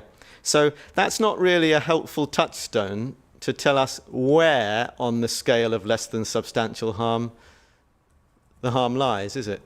I think it is helpful because because what that question does is it goes back to what makes the asset special, what makes it worthy of designation. It is. I accept, though, it isn't the only consideration. Yeah. But it is a question that's worth asking in these cases. Yeah. But in every less than substantial harm case, the answer will always be the same. Yes, it's still worthy of designation. Yes, that I think is true as a matter of logic. Yes, and therefore, as a matter of logic, it's not telling us of itself where on the scale the harm is in the less than substantial harm category. No, it doesn't. However, when you go through the process of looking at exactly why something is designated, and you give relative weighting to the different components, then you come up with a more nuanced understanding of impact. Sure. Okay. Yeah. All right. Next general topic is about landscape changes. Sorry, landscape changes. Landscape changes, Thank you. Landscape changes. Obviously, the settings of heritage assets change over time. Yes. And where those changes don't involve development, they're not controlled by planning. Yes. And they're all part of, I think, to use Ms. Soane's expression, they're all part of the story of the asset, aren't they? Yeah, I think that's fair. The setting changes might be harmful, positive, neutral. Yes. And we can't assume that a change from what you've referred to as the contemporaneous landscape to a different landscape is necessarily harmful, can we? No, that's fair, because some change can be positive. Yeah. And I feel, out of a sense of thoroughness, I should deal with this. Do you remember Ms. Soanes was cross-examined on the Swale heritage strategy? I do remember that, yes. Yeah. It's not being suggested by the applicant, is it, that any part of this development will somehow add to the richness of the heritage of Swale, is it? Well, there are specific proposals for the Tongue Conservation Area, which I explain I think are beneficial. So that they were, I think there was some discussion about those yesterday. So that component is, I think, beneficial. But But I'm not. I haven't used that Yeah. as a counterweight to No. the harm from the road. Yeah. So obviously there are these discrete packages of Mm-hmm. enhancement or mitigation, like Rodmersham Church Street concrete Sure. curbs and things. But on a swale-wide or borough-wide level, it's not being suggested that anything in this development is going to kind of overall enhance the heritage interest of the borough, is it? That's not my. I haven't put that in evidence. No. That's not my evidence. That's right. Thank you. Good. Let's stay with the question of landscape. Can we go back to your proof, 37.4.2, CD 37.4.2?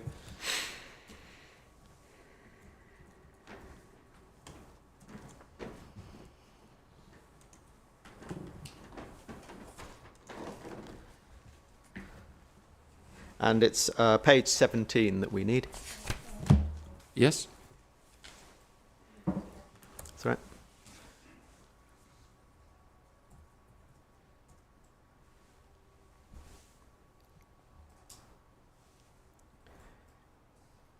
Oh, it's your proof. Yes.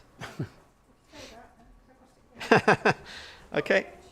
Page 17. It's where we were before. That page might be open. Yep. Okay, so here we are back again, Dr. Mealy, in your general section on approach, still on the general questions. And paragraph 2.32, you say, I accept that the character of an element of setting may be relevant to an attribute of historic interest. Agricultural land can be relevant to the historic interest of a barn or farmhouse. However, it's my practice to look at how the landscape has evolved and the nature of the land use today. Changes in use and function are also relevant. Ownership or function. Sorry? Use or ownership or Use function. or ownership or function, quite right. And then I just want to take you forward to your section 3, page 20. 3.1, you say, in this section I explain the historic landscape context. And this is, I think, what the essence of which you captured in your presentation this morning. Correct. But then you say this at 3.5. I do not prepare my analysis with reference to these characterization studies, but consulted them simply to understand the modern context for the historic evolution of the landscape on and around the northern and southern sites. And I just wanted to understand from you how we're supposed to understand the first sentence of, well, it is one sentence, I think, that paragraph, how we're to understand that paragraph. I do not prepare my analysis with reference to these characterization studies. Well, so I'll clarify. Yeah.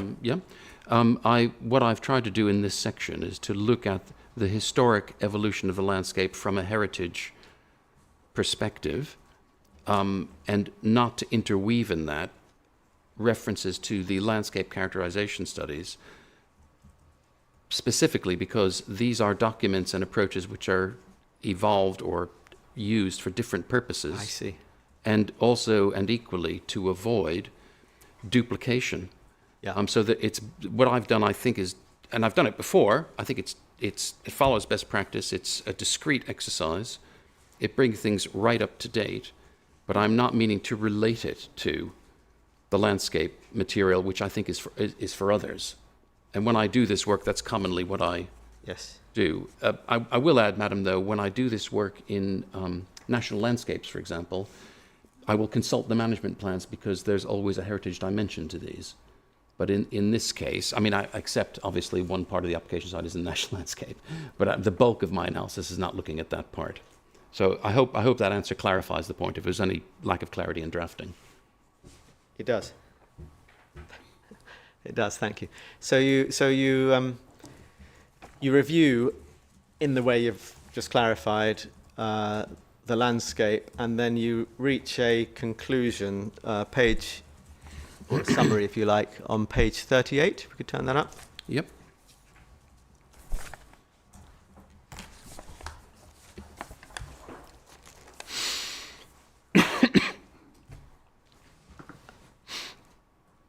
And so you mentioned there the A2, the settlement patterns changing,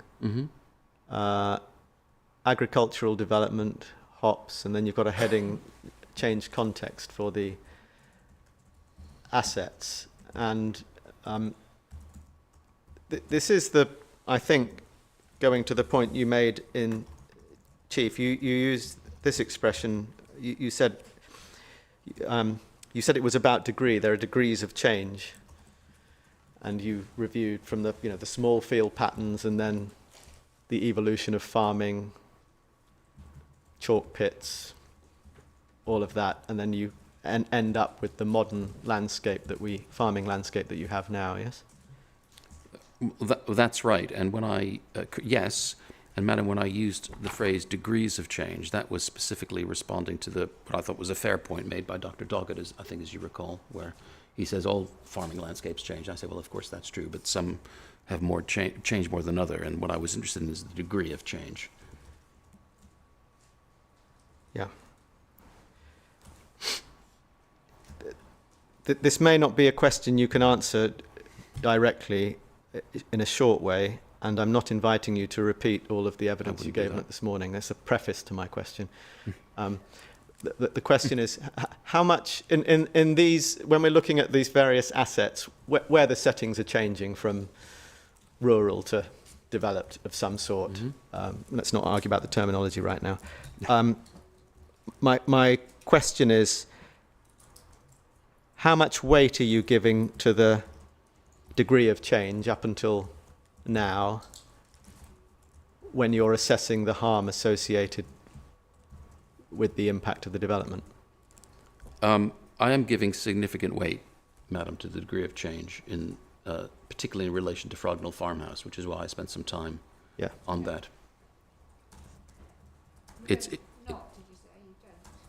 No, I do give significant weight. He is giving significant weight, yeah. When one looks at how setting contributes to significance and so forth. I won't give the evidence again, obviously. Yeah.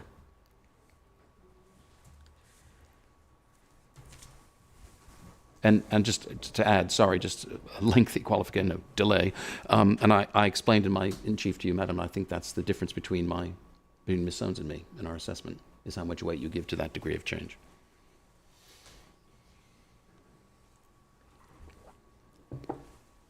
Yeah. Let's just we'll come on to Frognall Farmhouse in a bit, but as it's to some extent, there's a similar point in relation to Rodmersham Church Street conservation area, isn't there? To some extent, yeah. Yes. And have you? But sorry. No, carry on. Qualify it, please. Yes, to some extent, but much lesser. Yeah. I didn't give as much weight to that at all. Yeah. And the reason for that, Madam, it's a good question. Thank you. You're welcome. Sorry. That'll be in the closing. That one. The reason I didn't was because the open nature of that landscape and the interaction of the settlement with the topography seems to me to be a really important set of considerations. And I'm aware that the field patterns have changed, but I think the degree of change has been less anyway in that context. And I won't rehearse all the influences on Frognall Farm. We've talked about them.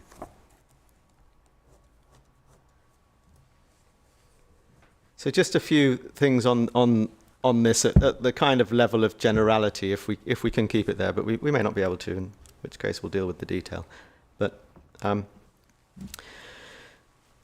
the common thread in your evidence on change is the continuity of a farming landscape, isn't it? Broadly, yes. Yeah. And I think that's why you refer to it as degrees of change. Yes. Of course, the schemes won't continue a degree of change. They will introduce a change of a different kind, won't they? That's absolutely correct. Yeah. Yes, and so continuity of farming landscape, I think, Madam, just has two components. The first is obviously agricultural use. Yeah. And the second is the nature of the agriculture and the structure of the land. So it's use, structure, and then, of course, what Mr. Pereira said is absolutely right. Yes, it's a fundamental change. Yeah. And what's remaining, even on your case, is the use, isn't it? At the moment, in the context as we see it now, the agricultural use is what remains of that past pattern of change. Yes. And so that's the connection with the past, isn't it? Yes, and I do take that into account in my assessment. I make that really clear. And put shortly, that's why you acknowledge some harm. Yes, precisely. Yep.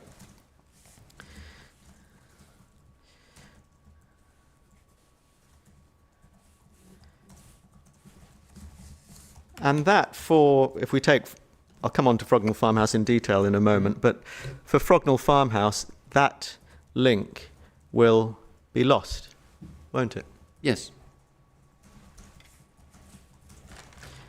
And can I just take you to, yep, go on. Yes, it will on the application land, but as we saw earlier today, the old farming estate extended well to the north across the railway.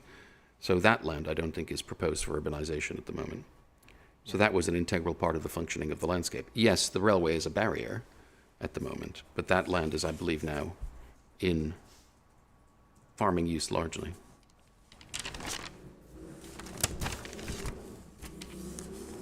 Can we just turn up CD 19.4? Yes.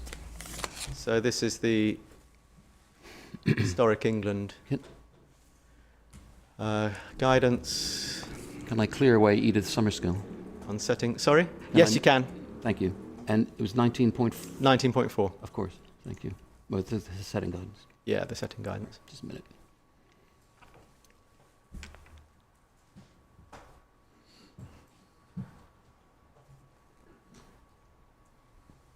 And we have, if we turn to page 8, it's part of the guidance that Ms. Soanes went to. Just give me a moment. It took a long time to load. That's right. Is it 8 internal or digital? It's PDF 8 and it's fine. 4 internal. Yes, thank you.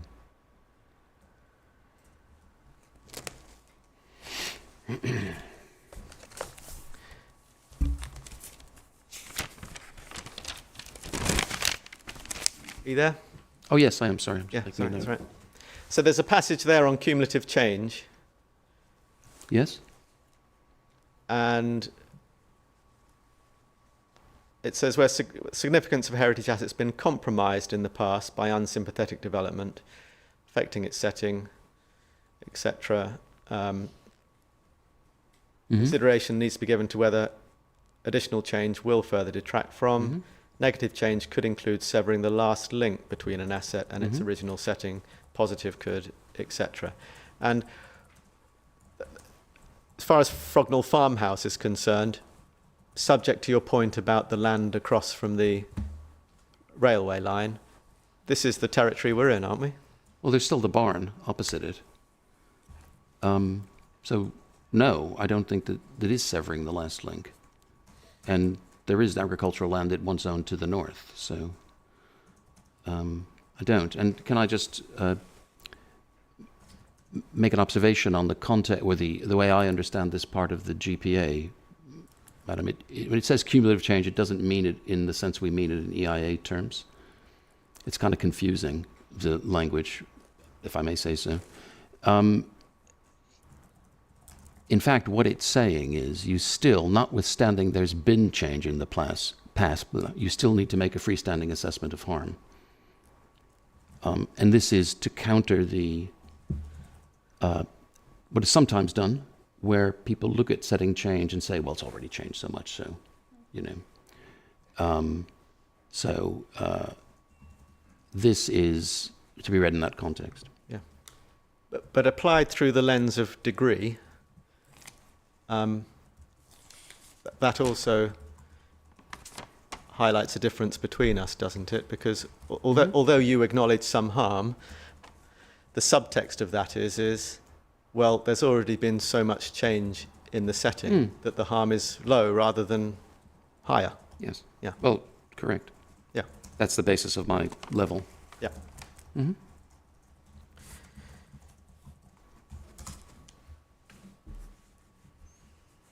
And it's fair to point out, isn't it, that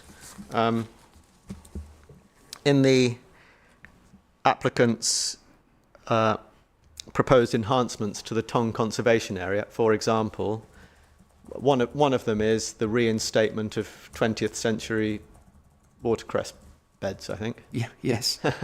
Yeah. Which aren't historic in the sense of contemporaneous to any of the assets there. That's true. But are nevertheless put forward as beneficial. Yes. And so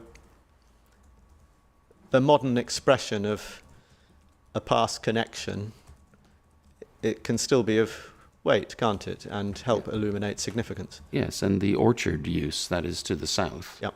of the pond is likewise a 20th century introduction, late 19th century, Yeah. and that's going to be maintained. So Yeah, yeah. Just as the fields around Frognall Farmhouse are the 20th century expression of farming. that's correct, except that, as I've explained in my evidence, those fields are the product of an erosion of historic landscape context. So it's a different point. Well, all right.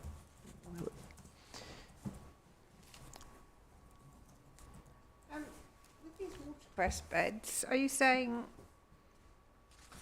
when you say reinstate, presumably they were there before then, were they? That's my understanding, yes. And was that a 19th, when was that? Well,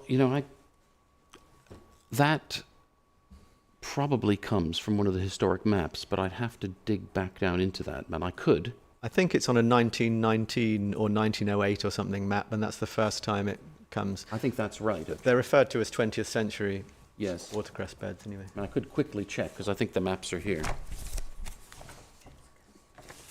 Presumably Sorry. it was all to do with the chalk stream, was it? Yeah, exactly.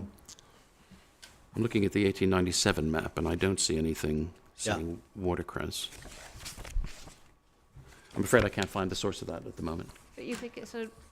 Yeah, it's in. There's a map that's It's in our document, I think. yeah, it's around 1908 or 1918 or something like that. But it's one of the early turn of the century maps, and that's the first time it shows up. And what about the orchard? Did you say, when did you say that was introduced? Well, yes. So, sorry, I've got it. I've got the citation, thank you. It's in my appendices. Madam, that's CD 37.4.31. Page 31. No, that's just the CD reference, point 31. It's CD 37.4. Yeah. And if you've got the appendix, go to internal para 115, and there are maps attached to the... It's a very large scale map, if you have that. I don't know, I've got your appendices here. Yes, it's towards the back, and it looks like that. 113, the pages are in the top right corner, Yeah. and it's in appendix 9. Oh. Oh, yes, I've got it. Yeah. Oh, yes, you've marked it. So, yes, so you see the watercress beds there really clearly. Can you? I'll direct you to see the word Tong Castle in Gothic. Yeah. Yep. Go down from that a little bit. Yeah. You see the numbers, the little island, 73. Just below that, you see a thing that looks like a fish skeleton, sort of. Those are watercress beds. Fish skeleton. Yeah. This map? Oh no, man, it's this map. This map. Oh, The line drawing, the line engraving. I thought you said page 100. Oh, right, okay. Oh, thought you said 115. I'm sorry. I 130. misread the Oh, number. yeah. I'm really oh, sorry. yes, yeah, I think Yeah. I've seen that. Yeah. And so this is what's the date of this? It's a 1908. Yes, 1908. And it provides a good level of detail for understanding where, the stream bed was, and, the edges of the mill pond and that sort of material. So you see them there. And by this point, obviously, the whole thing it looks like it's an orchard use. Mm-hmm. And earlier maps don't indicate orchards. Let me just check, since we're on the point.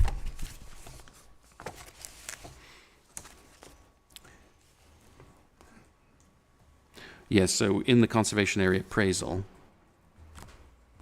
Yep. which is CD 1911. Yeah. If you go to internal, I have it on paper. It's map 7, which is about halfway through. It's where they've tiled together 4 maps. Oh, yes. Yeah, you may have seen it. Just it's a short point. The 1797 Ordnance Survey doesn't show the shorthand for orchards. Okay. The 1897 in this plan does show orchards. In fact, run across the whole thing. And we've got a bit more detail in that, 1908 or 1911 plan. So, yes, so we were working between these different map sources. Okay. Welcome. Sorry about that, Davor. No, that's all right. No. And it takes us to the Tong Conservation Area, which is where I'm going now, so it's not a digression at all. So, just to summarise where we are, you're at medium or moderate level. Ms. Soane's medium to high. Mm-hmm. The assessment in the environmental statement is upper end of less than substantial harm, right? Yes. And I know you didn't, I think, well, I'll ask you to confirm, you didn't have a hand in preparing the environmental Not at all, no. statement. I wasn't even the reviewing partner. Yeah, but is it kind of your team that did it? Mm-hmm. Yeah.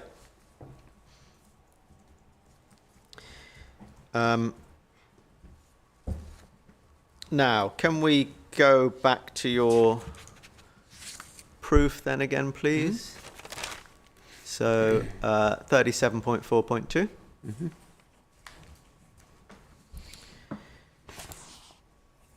And we want page 17. Do we want page 17? Oh, no. We've dealt with it. Sorry, I was going to... Okay. This is a direct harm case to which what I'm referring to as the glass ceiling doesn't apply. Right.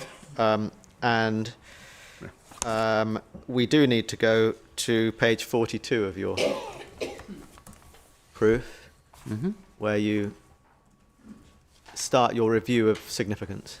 Yes. Okay.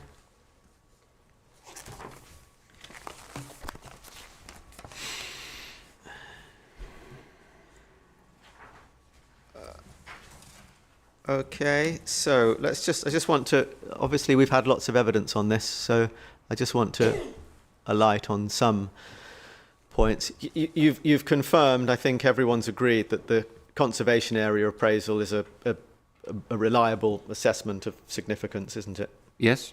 Thank you. And you've extracted the box there from that, figure 4.3. So you...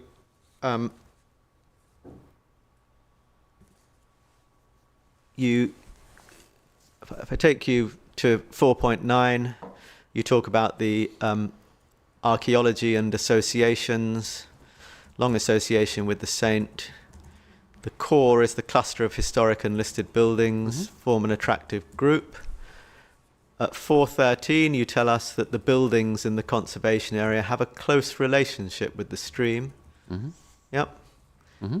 And then you reach some conclusions in 4.14, and then I think 4.15 onwards, you turn to wider landscape and setting points. Is that right?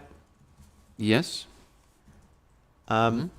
So where we find your conclusion in the assessment of significance is at paragraph 4.14, isn't it? The special interest of the Tong Conservation Area is derived from Mm-hmm.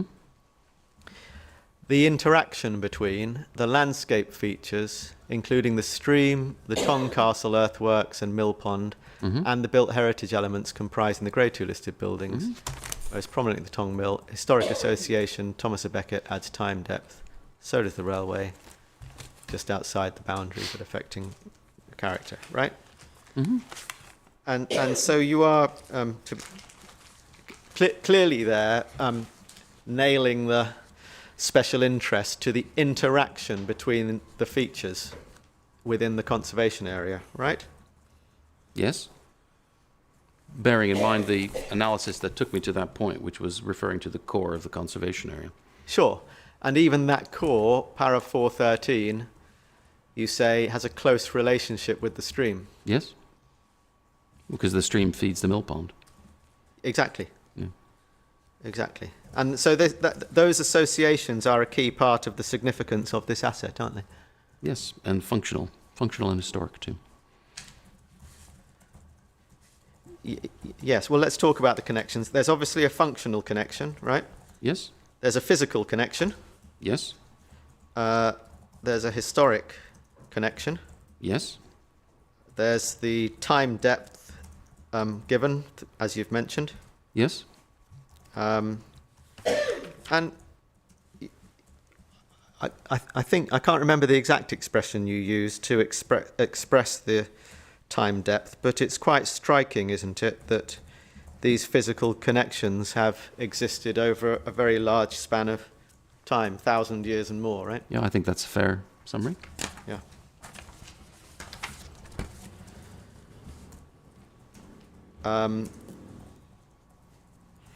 Because there's reference, isn't there, in the appraisal. You've got the summary on page 42 in the box to prehistoric paleo-environmental potential, and the appraisal talks about the castle dating from 1100 and probably being linked to the stream. Yep. Yeah, I've summarized, basically, I've summarized and agreed with the points in the box. Yeah.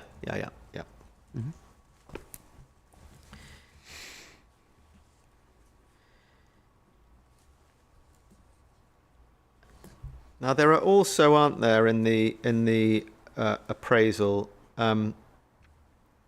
key viewpoints, aren't there, identified? And you've extracted those in your part of your proof that looks at the wider area. That's on page 44. Yes. Yeah. Yes. And these are seen by the appraisal as being important for the appreciation of the special interest of the conservation area, aren't they? They are. And so it would be right for the inspector to assess the impact on these views when reaching her judgment. Yes.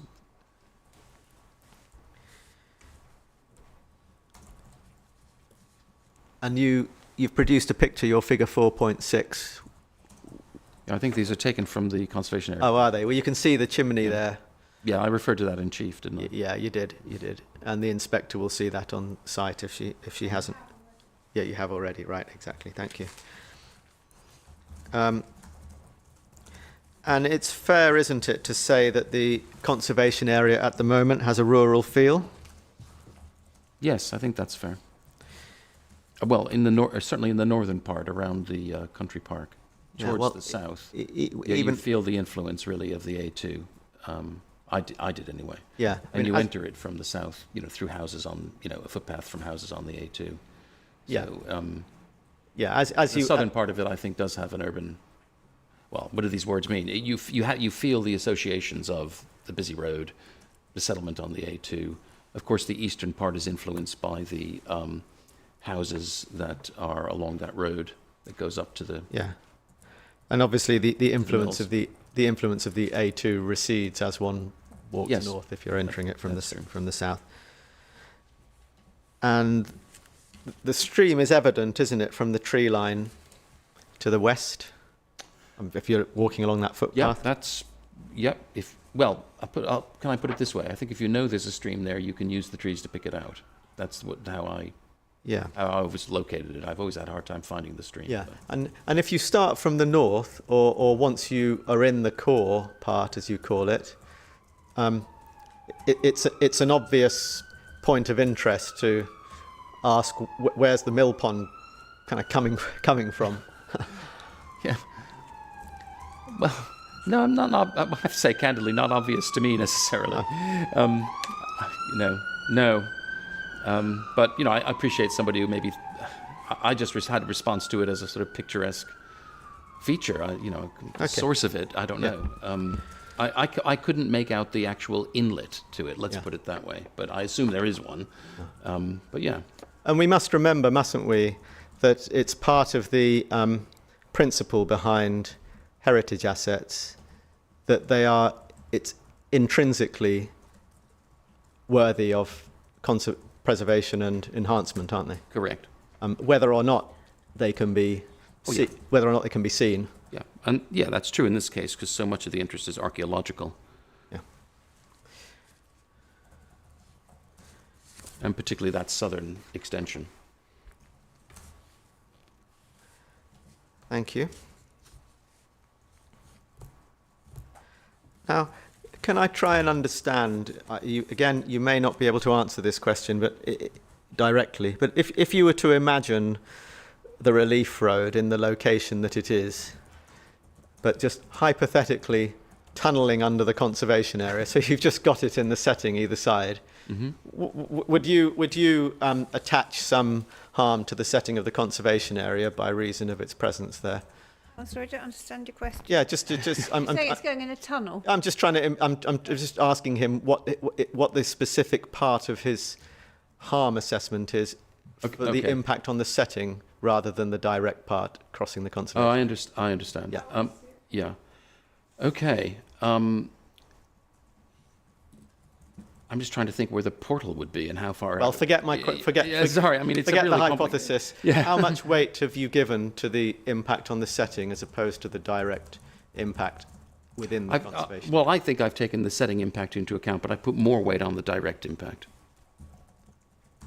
Sure. Are you able to express a view to the inspector what level of harm you would have attributed if it was just a setting impact? Yeah. Well, depending on. You mean if it was a tunnel? Is that? I'm just trying to understand. Right. I'm just trying to understand what element, how much of the harm you've attributed is referable to the setting. That's the question. Oh, not that much. My main finding. Yeah. I put the most weight on the physical severance and the bridge. Yeah. Yeah. And the setting consideration I give less weight to. I think particularly on the west side, madam, of the conservation area, it's quite enclosed by trees. And, the public right-of-way, whilst it is on the west, I have walked that and I don't really appreciate very much the characteristics of the conservation area. I think the public right-of-way that comes to the east up is the place where you really get the best sense of the conservation area. And of course, that's the route where you have the chimney. So whilst you can't understand much about the building, it gives you a sense that there's something interesting there.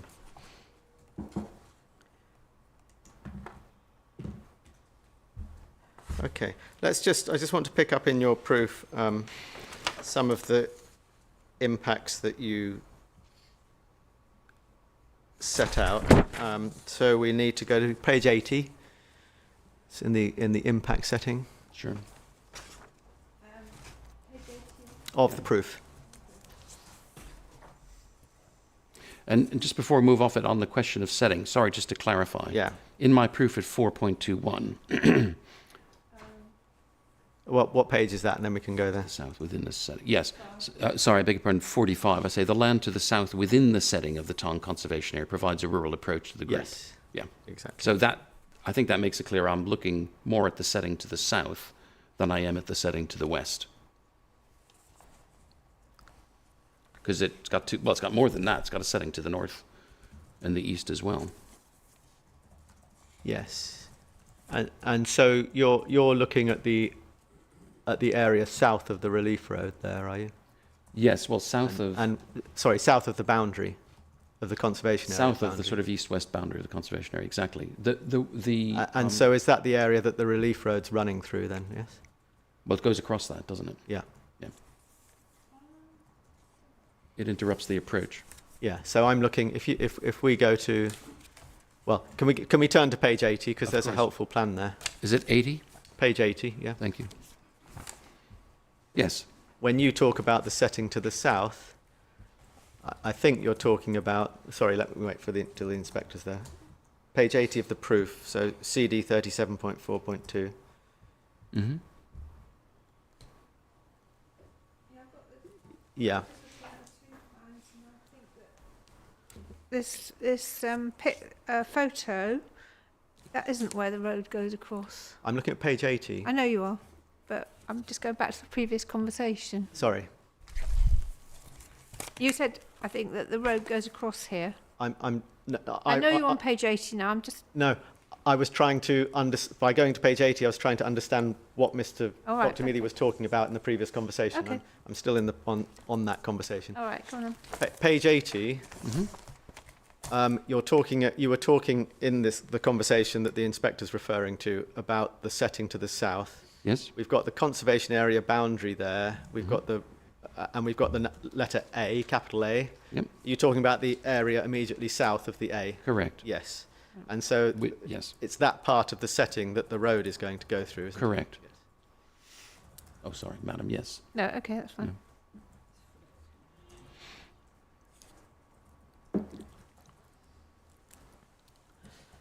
All right, now, in this section where you talk about impacts, if we turn, please, over to paragraph 7.10, so we're now moving through to page 83. Mm-hmm.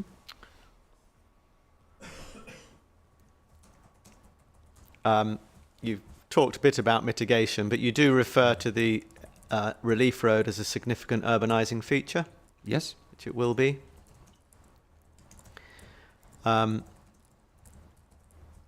You set out some factual material in 7.11. 7.12, you acknowledge severance in itself is harmful because it interrupts the continuity of the stream, which is historically important in communicating the historic purpose of the Tong Conservation Area. Mm-hmm. You also identify it interrupting the connection between the spring and the archaeological remains to the north, making it harder to appreciate that connection. Yes. You refer to screening, but then acknowledge that the road will nevertheless be noticeable and will result in a material difference to the character of the lower portion of the conservation area. Mm-hmm. Yep. Yes. And if we just carry on, you then in the next section explain, this is 7.23 onwards, why you pitch it at the degree that you do as medium, and you've explained those reasons, yes? Mm-hmm. Now, when you say this at 7.25, the application does not materially erode the ability to appreciate those historic features which I consider justify the designation Mm-hmm. and contribute most to its architectural and historic interest. Mm-hmm. All right? First of all, we know because of the shape of the conservation area boundary that those features that justify the designation explicitly include the stream and the spring, don't we? Yes, they do. Yeah. So I think what you're saying there is simply that you see the buildings as more important. Yes, I see the buildings as taken together with their immediate landscape context, which comprises a area of archaeological interest and the mill pond and the other associated buildings and the landform at that point, which I will explain. Yes, that seems to me to be the area of real interest. Yeah, and just to gauge where you are on this, again, it's hypothetical, but if the relief road were to have moved further north so that it spanned the mill pond, for example, I'm just trying to gauge your mechanism here. Where would you pitch? Well, that would be higher. Yeah. Do you have a view as to? No, No? I don't have a view as that. I haven't seen it. I don't know where it is. But I mean, that would be, pretty intense impact. Yeah, okay. Now, 7.27, you say, I do not take into account the proposed enhancements, which are weighty. I leave the balancing act of these positives and negatives to Mr. Bashforth's planning evidence. Hang on, where are you now? I'm at 7.27, page 84. Oh, yeah. Yeah. And I was curious about that. Why have you left them to Mr. Bashforth? Because he's carrying out the overall balancing within the scope of para 215. Yes. My instructions with that, I was just going to take a freestanding assessment, not to do a balance, an internal heritage balance. Okay. So as far as your evidence is concerned, you're not expressing a view on the heritage effects of the enhancements. I do say that the heritage. Right. Sorry, I beg your pardon. Right. No, I'm very clear. The enhancements have heritage value. Yeah. What I haven't done is set that weighted benefit as against the moderate level of harm. Right. I've left that to left that to the inspector ultimately. Yeah. But Mr. Bashforth is going to pick that up. Right. And you would say that's not a matter for you, would you? That's not within your expertise or judgment.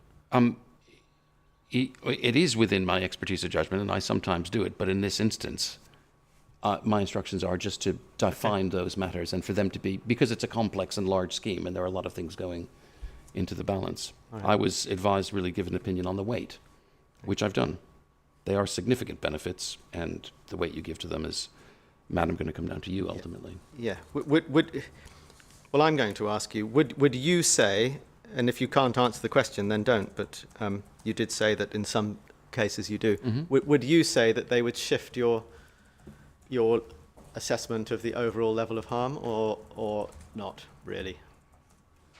Yeah, I think marginally, yes. I agree it would shift it. But I mean, I haven't really applied my mind to it, so I don't. Yeah, I don't want to give a definitive answer, which I think would be misleading, because I haven't.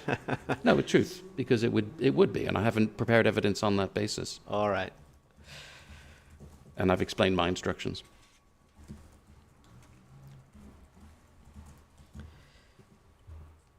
Okay. Can I ask you about something about traffic? Yes. So you do say 7.18, 7.19. Yeah, I'm ready for this question. You don't know what I'm going to ask you. I genuinely am.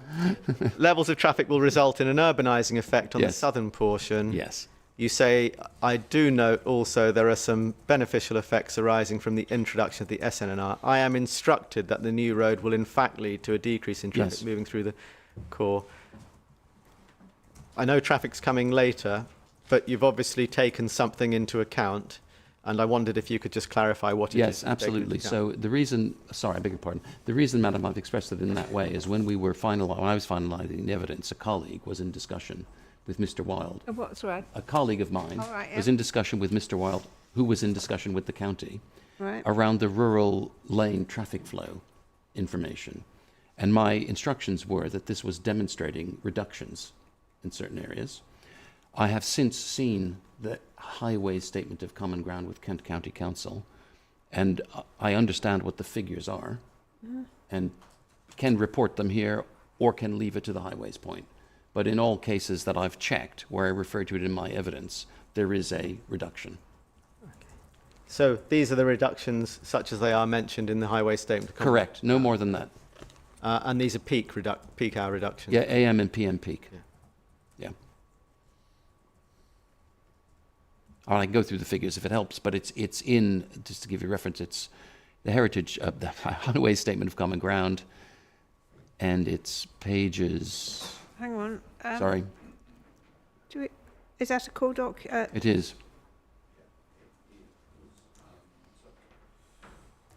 And these are the peak hour reductions on the lanes, rural lanes. That's right. And there's, for your reference, we'll go to it. I won't maybe, but tables 4.1 and 4.2 in that document. Well, hang on a minute, guys. Where is the document?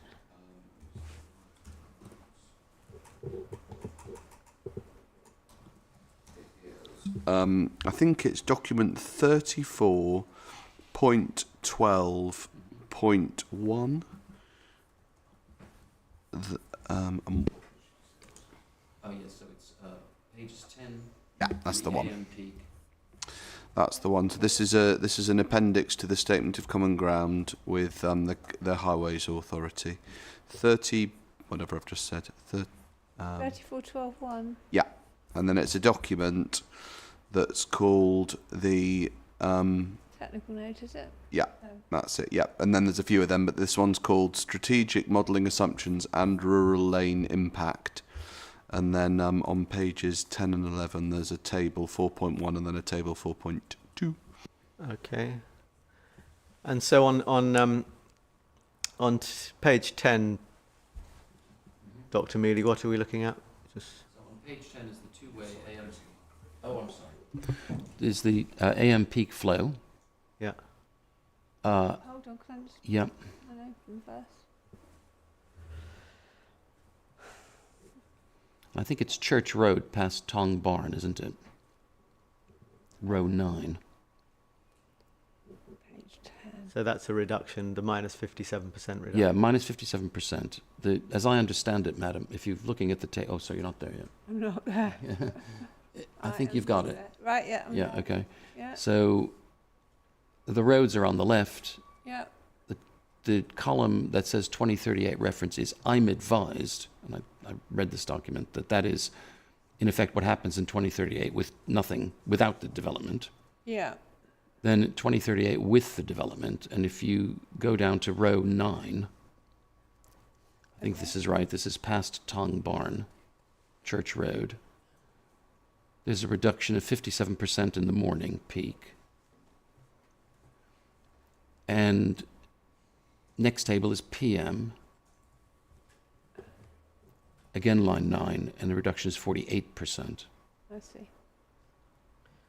And I think that's significant in terms of environmental quality, because I've been in that little collection of buildings a number of times, and it is pretty heavily trafficked. Church Road. Yes.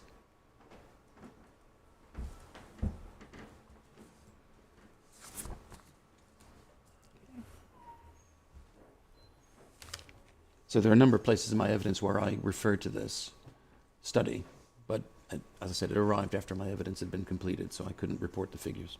Right. Thank you.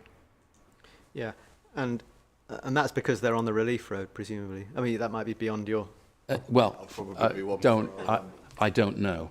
Yeah. I'm just reporting the figures. More of that and on, I think. Either way, when it comes to traffic impact, Either way, when it comes to traffic impact, there's obviously a balance to be struck between the Absolutely. relief road traffic addition and the traffic reduction. The traffic reduction is, if it turns out to be, well, whatever the finding on that, if there is a reduction, then it is a material benefit. Again, how much weight you give to that, madam, is to you, and Mr. Bashworth will express a view about weighted benefits, because he's going to be looking at the overall planning balance. And that's why I think it's appropriate these matters are left to him. Yeah. I'm aware of time and a break. Just a couple more minutes on this, and then if you'd like a break there, ma'am, we can take a break. Oh, just a short one. Yeah. Mm.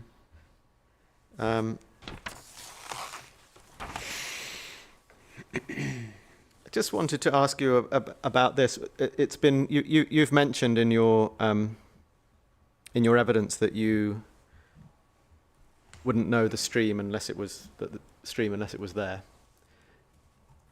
I know about the stream it wasn't an unless it was obvious. there. It's on Yeah. several visits. It just wasn't obvious to me. Might have been the time of year. Yeah. I mean, I know it's there because I look at the map, and I was looking at it, but I didn't feel comfortable getting down to it. Yeah. I didn't see a public footpath that went to it. And it was a point, I think, raised in cross-examination. You know, wouldn't it be good for people to know about these things and have information and so on? I just wondered how then the impact of the road might change in people's perceptions once they fully understand the connection between the stream, the spring, the stream, and the mill pond, because you're then looking at a road across something, having told people that the connection that's been severed by the road is actually important. And there's a kind of conundrum there, if you understand. I understand. Yes, I do understand the question. I don't think it's a conundrum. I think if you're given information about the root of something in a context where there's an interruption or a diversion, you still understand it intellectually, particularly when there's a scheme of interpretation and your footpath and you can follow it. So I don't think that, I mean, it would erode it, certainly. There's no question about that. I take that into account, but there would still be an understanding of it. Okay, 5-minute break then, Mum, or however long you want it for. Just a minute.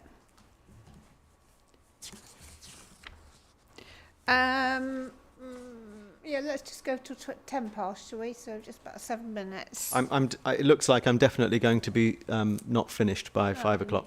Yeah. That's all right. That's fine. Yep. So, yeah, 10 past then, please. Thank you. Sure.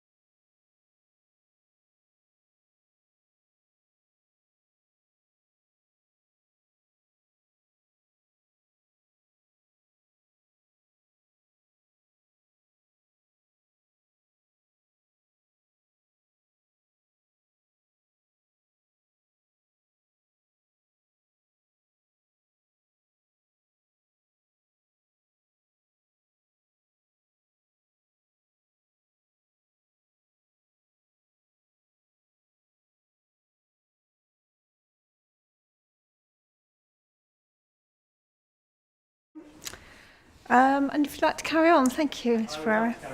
Thank you.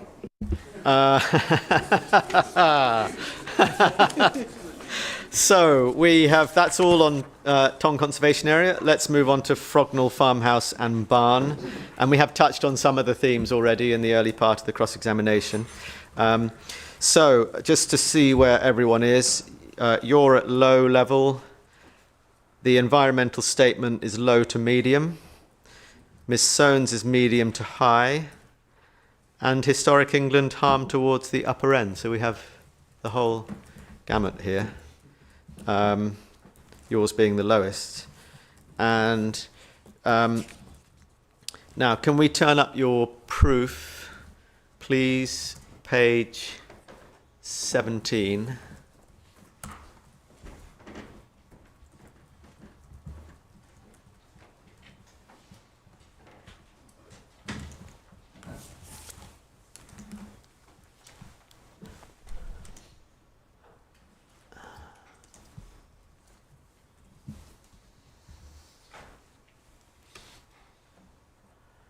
And just to remind ourselves, and it's the conversation we had earlier, your 2.33 and 2.34, you refer to the agricultural setting there of Frognall Farmhouse. 2.34, land's no longer functionally associated with the farmhouse. Arrangement of the land is very different to what it was. Setting's been subject to other influences. And those are matters you confirmed you'd attach significant weight to in your assessment, right? Yes. Can I just can I ask about the functional link? Mm-hmm. I think what you mean by functional link is that the land isn't farmed in association with the occupation of the farmhouse or barn. Yes, that's right.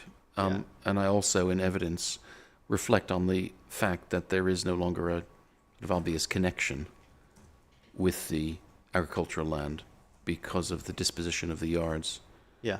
And the sense of separation there is now because of the way it's developed over time. Yeah. As far as one's appreciation of the building as a farmhouse in its agrarian setting is concerned, that's a minor point, isn't it? It's not evident to anyone experiencing the asset that there's not a connection between who is farming the land and who is living in the farmhouse.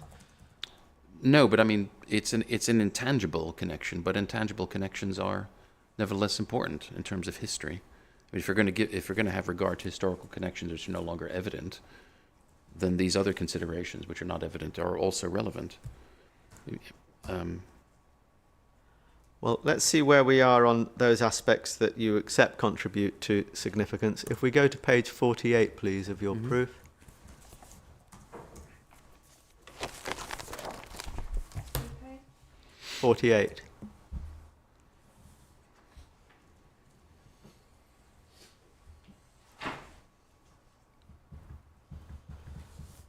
And we're in the section under the heading Contribution of Setting to Significance. Yes.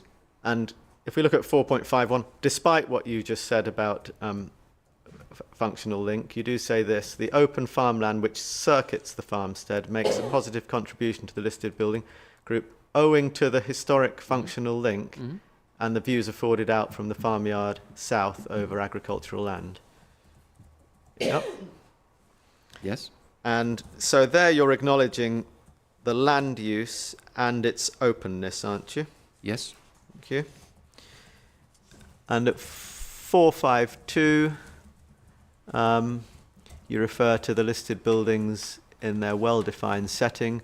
453, open land to the south communicates the scattered nature of historic farmsteads. You then mention the railway.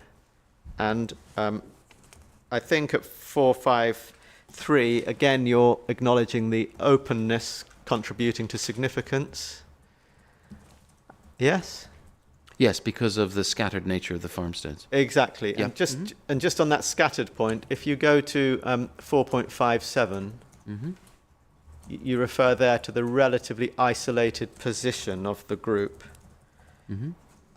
That's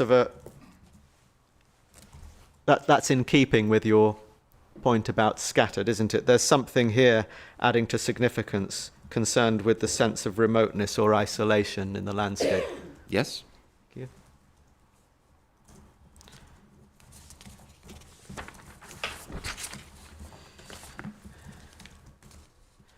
And Yeah, and then in the following paragraphs, 4.58, yeah, I think I begin to draw it all together. I think the architectural interest of the two-star house does not rely on the understanding of its origins as a farmhouse. However, the association of it with a farm group and open agricultural land taken together with its grandeur does communicate the value of farming in the period. yeah. So, Thank you. And then effects, if we go to your page 86.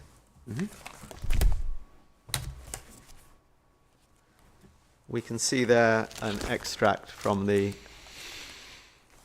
master plan and an extract from the development structure plan. The closest buildings, you tell us, will be 53 metres away. Yes. That's your paragraph 7.50. oh, sorry. Wrong page. Sorry, that's on the next page. Yeah. The landscape Yes. proposal will curtail the extent of open land, but subject to design, effectively screen the new housing, which will at its nearest point be some 53 metres from the asset. Yep. Yep. Can we agree? I think you did already that the subject to the point about the land to the north, and the relationship with the yard, the farmstead becomes completely disconnected with its wider agricultural setting, doesn't it? Well, subject to the fact that there's farmland that was associated to the north. Yeah. So the answer is no, but yes, the land to the south Land to the south. changes Yep. in its use fundamentally. Yeah. The sense of remoteness and isolation will be lost. Yes, there'll be housing nearer to it. Yeah. Although at this time you are aware of other development near to it. You are, but you identified the sense of remoteness and isolation. Yes. Yes. Mhm. Right. And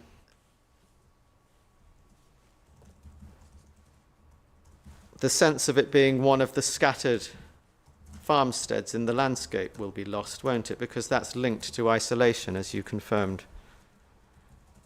Yes. Its expansive open setting will be lost. And this, Yes, it will, Yep. and subject to the points I made earlier about the fact that expansiveness is not consistent with its original setting, which was, as I explained, enclosed, or more enclosed than it is at the moment. But certainly the points on remoteness and scattered farmsteads, absolutely. yeah. And the landscaped area immediately around it, this is the green band, while that gives some openness, it's of an entirely different character from an agricultural setting, isn't it? Yes. It's not working farmland, obviously. No. And what will it be? It's within the application site, isn't it? So it will be managed in some way. It'll have to be managed in some way. I understand for amenity purposes, and there'll be access to it. So, the farm setting, which is just a functional utilitarian setting, that is the agricultural setting, will give way to a more ornamental setting. Yes. That may or may not be managed depending on the details of the landscape design, which I think will be important in terms of mitigation, because again, I think a design that was, can I say, more municipal in character, it's maybe unfortunate that word, but in the way I've used it, as opposed to something that's more informally landscaped, would make a difference in the way you appreciate the setting of the building. Yeah.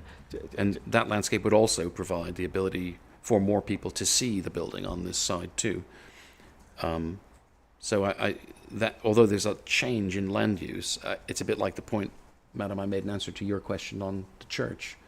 You know, it's a change in its nature, but in itself, not necessarily, the end result is necessarily harmful, depending on the landscape design and how that's addressed. It will be different, it won't be farming, obviously, but historic buildings are often experienced in attractive different settings. I want to pick you up on your language you used at the very start of answering that question when you were talking about the change. You said the farm setting, which is just a function of the utilitarian setting. And it wouldn't be right, would it, to underplay the significance of the farmland setting, because it adds to the special interest currently, doesn't it? Well, we're agreed that the use does, but as I've explained, the way the intensive nature of the farming strikes me as actually not very complementary to the character of the building, because it doesn't seem to me to be an attractive piece of landscape. Yeah. It's not simply the use, is it? It's also those elements that follow the use, which is the sense of isolation as well. Yes. Yeah. And having public access amenity space on 3 of the 4 sides of the farm is quite a contrast, isn't it? It is a contrast.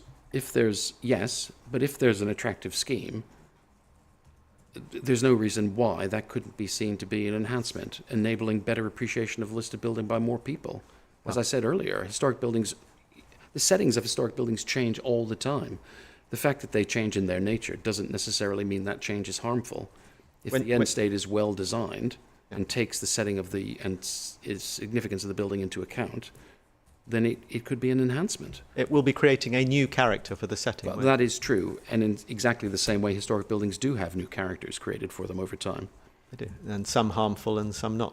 Well, and some beneficial. Yeah, this one we accept is harmful. You accept is harmful. Yes, that's absolutely, yes. Right. Thank you.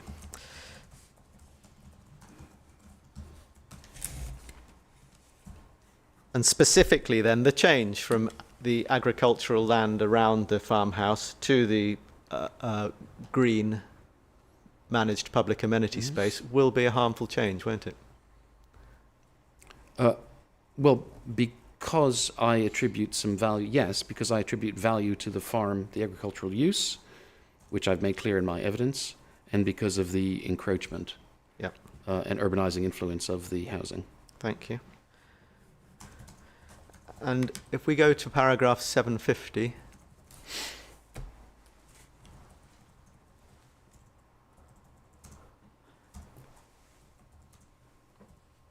you say, this is on page 88,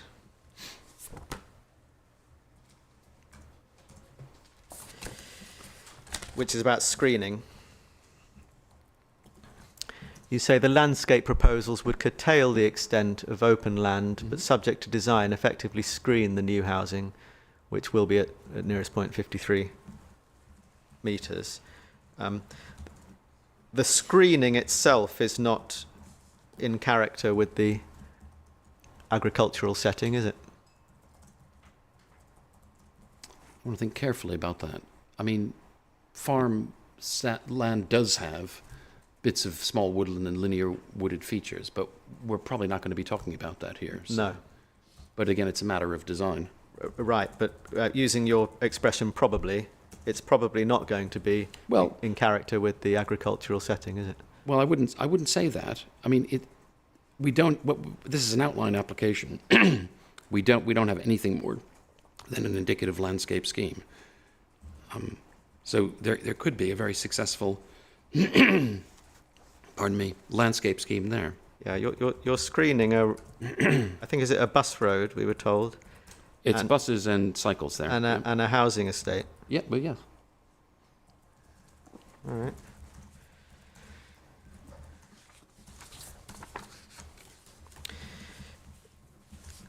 Let's just carry on. Yes, and again, as with the other parts in your the structure of your evidence, you then at 7.48 onwards explain why you've come to a different view to Miss Soanes, in your judgment, and I'm looking now specifically about at 7.54 onwards. Mm-hmm. Okay. Mm-hmm. And this really gets to the nub of what you've explained and what Miss Soanes has explained, that there's a difference in the weighting that you attach to the significance of the assets, the buildings and their group, Mm-hmm. compared to the setting and the agrarian landscape, effectively. Yes. Fair point?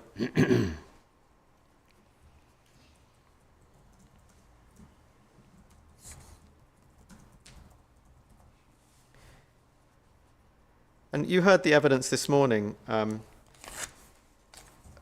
about the sounds of rural life and the experience of rural life, the kestrels and the owls, and that is all part of the appreciation of an asset, a historic farmhouse in a rural setting, isn't it? That's part of the experience of being in that place. Yes, I mean, I really can't comment on the degree to which the housing development will or won't change some of those experiences. For example, the experience of rain or the sound of kestrels, because it's a large area of open land to the north. Yeah. So I can't really... Yeah, well, I haven't experienced them Yeah. on this site. I understand what's being referred to. I make no criticism of it, but it's just sort of not yeah. We know a it's point I can give evidence on, really. Yeah, I mean, logically, we know it's going to become busier, and we've got the amenity space right next door to the listed Mhm. building, haven't we? Yeah. Yeah. Okay. Let's move on. Let me see if we can get. We're finishing at 5, right? Yeah. I thought we are finishing at 5, but let's see. Let's go to Rodmersham Street, Rodmersham Street Conservation Area. Sorry, Rodmersham Church Street Conservation Area. Thank you. Yep. You and Historic England are at medium. Mm-hmm. Miss Soanes at middle to high, and your colleagues in the environmental statement are at high. Mm-hmm. Yes. And in Yes. fact, I think Historic England say middle, but could be higher. Yes, I'm not sure what that means, but yes. I read that as middle, really. Yeah, I don't know just what for you do with that everyone's- qualification. Yeah. Yeah. just for everyone's note, that's CD 10.55, page 8, 4th of October 2024. Now, can we turn up your colleague's view in the environmental statement? This is CD 9.2.111. Yep.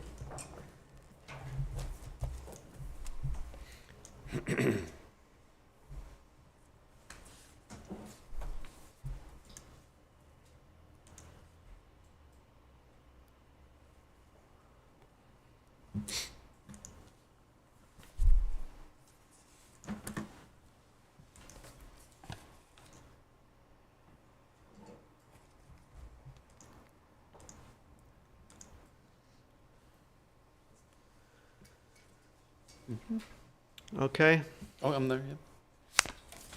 be there. Oh, yes. Oh, sorry. I am. Yes, sorry. Yeah. I'm so sorry. That's right.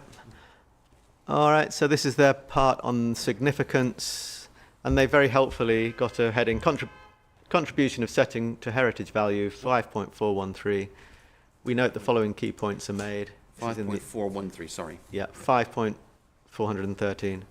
Got it. What page is that? This is on PDF page Can you give me the 84. paper page reference top. Yes, paper page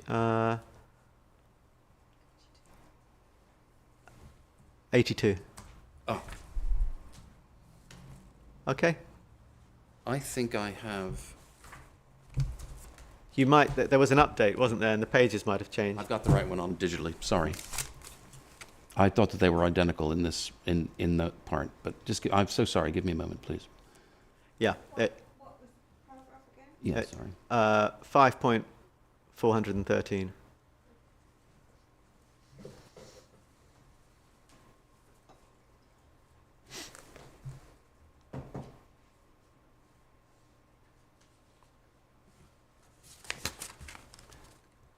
me a moment, sorry.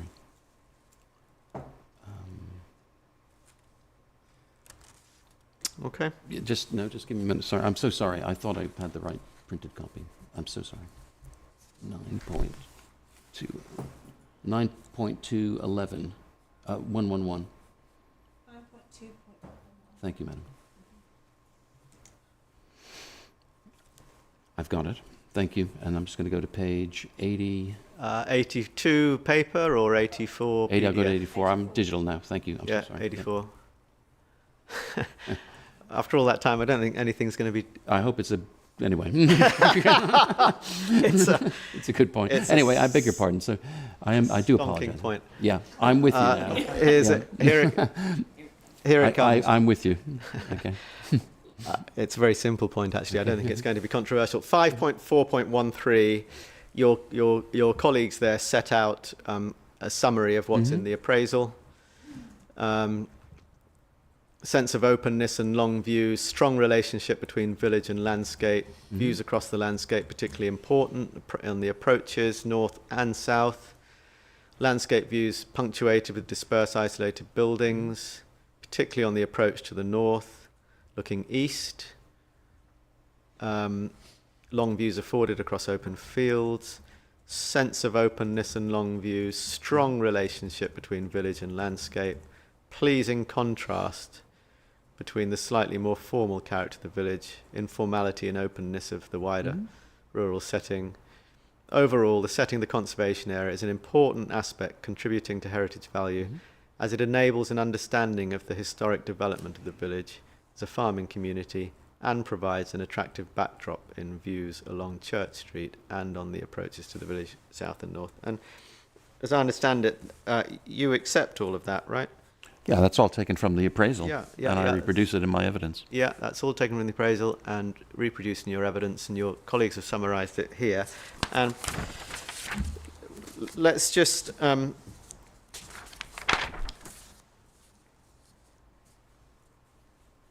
there was a debate with Miss Soanes, wasn't there, about the bullet points, you know? I remember that. In the conservation area appraisal. I think to be fair to you, you're right. You have summarised. We can put that away. You have summarised that in your... In my evidence. Yep. So... Is it in section 5 of my evidence, I think? It's in section 5.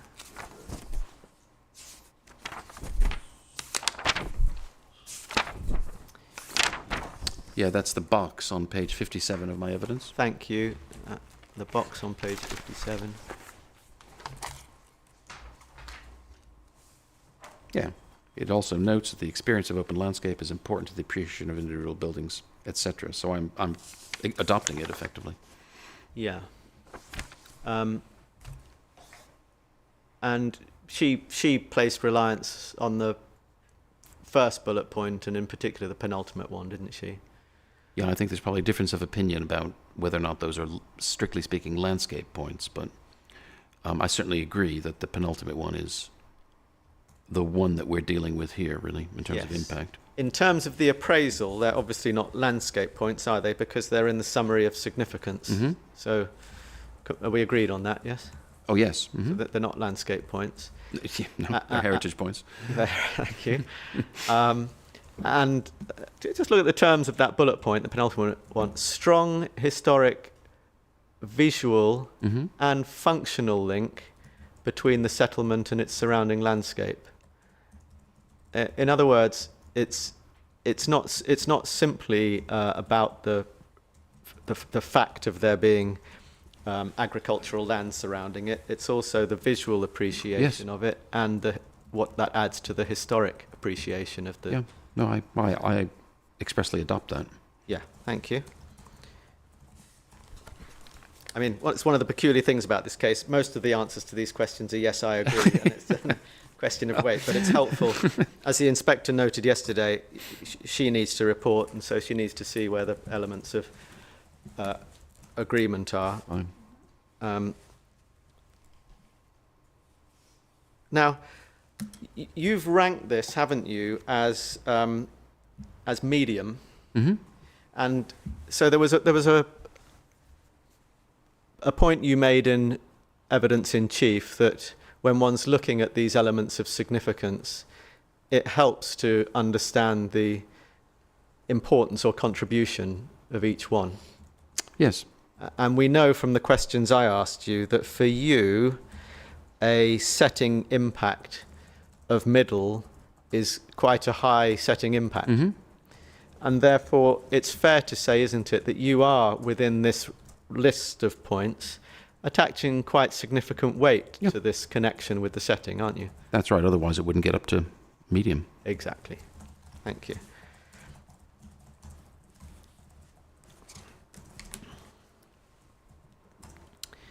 Now, let's stay in your proof as we are there. And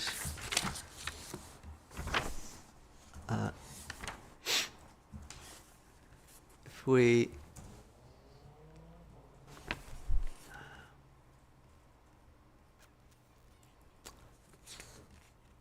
we may have to go to the appraisal because, let's go to the conservation area appraisal, CD 19.10. I will come back to your proof. And it's page 11.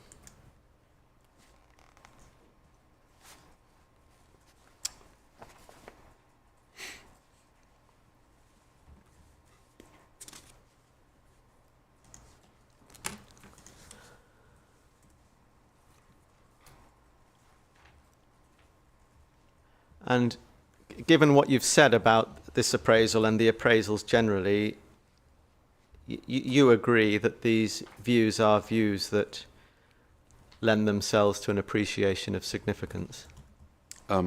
Yes. Thank you. I do. You do? Except, just to make the point, Madam, to assist you on any site view, that I take particularly 7 to the east to be indicative. I'm not aware that's actually on a public footpath. I could be wrong about that. So there are some specific views that have been identified, and then some maybe more broad indications of direction is the way I interpret those. Viewpoint 7, and likewise viewpoints 2. Likewise viewpoint 2. I think, I'm trying to make a simple point. I hoped it was a simple point that the direction of the arrows is, I think, indicative in some instances. That's all, as opposed to 3, which is a view up and down the Church Street. Oh, I see. Yeah, that's all. It's simple. It was a straightforward point. Because when I've approached this in the landscape, it's been along that footpath from Dolly that we talked about earlier, which is not on the position of 7. I see. Yeah. And 7 is from within a private garden. What's this? So. Sorry, which is the private garden? 7. Yeah, I think that's Matson's, as it's known, which is now, I believe, which is a grade 2 listed building. Yeah. Mm-hmm. Georgian, but with an earlier bit.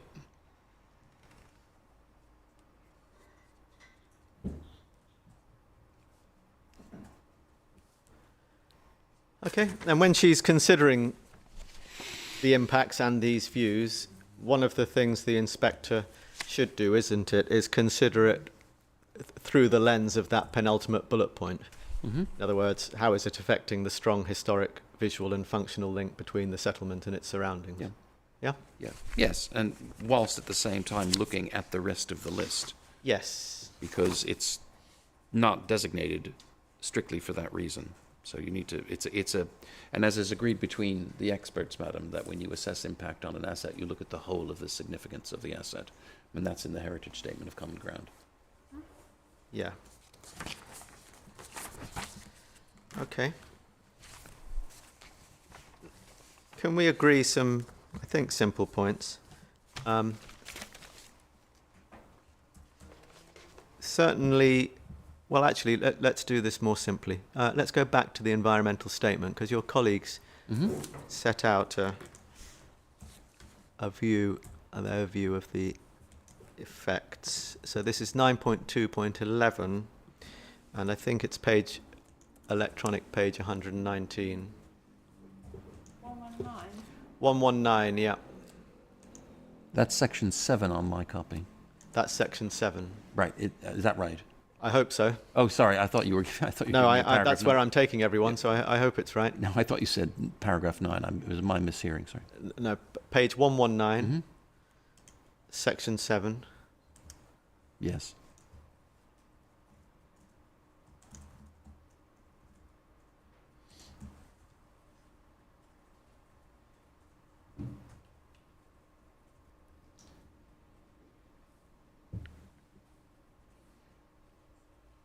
You there? Yes. Well, yes. Yeah, sorry, I'm I'm quite sure. Right, 7.365. It's called operational, but that means just when it's been built and It's been built, yeah. running, isn't it? Heritage value receptor partly derived from relationship between buildings, village, and wider setting.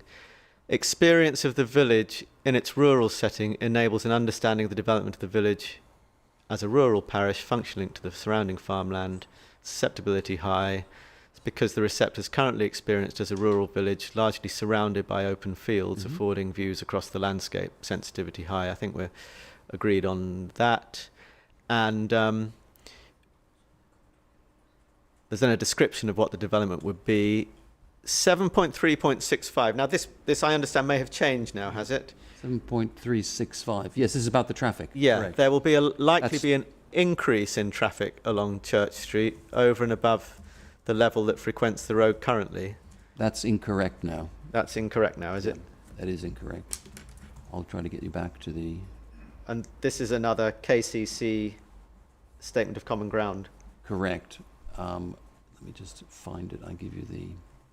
Oh, yes. So, going back to the same tables,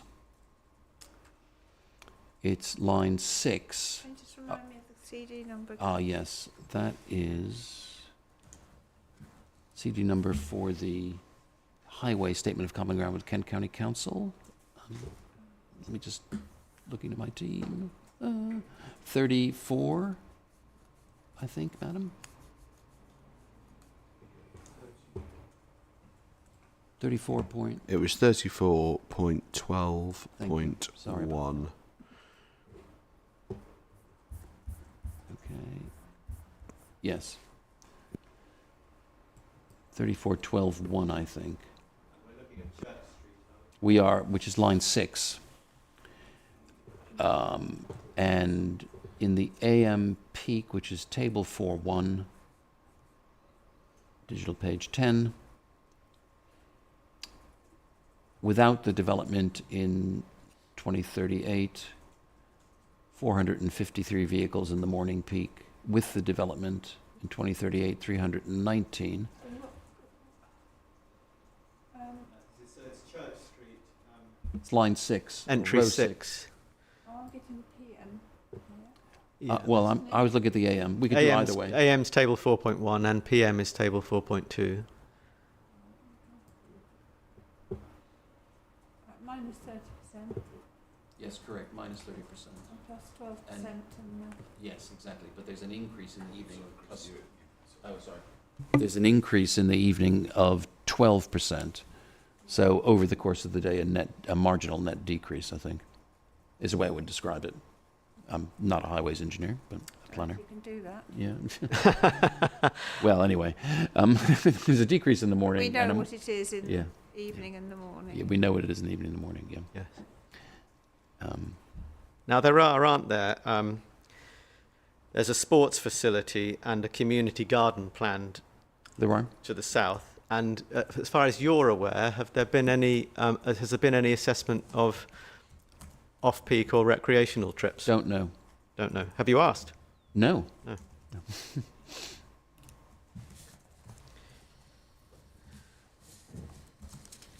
I'd assumed this was a comprehensive study, but Well, it's peak. It's a peak hour study, which is Yeah. what traffic yes, consultants well, which is what you do for with peak hour studies. junctions, capacities, and things. But yeah, okay. So do you accept, therefore, so far as traffic is concerned, the picture is incomplete, isn't it? I don't know, because I can't answer whether or what has been taken into account associated with those uses in Well, peak times. Yeah, It's- you're only looking at this data, aren't you? Correct. When you talk about traffic. That's correct. And this, I know the environmental statement reported an increase. I don't know what that was based on.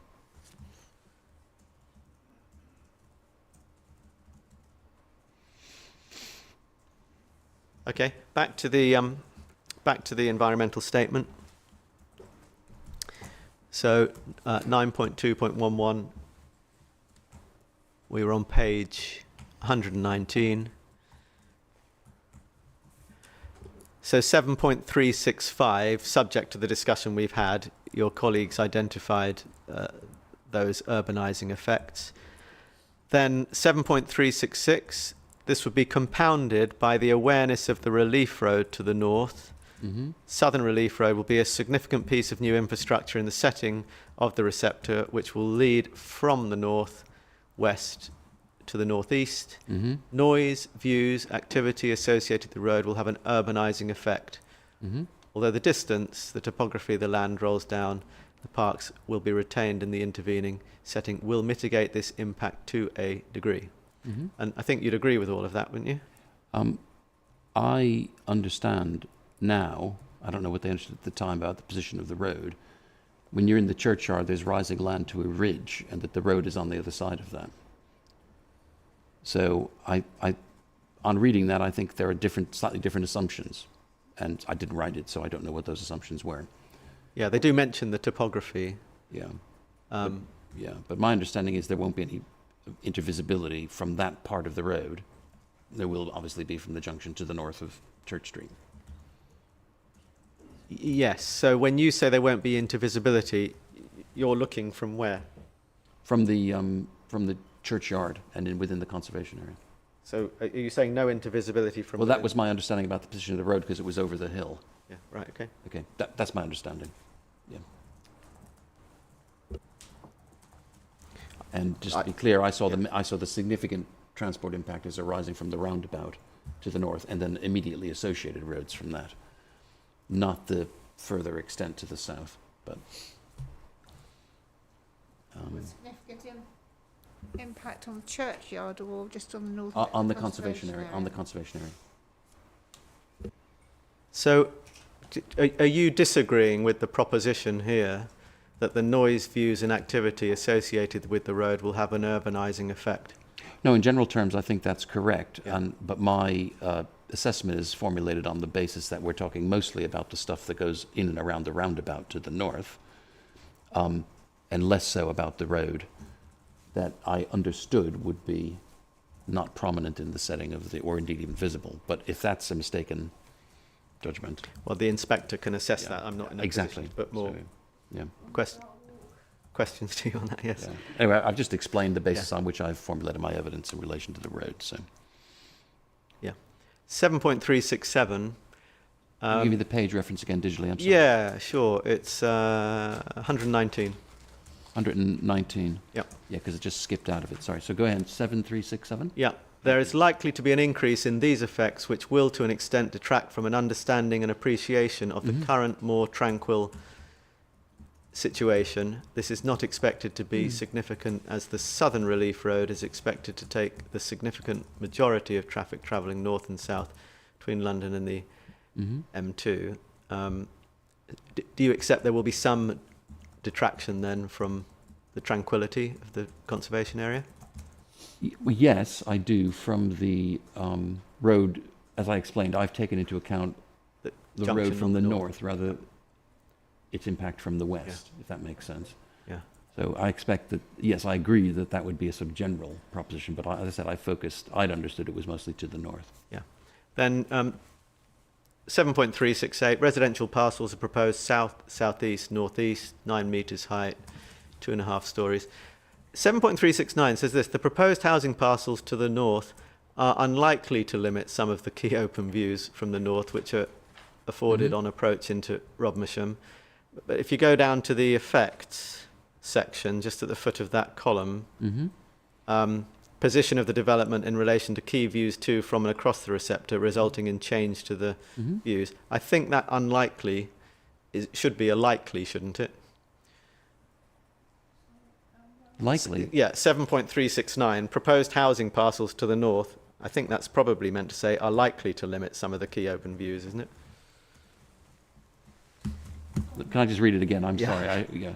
Proposed Yeah. parcels to the Yeah. north are unlike limits some of the key. Because they're not going to preserve the open views, No, are they? no, sorry. I think that's right. That should be likely, shouldn't it? Yeah, because when you approach from the north, you would see some housing. Yeah. Yeah. Let me just check the plan.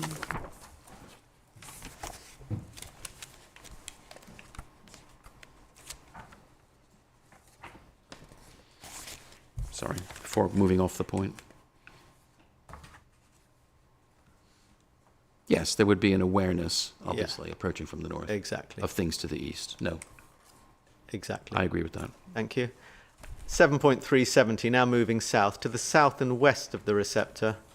The receptor's the conservation area, right? Mm-hmm. The proposed playing fields and recreational grounds of the Highsted Country Park will maintain the open nature of the existing agricultural fields, but will change the character Mm-hmm. as their historic uses of orchards and planting fields is lost. This will result in a gradual urbanising effect in the immediate setting of the conservation area on these sides. You agree with that too, right? That's what I write more or less in my evidence. Yeah. Mhm. And do you know about the use of the sports No. pitches there? Because Well, sorry. I only know I'm making a general assumption about sports pitches in that location. I don't have any detailed information. yeah, because there's about 9 hectares of sports Yeah. land, isn't there? And there is there's a sports facilities strategy that talks about floodlit astroturf pitches and so on. Have you factored any of that into your assessment? I mean, I'm familiar with what community sports facilities are Yeah. like. Obviously, they're floodlit. They're enclosed. It's artificial land. I don't imagine them just as open football Yeah. pitches. All right, thank you. I don't imagine them just as sort of, kickabout football pitches in a local park. I have taken into account, yes. It's a sports ground with, properly organized for intensive sport activity. And so then the impacts that your colleagues identified, there's a direct impact relating to traffic, which is subject to the revised traffic figures and the point you've made, and then the various indirect impacts that are listed there at the bottom of that column, and then continuing over to the next column. You see that? And can we take it that all those are agreed? Let me read them.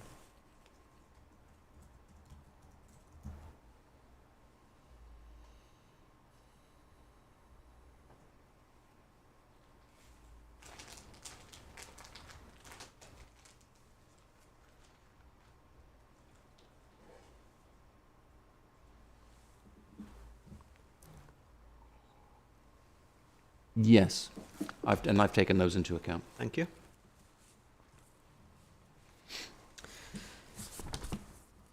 Good. Let's go back to your proof, please.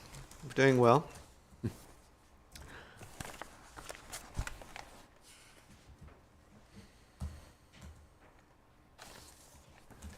So,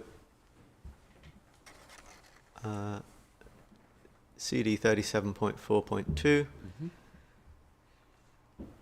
and it's, let me just check. It's paragraph 8.30 on my note. So, um,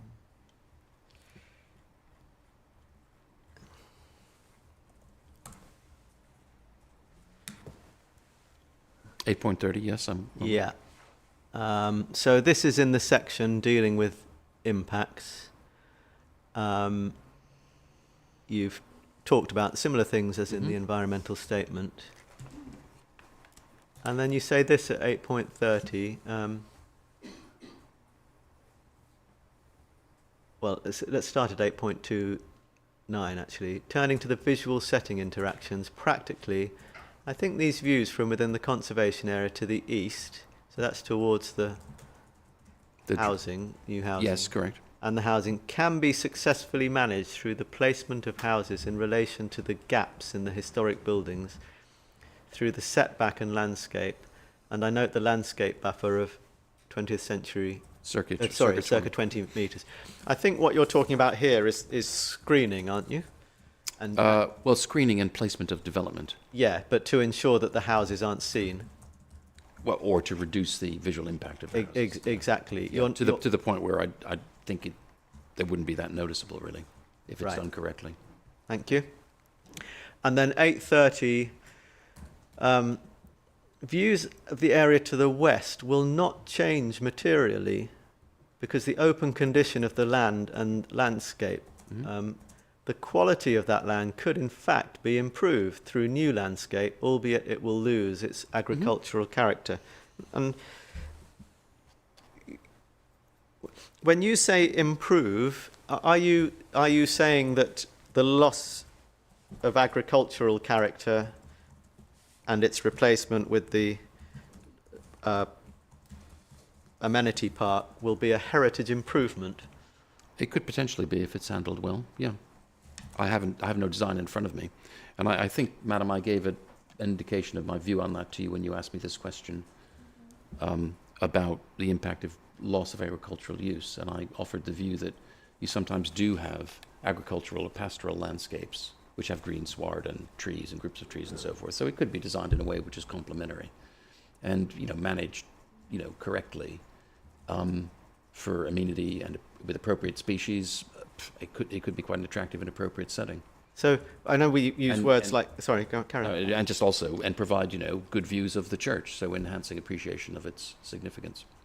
When you use words like attractive and improved, the touchstone for the context of the heritage asset, Yes, entirely. Yeah. Heritage evidence is whether it preserves or enhances the Yes. appreciation of the heritage significance of the conservation area, isn't it? That's correct. Yeah.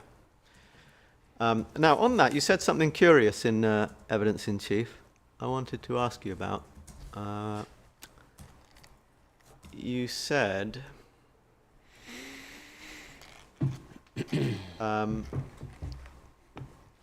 you were talking about the impact on the setting, and you said this. You said you'd still recognise it as an agricultural settlement. I accept that might take a bit more book learning. Not everyone would realise that.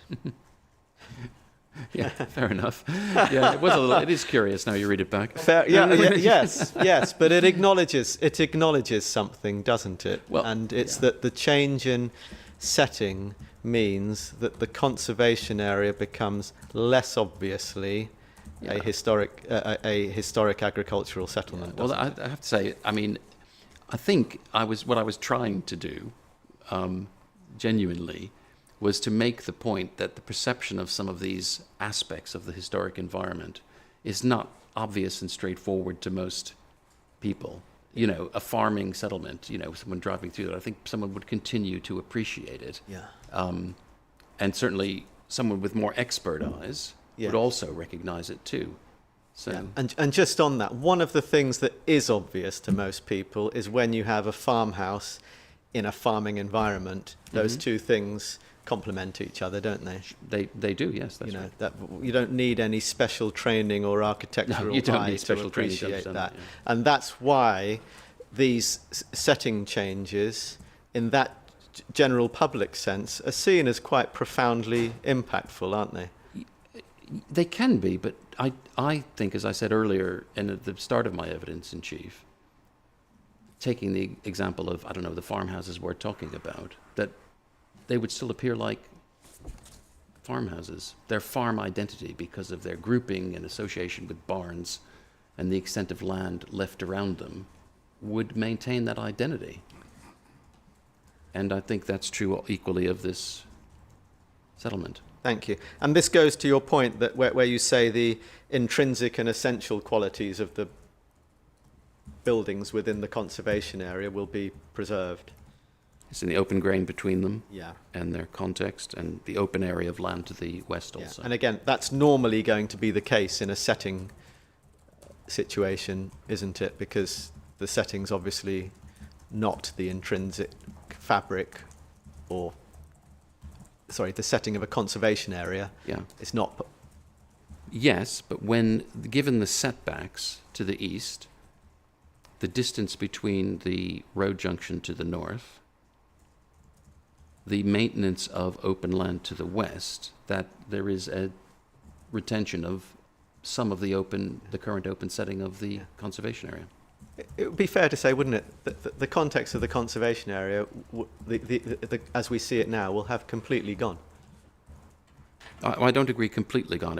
I describe it as a major impact, but I don't think completely gone. No, I think that's too strong. Well, every piece of land around it has changed, isn't it, in some way?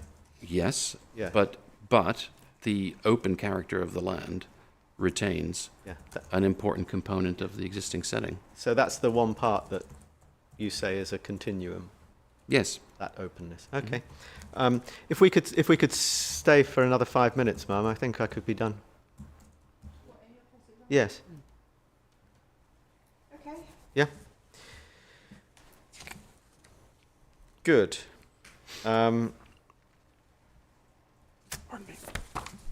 So I think that's all I'm going to ask about Romesham Church Street. And so Bexon Court, I'm going to take very quickly because we've looked at it and it's not particularly complicated, is it? We've got you at low level.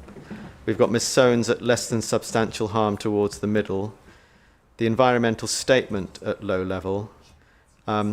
You therefore accept, don't you, that some of the significance of the asset derives from the field in which the junction is to be placed. Otherwise, you would have identified no harm. Do you accept Ms. Soanes' point that it's relevant to take into account the dynamic experience moving east, west, west, east along the lane? Thank you.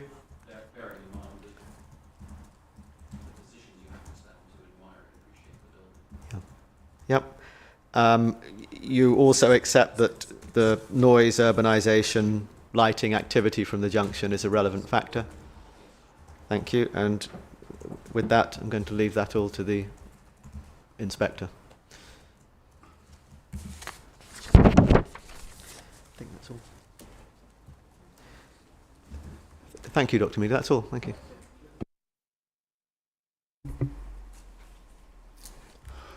Okay. Right, we're going to stop now.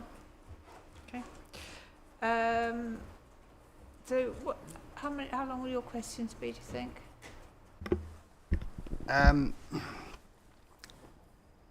Probably not that long, Mum. I mean, I need to have a chat with my clients. I think, as I anticipated, Mr. Pereira has covered an awful lot, if not all of the things that I was intending to cover. So I just need to reflect on that and speak to my clients.